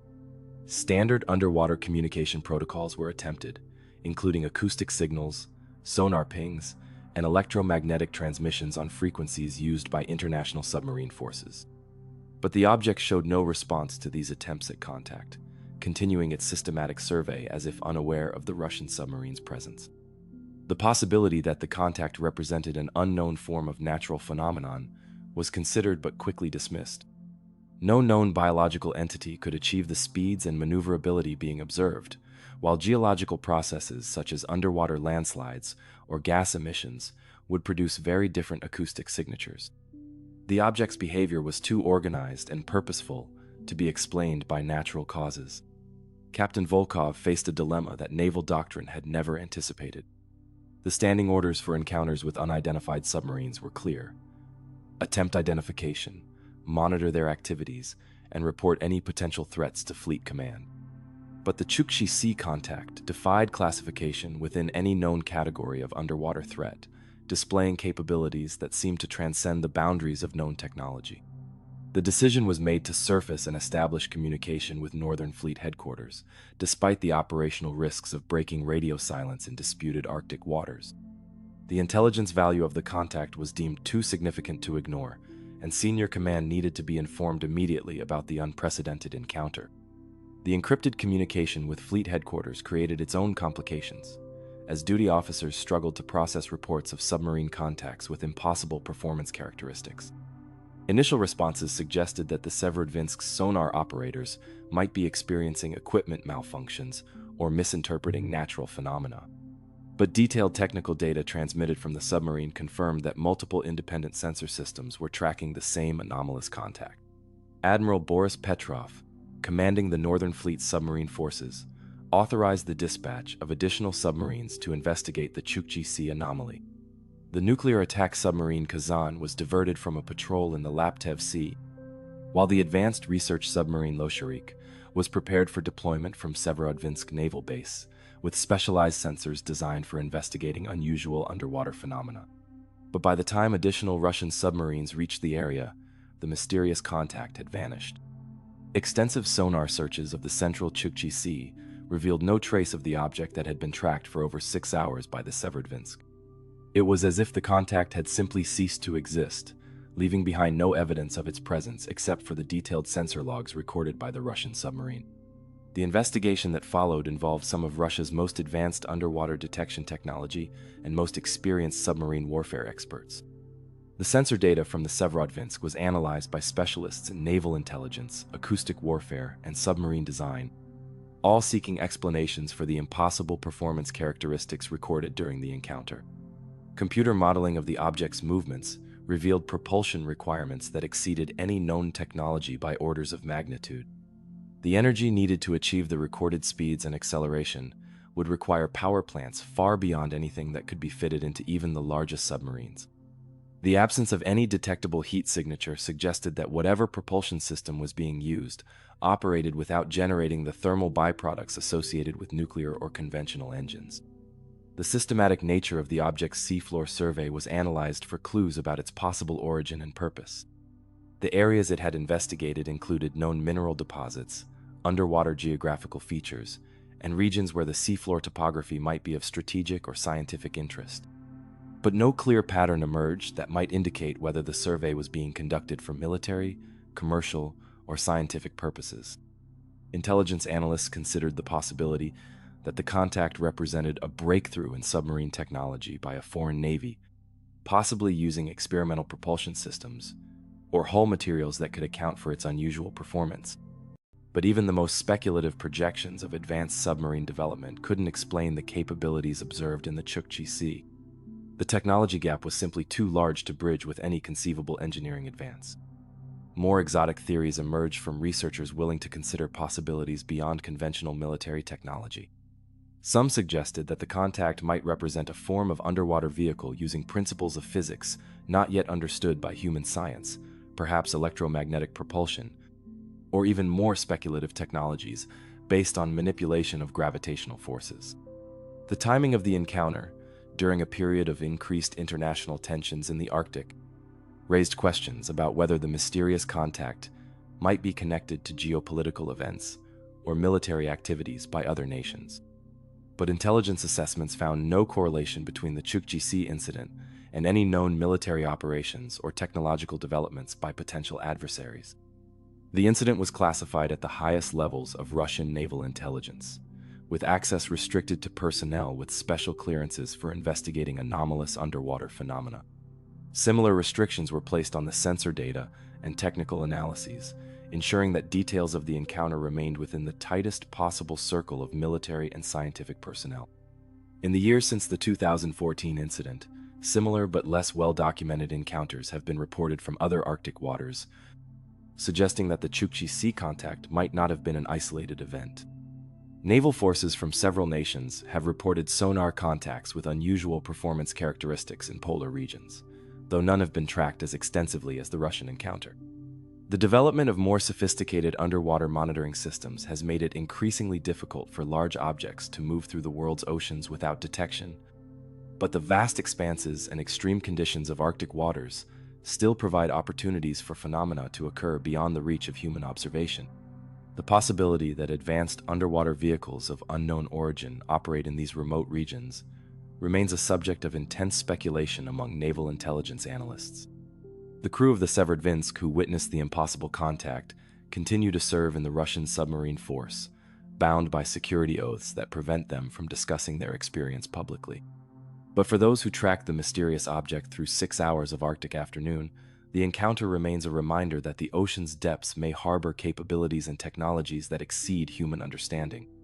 Today, Russian submarines continue to patrol the Chukchi Sea as part of Moscow's Arctic strategy, their sonar operators trained to detect and track any unusual contacts that might appear in these contested waters.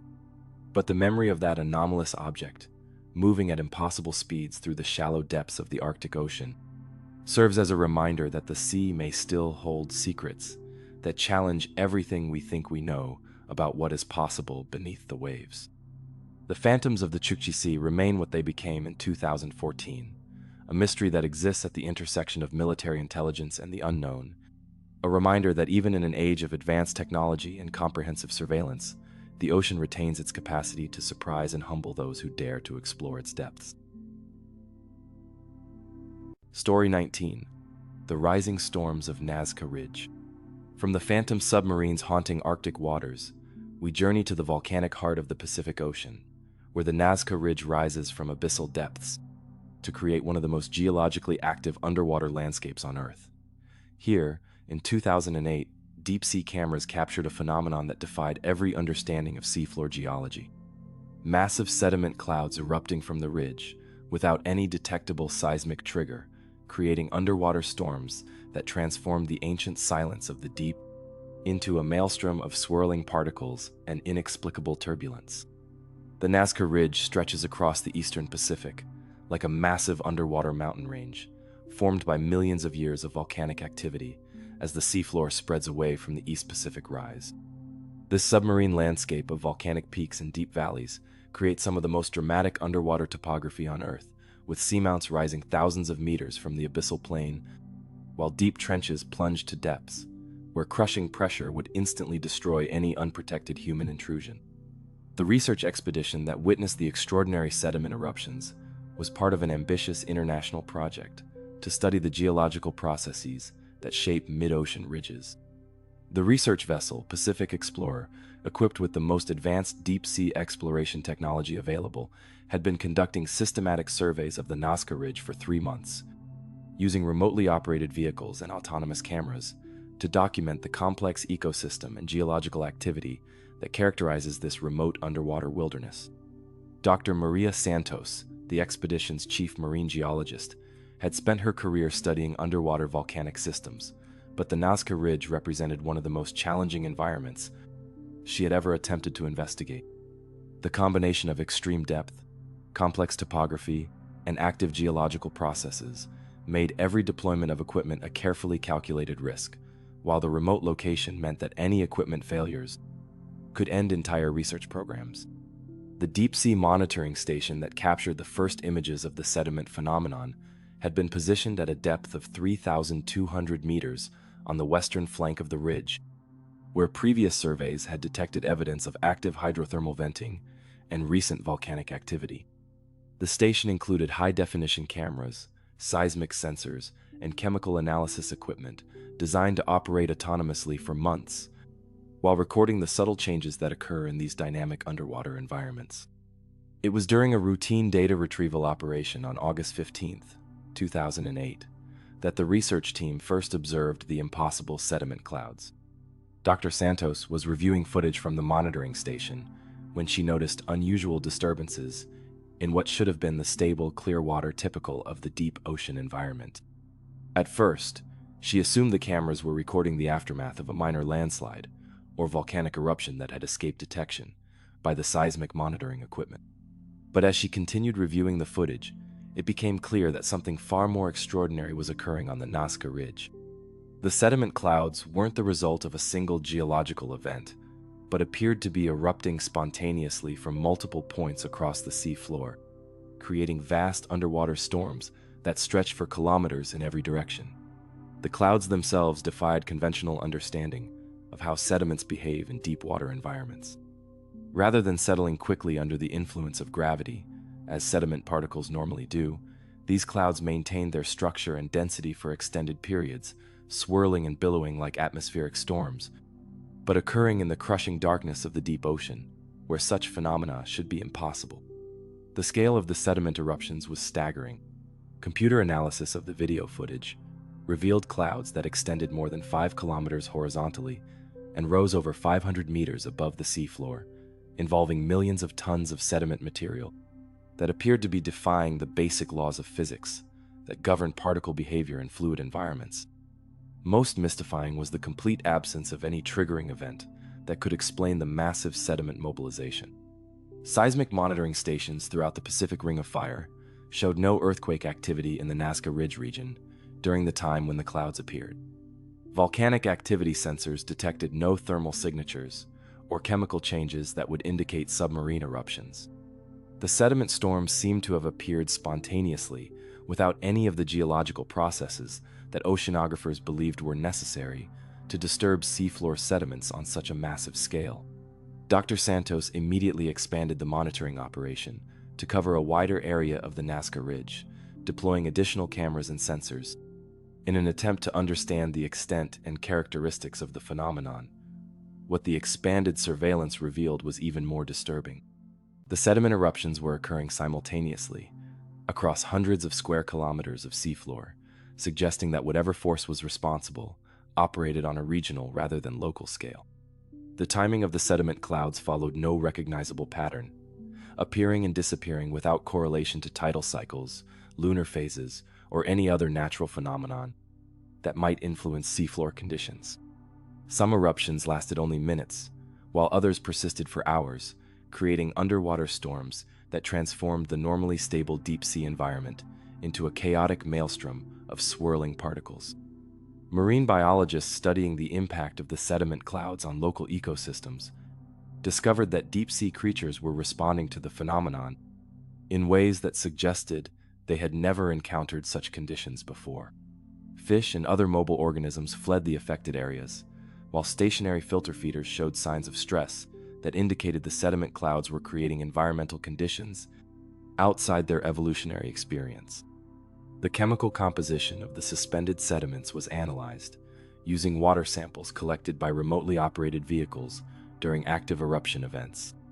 The results showed normal deep-sea sediment materials, primarily clay particles, organic debris, and mineral fragments typical of abyssal environments. There were no unusual chemical signatures that might indicate unique geological processes or exotic materials that could explain the cloud's unusual behavior. Computer modeling of the sediment dynamics revealed that the energy required to create and maintain the observed clouds exceeded any known natural mechanism by several orders of magnitude. The forces needed to lift millions of tons of sediment from the seafloor and maintain them in suspension would require energy inputs comparable to major geological events, like earthquakes or volcanic eruptions. Yet no such events were detected during any of the sediment cloud appearances.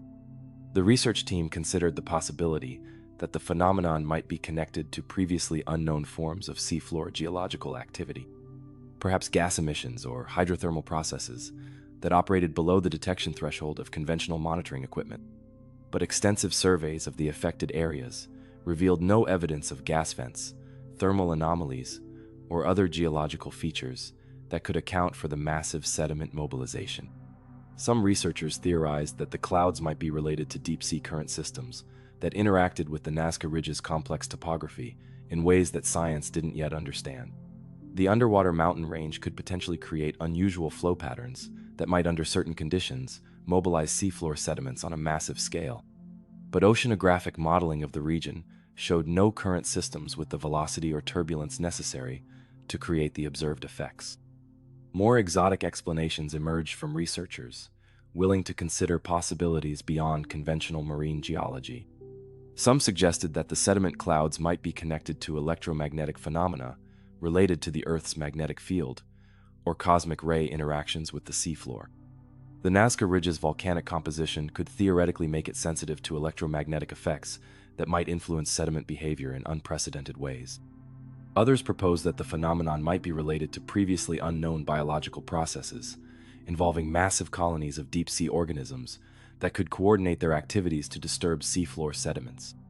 While no known biological mechanism could account for sediment mobilization on the observed scale, the deep ocean continues to yield discoveries of life forms with capabilities that challenge scientific understanding. The sediment storms continued to appear sporadically throughout the remainder of 2008, with each event carefully documented and analyzed by the growing international research team that had formed to study the phenomenon. But by early 2009, the eruptions began to decrease in frequency and intensity, eventually ceasing entirely by March of that year. The cessation of the phenomenon was as mysterious as its beginning. No environmental changes were detected that might explain why the sediment clouds stopped appearing. The geological conditions on the Nazca Ridge remained identical to what they had been during the period of maximum activity. Yet the massive underwater storms simply stopped occurring. Analysis of the archived video footage and sensor data continued for years after the phenomenon ended, with researchers using increasingly sophisticated techniques to search for clues about what might have caused the impossible sediment eruptions. Computer simulations were run using the most advanced models of seafloor dynamics available, but none could reproduce the observed effects under any realistic environmental conditions. The Nazca Ridge sediment clouds were eventually classified as an unexplained geological phenomenon, joining a small but growing catalog of deep-sea mysteries that challenge conventional understanding of seafloor processes. The incident prompted increased monitoring of other mid-ocean ridge systems, as scientists recognized that similar phenomena might be occurring in areas where surveillance coverage was insufficient to detect them. The environmental impact of the sediment storms remained unclear. While the clouds had caused measurable disruption to local deep-sea ecosystems, there was no evidence of lasting damage or significant changes to regional seafloor geology. The phenomenon appeared to be self-contained, affecting only the immediate areas where it occurred, without spreading to influence broader Pacific Ocean systems. Modern deep-sea monitoring technology has advanced significantly since 2008, with new generations of autonomous sensors and underwater robots capable of detecting geological phenomena with unprecedented precision and sensitivity. These advances have made it possible to monitor seafloor conditions in real time across vast areas of the ocean floor, raising hopes that any recurrence of the Nazca Ridge phenomenon might be studied in greater detail. Some researchers continue to investigate the possibility that similar sediment eruptions might be occurring in other remote deep-sea environments without being detected by the sparse network of monitoring stations that covers most of the world's abyssal regions. The vast expanses of the deep ocean provide opportunities for geological phenomena to occur without human observation, and it's possible that the Nazca Ridge clouds represent just one example of previously unknown seafloor processes. The mystery has inspired new research into the complex interactions between geological, chemical, and biological processes that occur in deep-sea environments. The extreme conditions of pressure, temperature, and isolation found on mid-ocean ridges create opportunities for phenomena that don't occur anywhere else on Earth, and it's possible that these environments support forms of geological activity that science has yet to recognize. Today, the Nazca Ridge appears to have returned to its normal patterns of volcanic and hydrothermal activity, with seafloor conditions showing the stable characteristics that geologists expect from mid-ocean ridge systems. But the memory of those impossible sediment storms continues to challenge researchers, serving as a reminder that even in the most thoroughly studied geological environments, the Earth may still hold surprises that exceed the boundaries of human understanding. The cameras that captured the extraordinary footage continue to monitor the Nazca Ridge, their electronic vigilance maintained in the hope that the phenomenon might return to provide new insights into the forces that can transform the ancient silence of the deep seafloor into maelstroms of swirling sediment and inexplicable turbulence. Until then, the sediment clouds of 2008 remain what they became when they first appeared on Dr. Santos's monitors. An impossible storm raging in waters that should never have known such fury. Story 20. The Pulse of the Abyss. From the impossible sediment storms of the Nazca Ridge, we descend to our final mystery in the deepest reaches of the Pacific Ocean, where the Clarion-Clipperton Zone stretches across thousands of miles of abyssal plain. Here, in 2016, deep-sea mining surveys detected something that seemed to come from the very heartbeat of the planet itself. Rhythmic vibrations pulsing through the darkness at depths where no life should exist.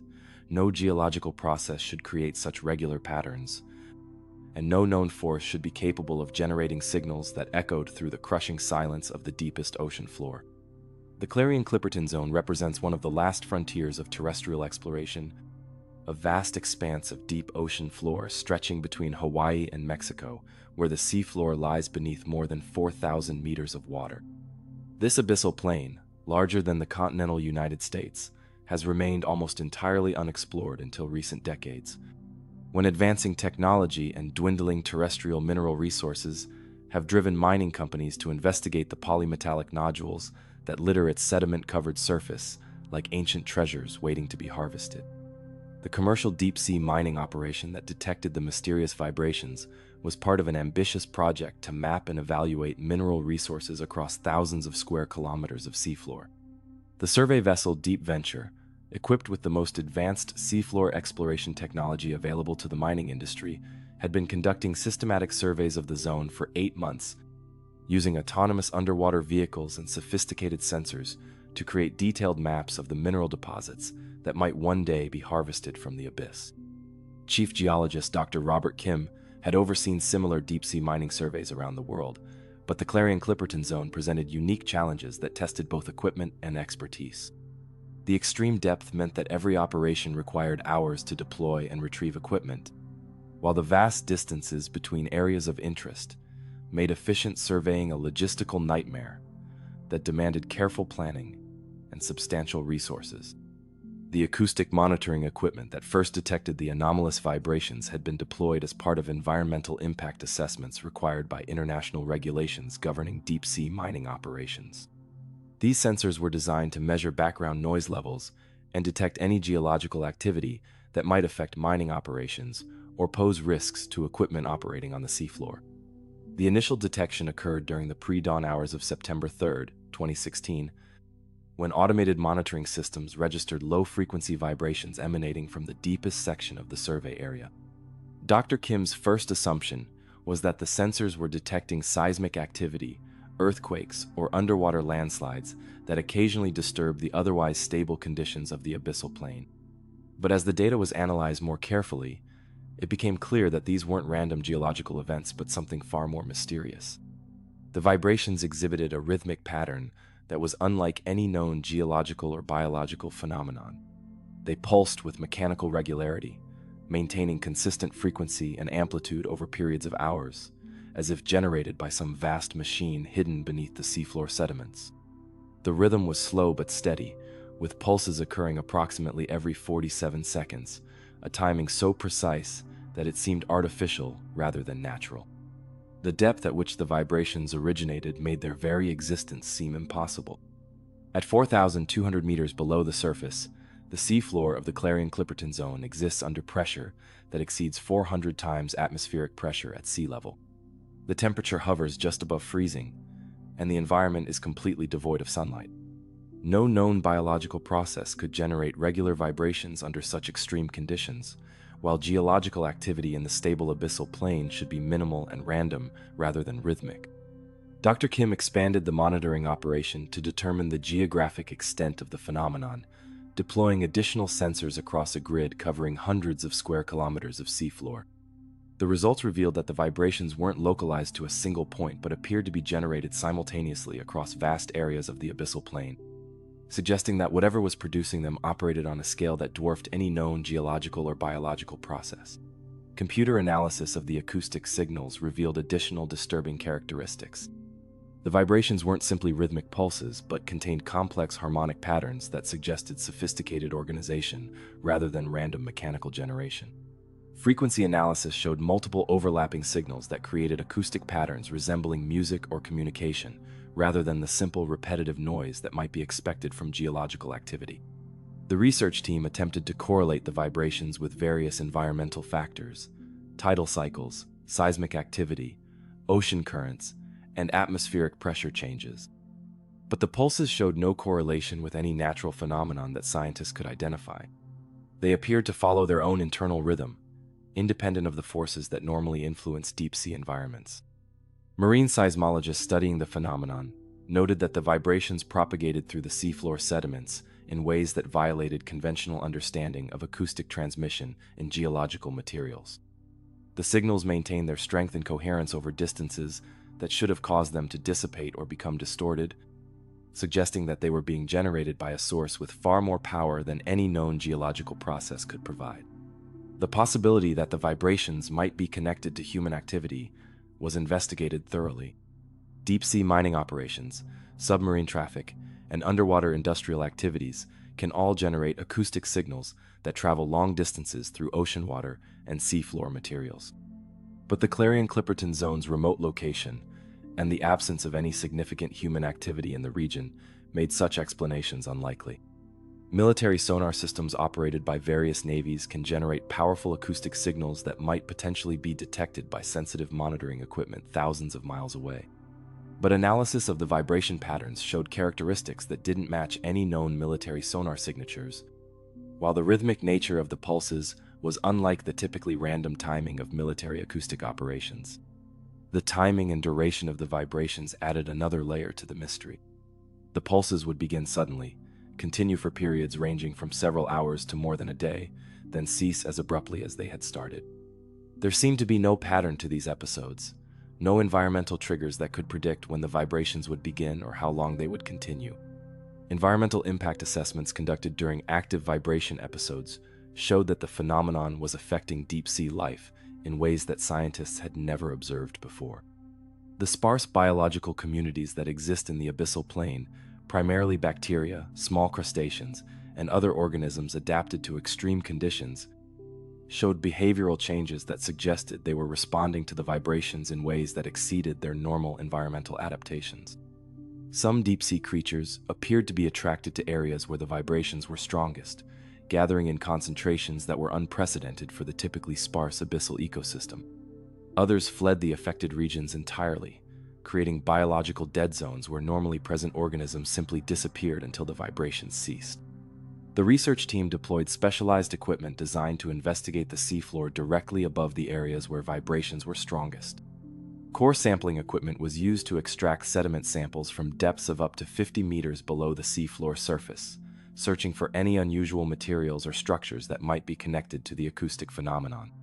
The results were as mystifying as the original acoustic detections.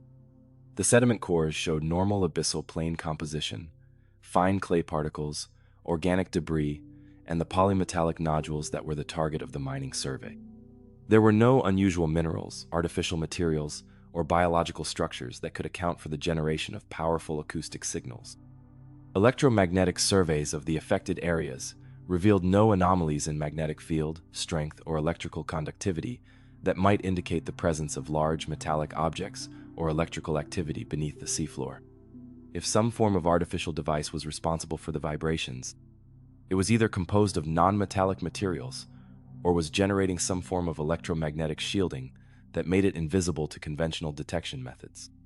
The possibility that the vibrations might be connected to unknown geological processes was explored through detailed bathymetric mapping and geological analysis. The Clarion-Clipperton Zone's seafloor topography was mapped with unprecedented precision, searching for any unusual features that might be related to the acoustic phenomenon. The surveys revealed a generally flat abyssal plain with occasional seamounts and valleys, but nothing that could obviously account for the generation of rhythmic vibrations. The geological structure beneath the seafloor appeared typical of mid-ocean abyssal environments, with no evidence of volcanic activity, hydrothermal venting, or other processes that might create powerful acoustic signals. More exotic theories emerged from researchers willing to consider possibilities beyond conventional marine geology and biology. Some suggested that the vibrations might be connected to previously unknown properties of matter under extreme pressure, perhaps involving quantum effects or phase transitions that could occur only in the unique conditions of the deep abyssal environment.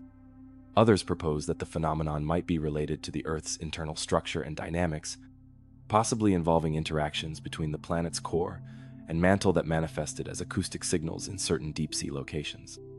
While such theories ventured far from established geophysics, the complete absence of conventional explanations forced researchers to consider possibilities at the very edge of theoretical science.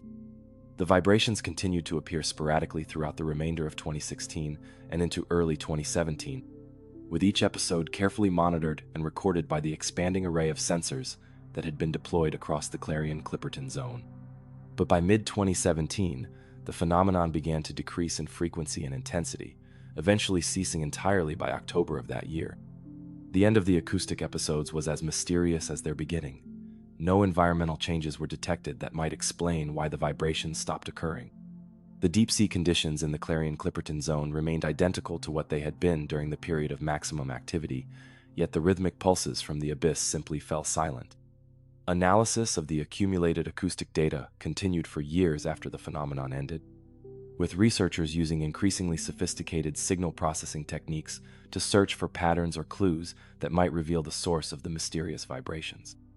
Artificial intelligence systems were employed to analyze the complex harmonic patterns embedded in the acoustic signals, searching for evidence of intelligence or organization that might indicate artificial origin.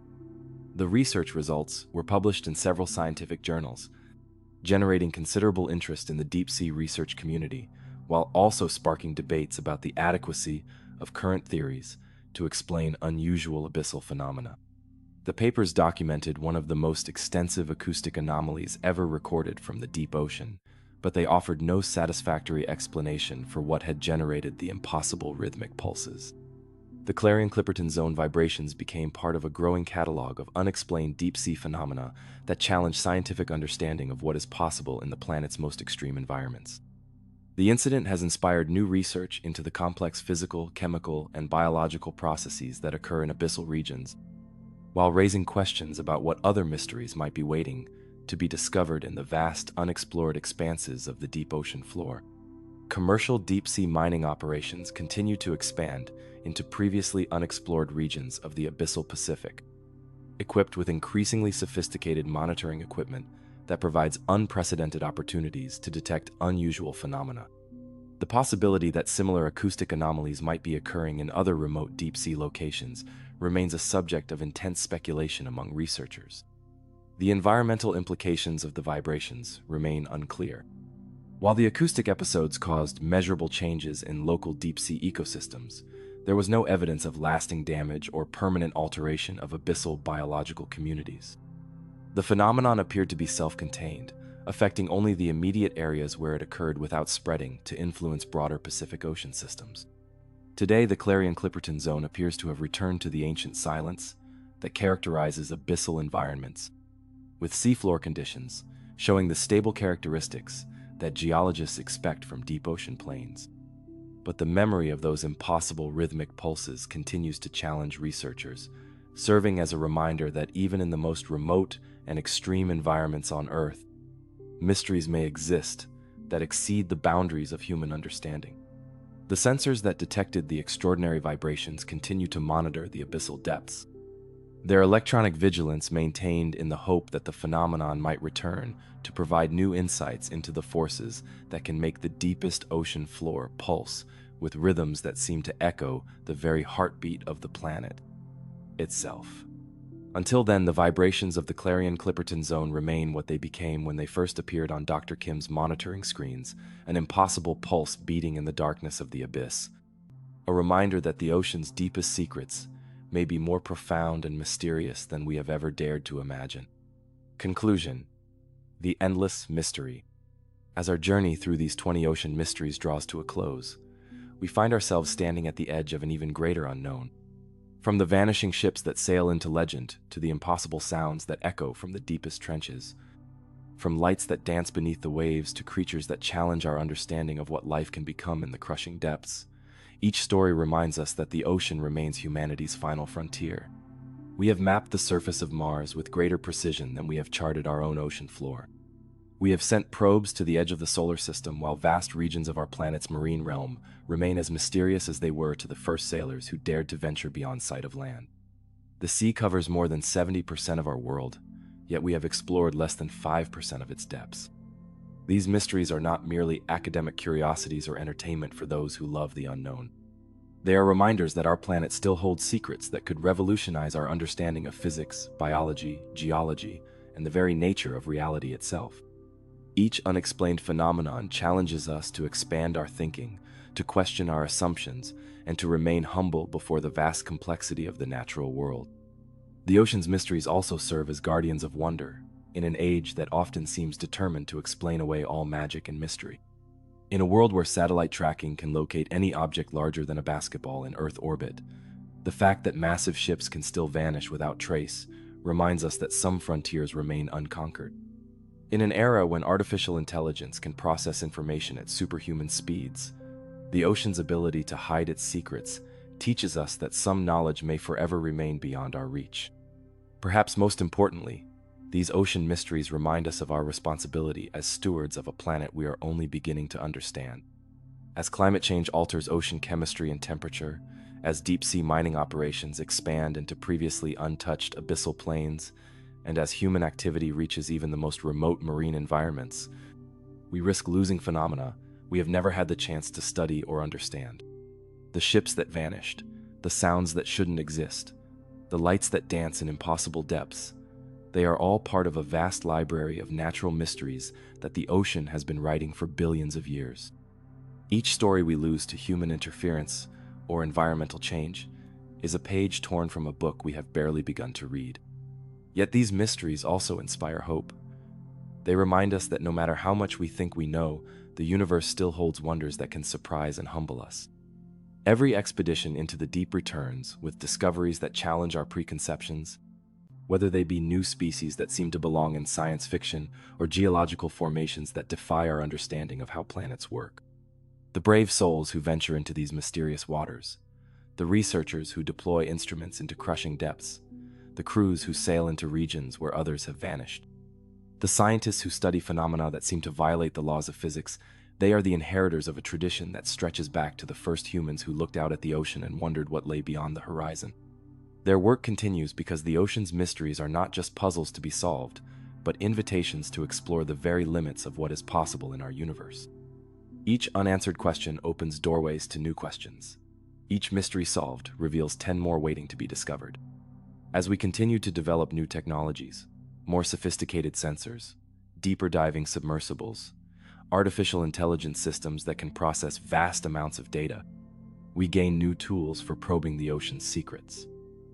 But we also discover that the sea is far more complex and mysterious than we ever imagined. Each advance in our capability to explore reveals not answers, but deeper questions about the nature of our planet and our place in the cosmos. The 20 mysteries we have explored together represent just a tiny fraction of the ocean's vast collection of unexplained phenomena. Somewhere in the depths, new mysteries are being born every day. Ships encountering things they cannot explain, instruments detecting signals that shouldn't exist, creatures living in ways that challenge our understanding of biology itself. These stories will continue to be written in the language of the sea, in the movement of currents that carry messages across vast distances, in the songs of creatures we have never seen, in the whispers of geological forces that shape the seafloor according to rules we do not yet comprehend. And perhaps that is as it should be. Perhaps the ocean's greatest gift to humanity is not the resources it provides or the transportation routes it offers, but the reminder that mystery and wonder still exist in our world.